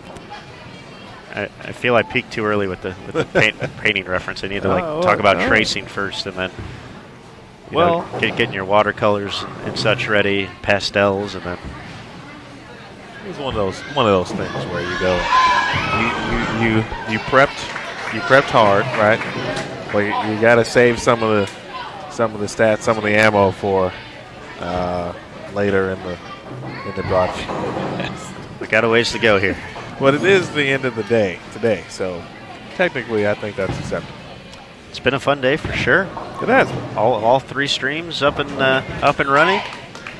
Folks getting to follow their favorite teams and favorite student athletes across every game so far today. So it's been fun for us. Hopefully, all the good folks in Bull TV land have enjoyed this early look at the new platform.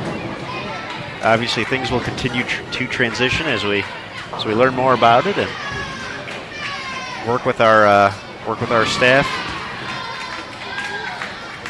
and our folks with the platform, and kind of continue to tailor it to fit everyone's needs.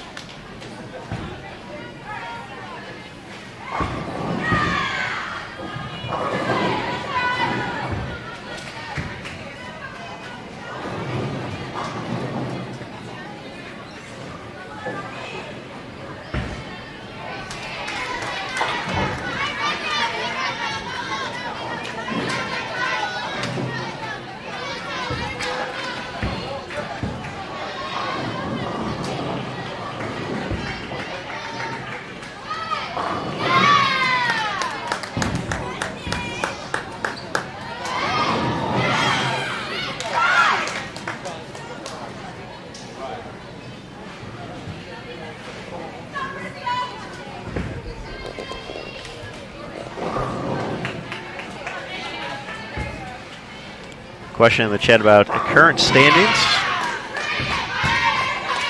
We're going to have those up on the page in just a moment for you to take a look at.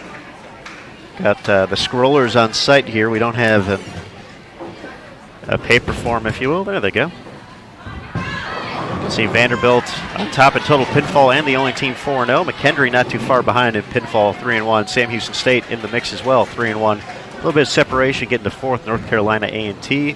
Arkansas State, Stephen F. Austin, Maryland Eastern Shore, FDU in 8th, Nebraska, Tulane, Prairie View, and Texas Southern. Rounding out 9 through 12.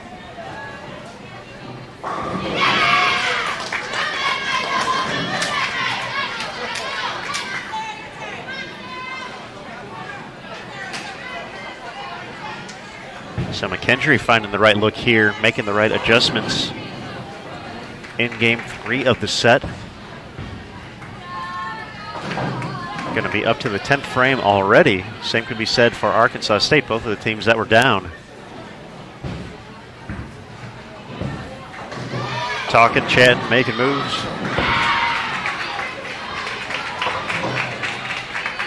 Stephen F. Austin, though, working on a double, up now in the 8th.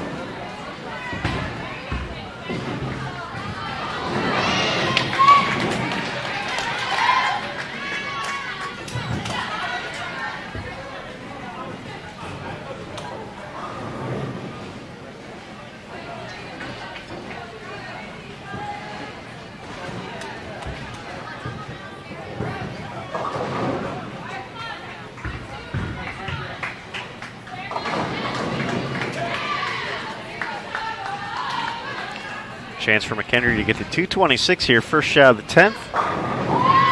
No doubt. That is your 2019 U.S. Amateur Champion. Sending all 10 back. Brianna Clemmer.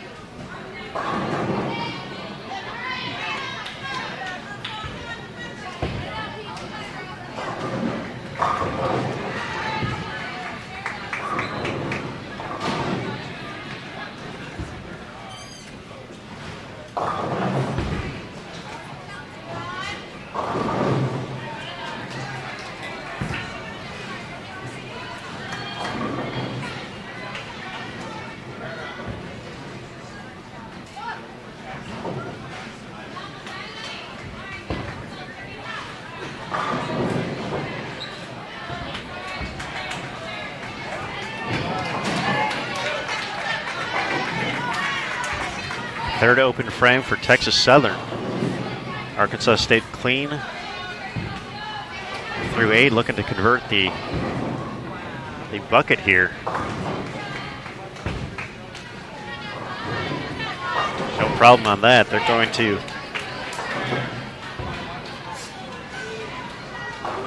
put themselves in a pretty nice position to make up some pins here.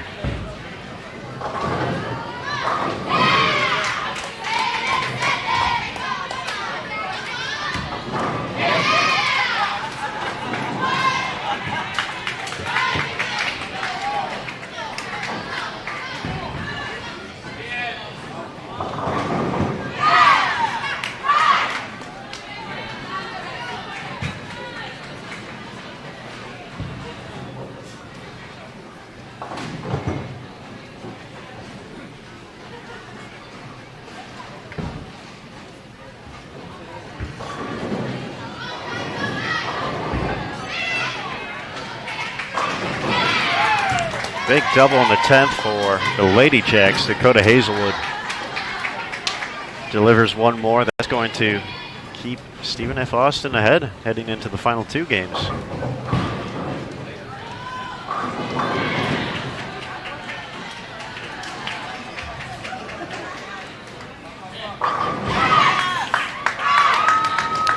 Double for the Red Wolves, 219, their max score.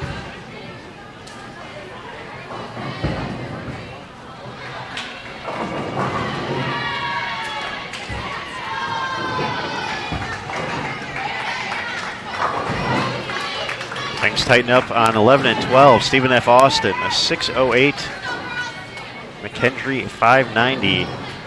Heading into game 4.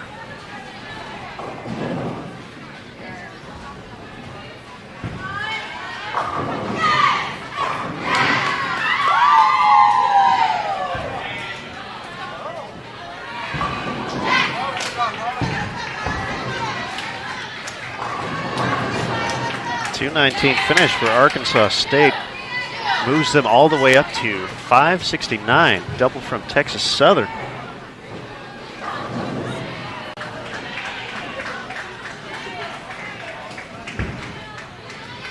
They're going to basically with count here going to be ahead, but once again that 58 pin lead.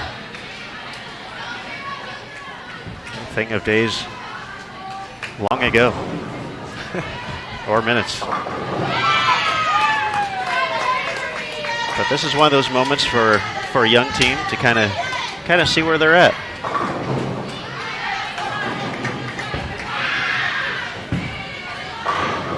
Great shot there.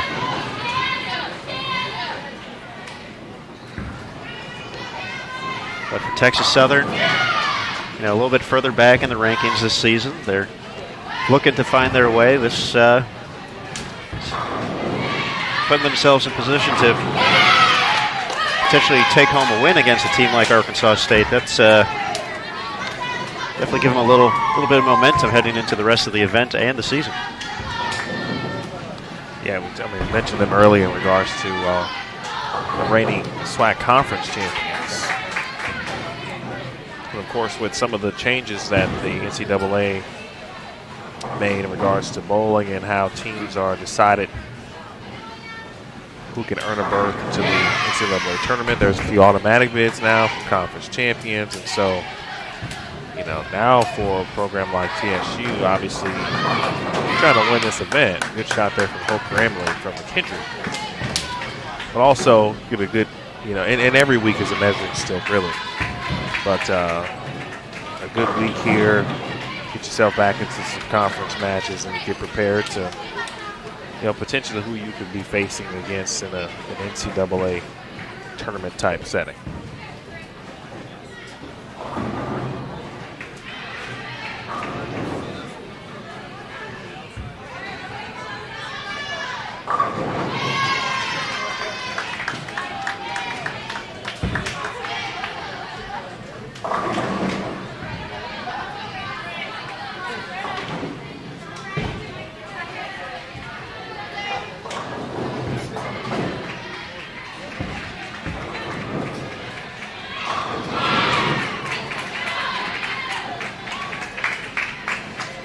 We're going to see Taylor Davis step up here for Arkansas State. Had a huge day at the Team USA trials.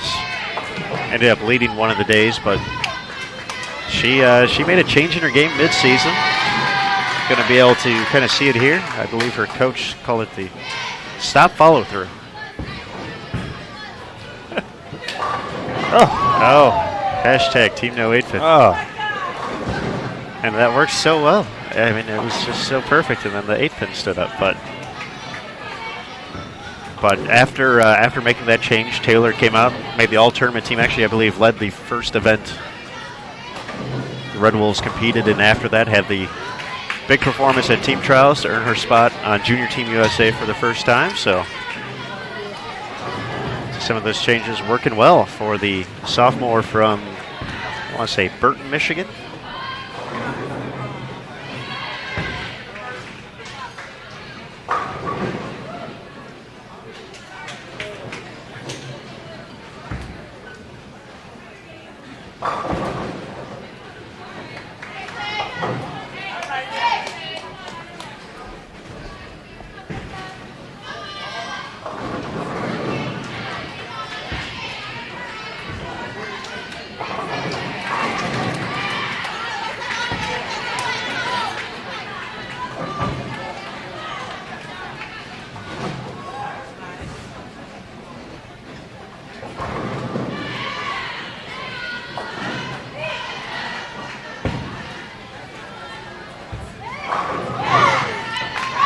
Now we saw Arkansas State leave a few 4-pins to finish up game number 2 on this line. Obviously, those notes in the back of the team's head, coaches are keeping that in mind. And 2 great shots here in the early going from the Red Wolves to regain the momentum.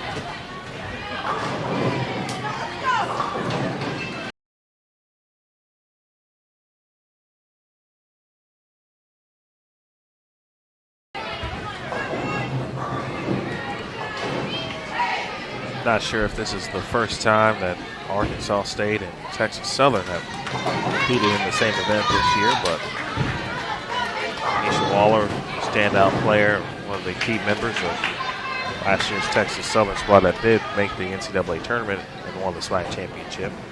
She transferred to Arkansas State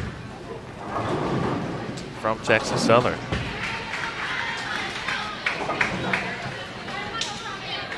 So sometimes that can always be a little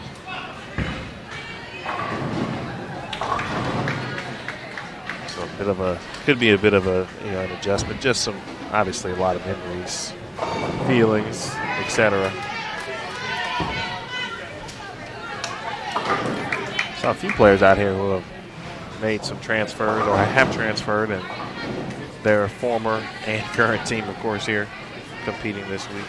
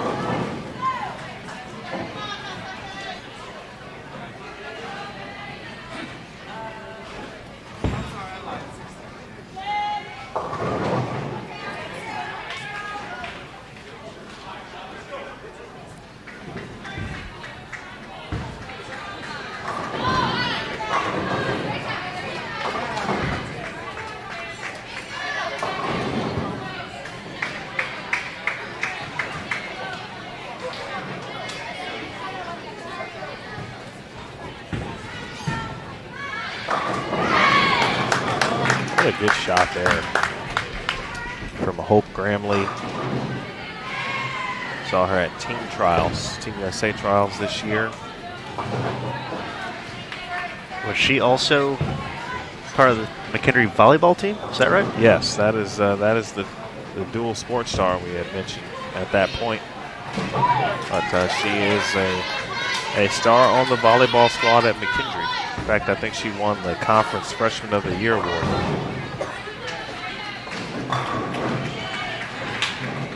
She's, let me remember what city she's from here in Texas, but I have seen her practice here at the ITRC before. So at team trials, I said, man, she looks familiar, and I realized that I've seen her practice. But I'm not sure I realized, obviously, at that time that she was on her way to McKendree. Of course, more than likely, obviously, still in high school when I was seeing her practice here.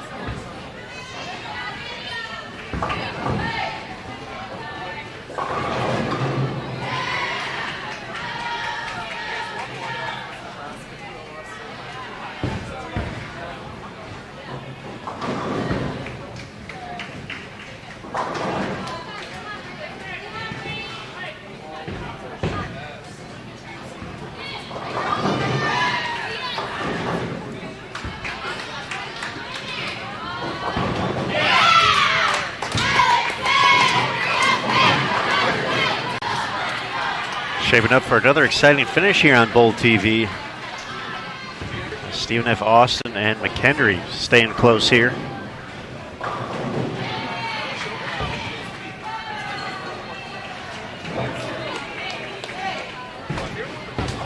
Arkansas State and Texas Southern just about even as well right now. Opportunity for the Tigers to double up here.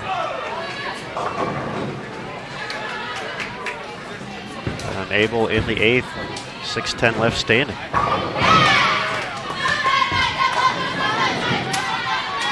Watching Dakota Hazelwood develop into the player she's become has been really fun to watch over the years.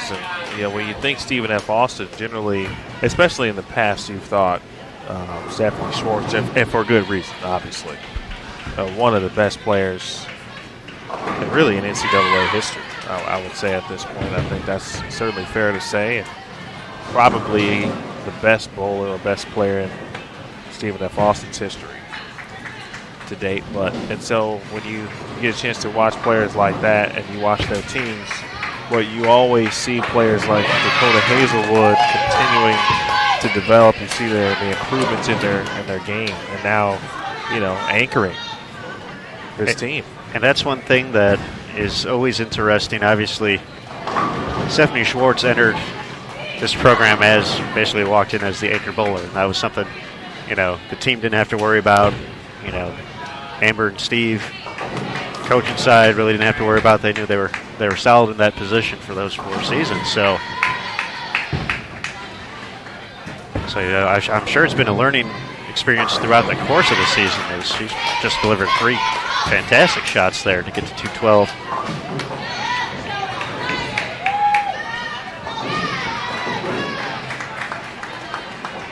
But Dakota was in the mix for the first few days. Also at team trials this year was up there near the top of the standings. It's cool to see that progression as you spoke of.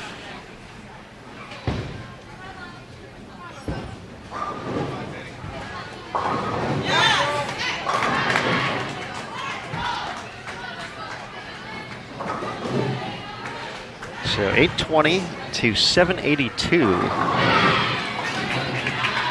Stephen F. Austin with the 38 pin advantage. Looks like they're going to stay on 11.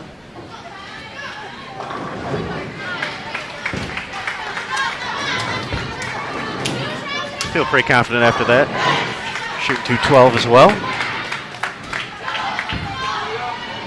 Big double there for the Red Wolves.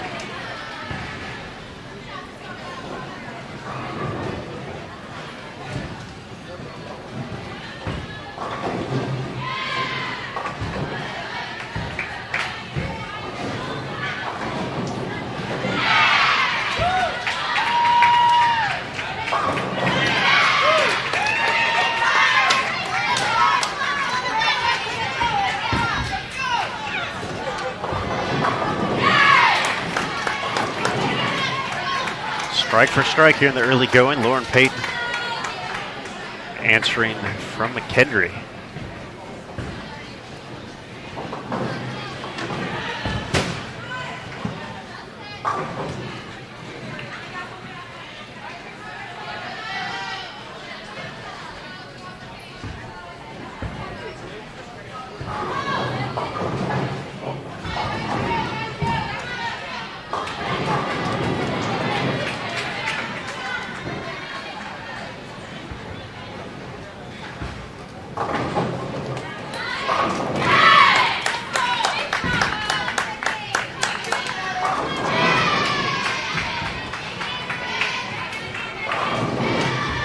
Just got a note from our good guy in the chat, Brant Houghton.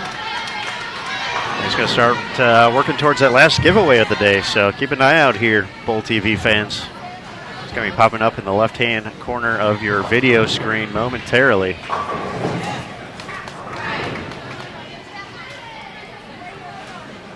One final giveaway of the day.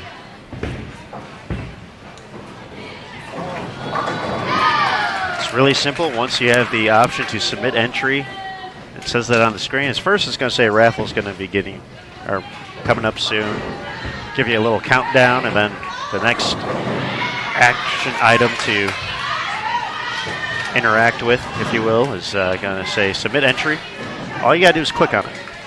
Boom. Done. You're entered. And then as soon as the raffle time is over, it's going to automatically pick a winner from all those good folks who participated. So best of luck, everyone.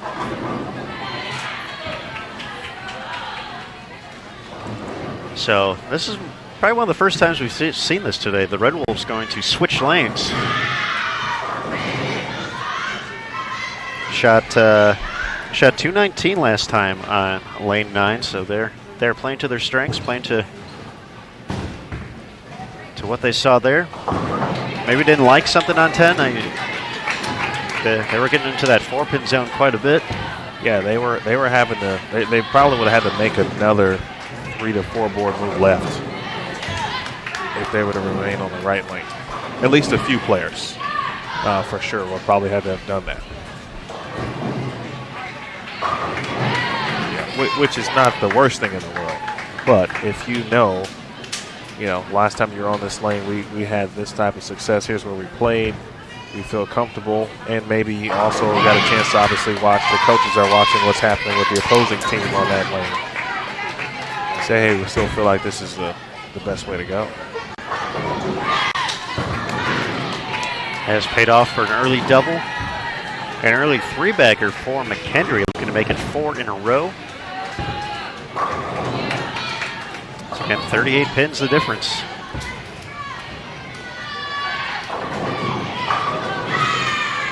I was going to drop a from way downtown if she got the 7 pin out there. I was ready for it. Trips the 4-9. Big double for Stephen F. Austin, trying to maintain its lead.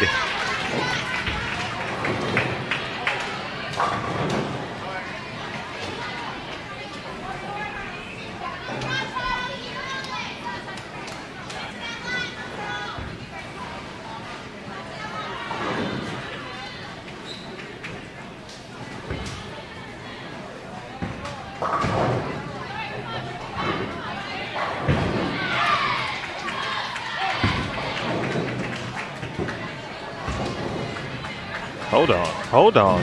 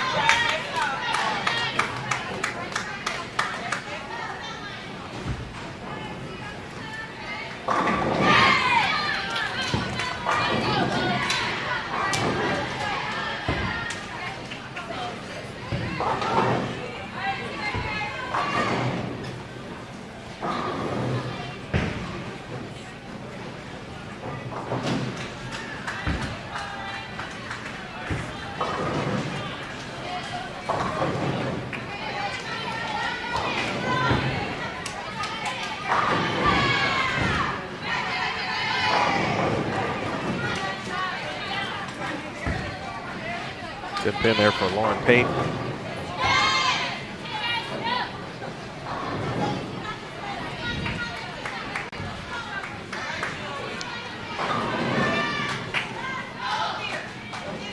Samantha Kreiner able to carry for Texas Southern.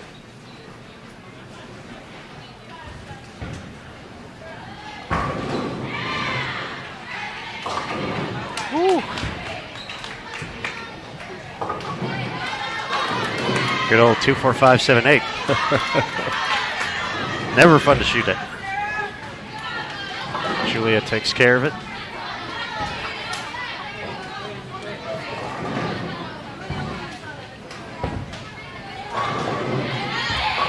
Big frame here for McHenry up on 12.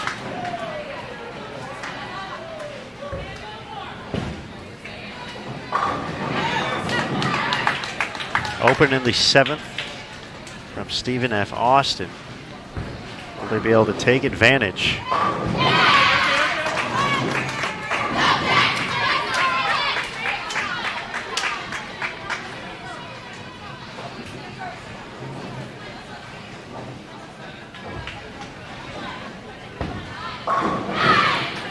There's one. They can gain a few pins back here.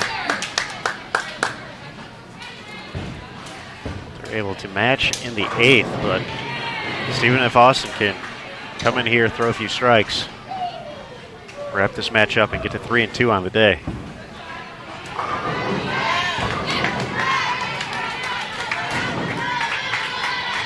Body language suggested might need some help on that one, and just the 4 pin.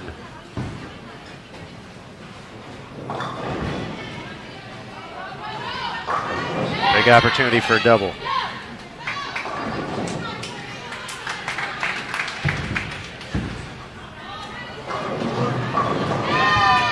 Wow.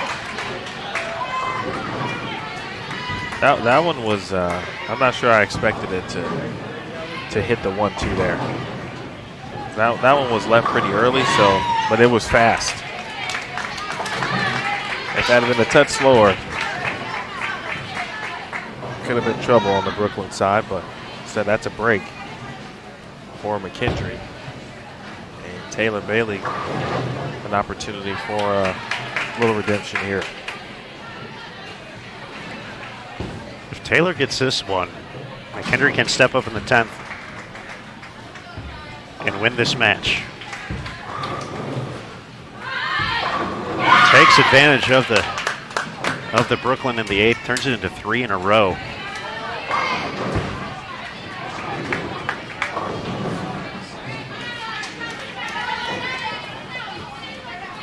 How quickly it turns. 188 now the max score.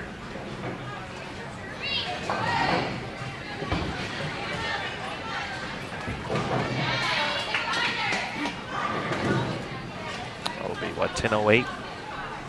Kendry has to get to 226 for a tie. So this strike could push him over.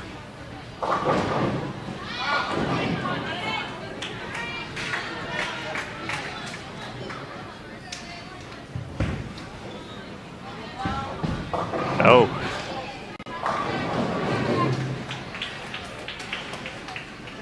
$9.97.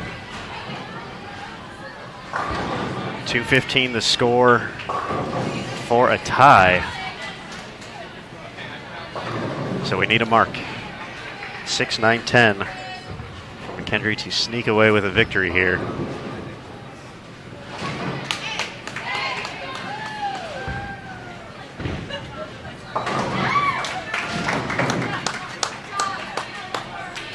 So now just needs two pins.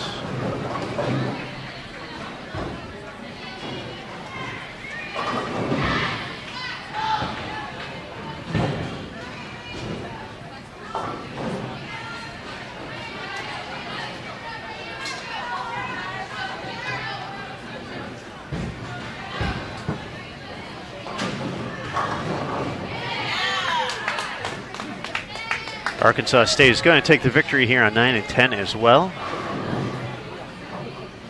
Showing some resilience after finding themselves down nearly 60 pins after 2.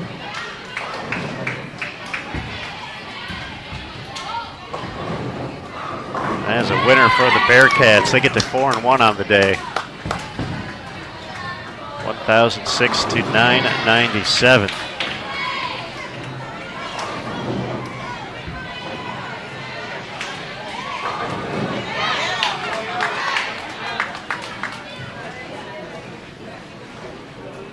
So, Emil, as we finish up our final few shots here, any early takeaways from day one at the Prairie View? Yeah. Hadn't had a chance to see these teams, as a team all year yet. So just that alone, get an opportunity to see really, some of the best teams in the NCAA and across collegiate bowling is always a plus. We talked a lot about Arkansas State at Team USA trials, and because, almost just about all of their team was competing, so to see them kind of work as a unit has been fun to watch. I mean, Vanderbilt has been obviously very good today. Pretty impressed with the way they've come out and established themselves, but at the same time, McKendree's a team where if you give them an opportunity, as we just saw, they generally know how to take advantage.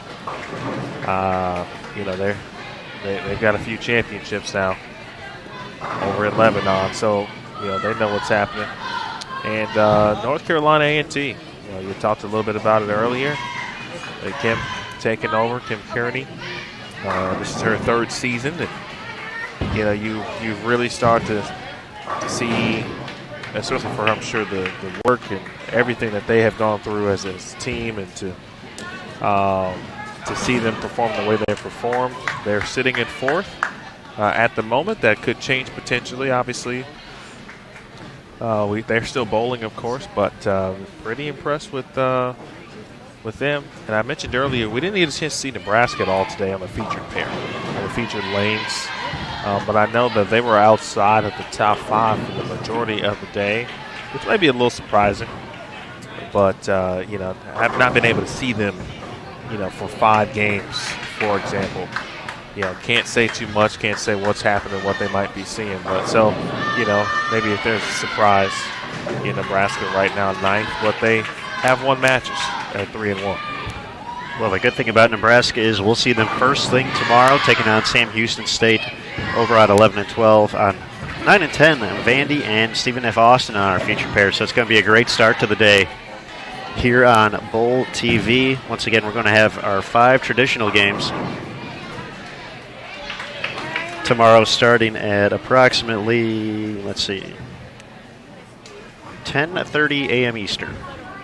So maybe 9:25, maybe a few minutes early. We'll get you going early. But Emil, 986 to 899, Arkansas State over Texas Southern. We have a few of our other pairs still going, but as our featured pair, we're kind of all said and done for today. Yeah, we are. But normally this would be the end of the day of bowling. But please be sure to check out lanes 1 through 4 and lanes 5 through 8. They are ongoing currently. They're all into the 5th and final game, however. So, you know, plenty to be decided in those respective matchups. All right. Yeah. Let's get it. All right, folks. Well, here on our featured live pairs, we're going to go ahead and shut her down for today. But once again, we'll have all three channels up again tomorrow. We encourage you to check out lanes 1 through 4 and lanes 5 through 8. Hopefully you're already there and we're just talking to ourselves. But catch the end of Game 5. We'll be back tomorrow, 10:30 a.m. Eastern, right here at bowltv.com. Be sure to tell your friends and look for that recap on bowl.com later tonight. But for Brant Houghton, I'm Aaron Smith, Lindenwood University Hall of Famer, Emil Williams Jr. That never gets old, by the way. I know. But trust me, it doesn't and it won't. It still takes some getting used to. But, we're going to sign off here on Bowl TV. Thank you again for joining us. We appreciate all the good chatter in the chat room, and we'll see you tomorrow, Day 2, Prairie View A&M Invitational 2019, Arlington, Texas. Watch the other channels, lanes 1 through 4, lanes 5 through 8.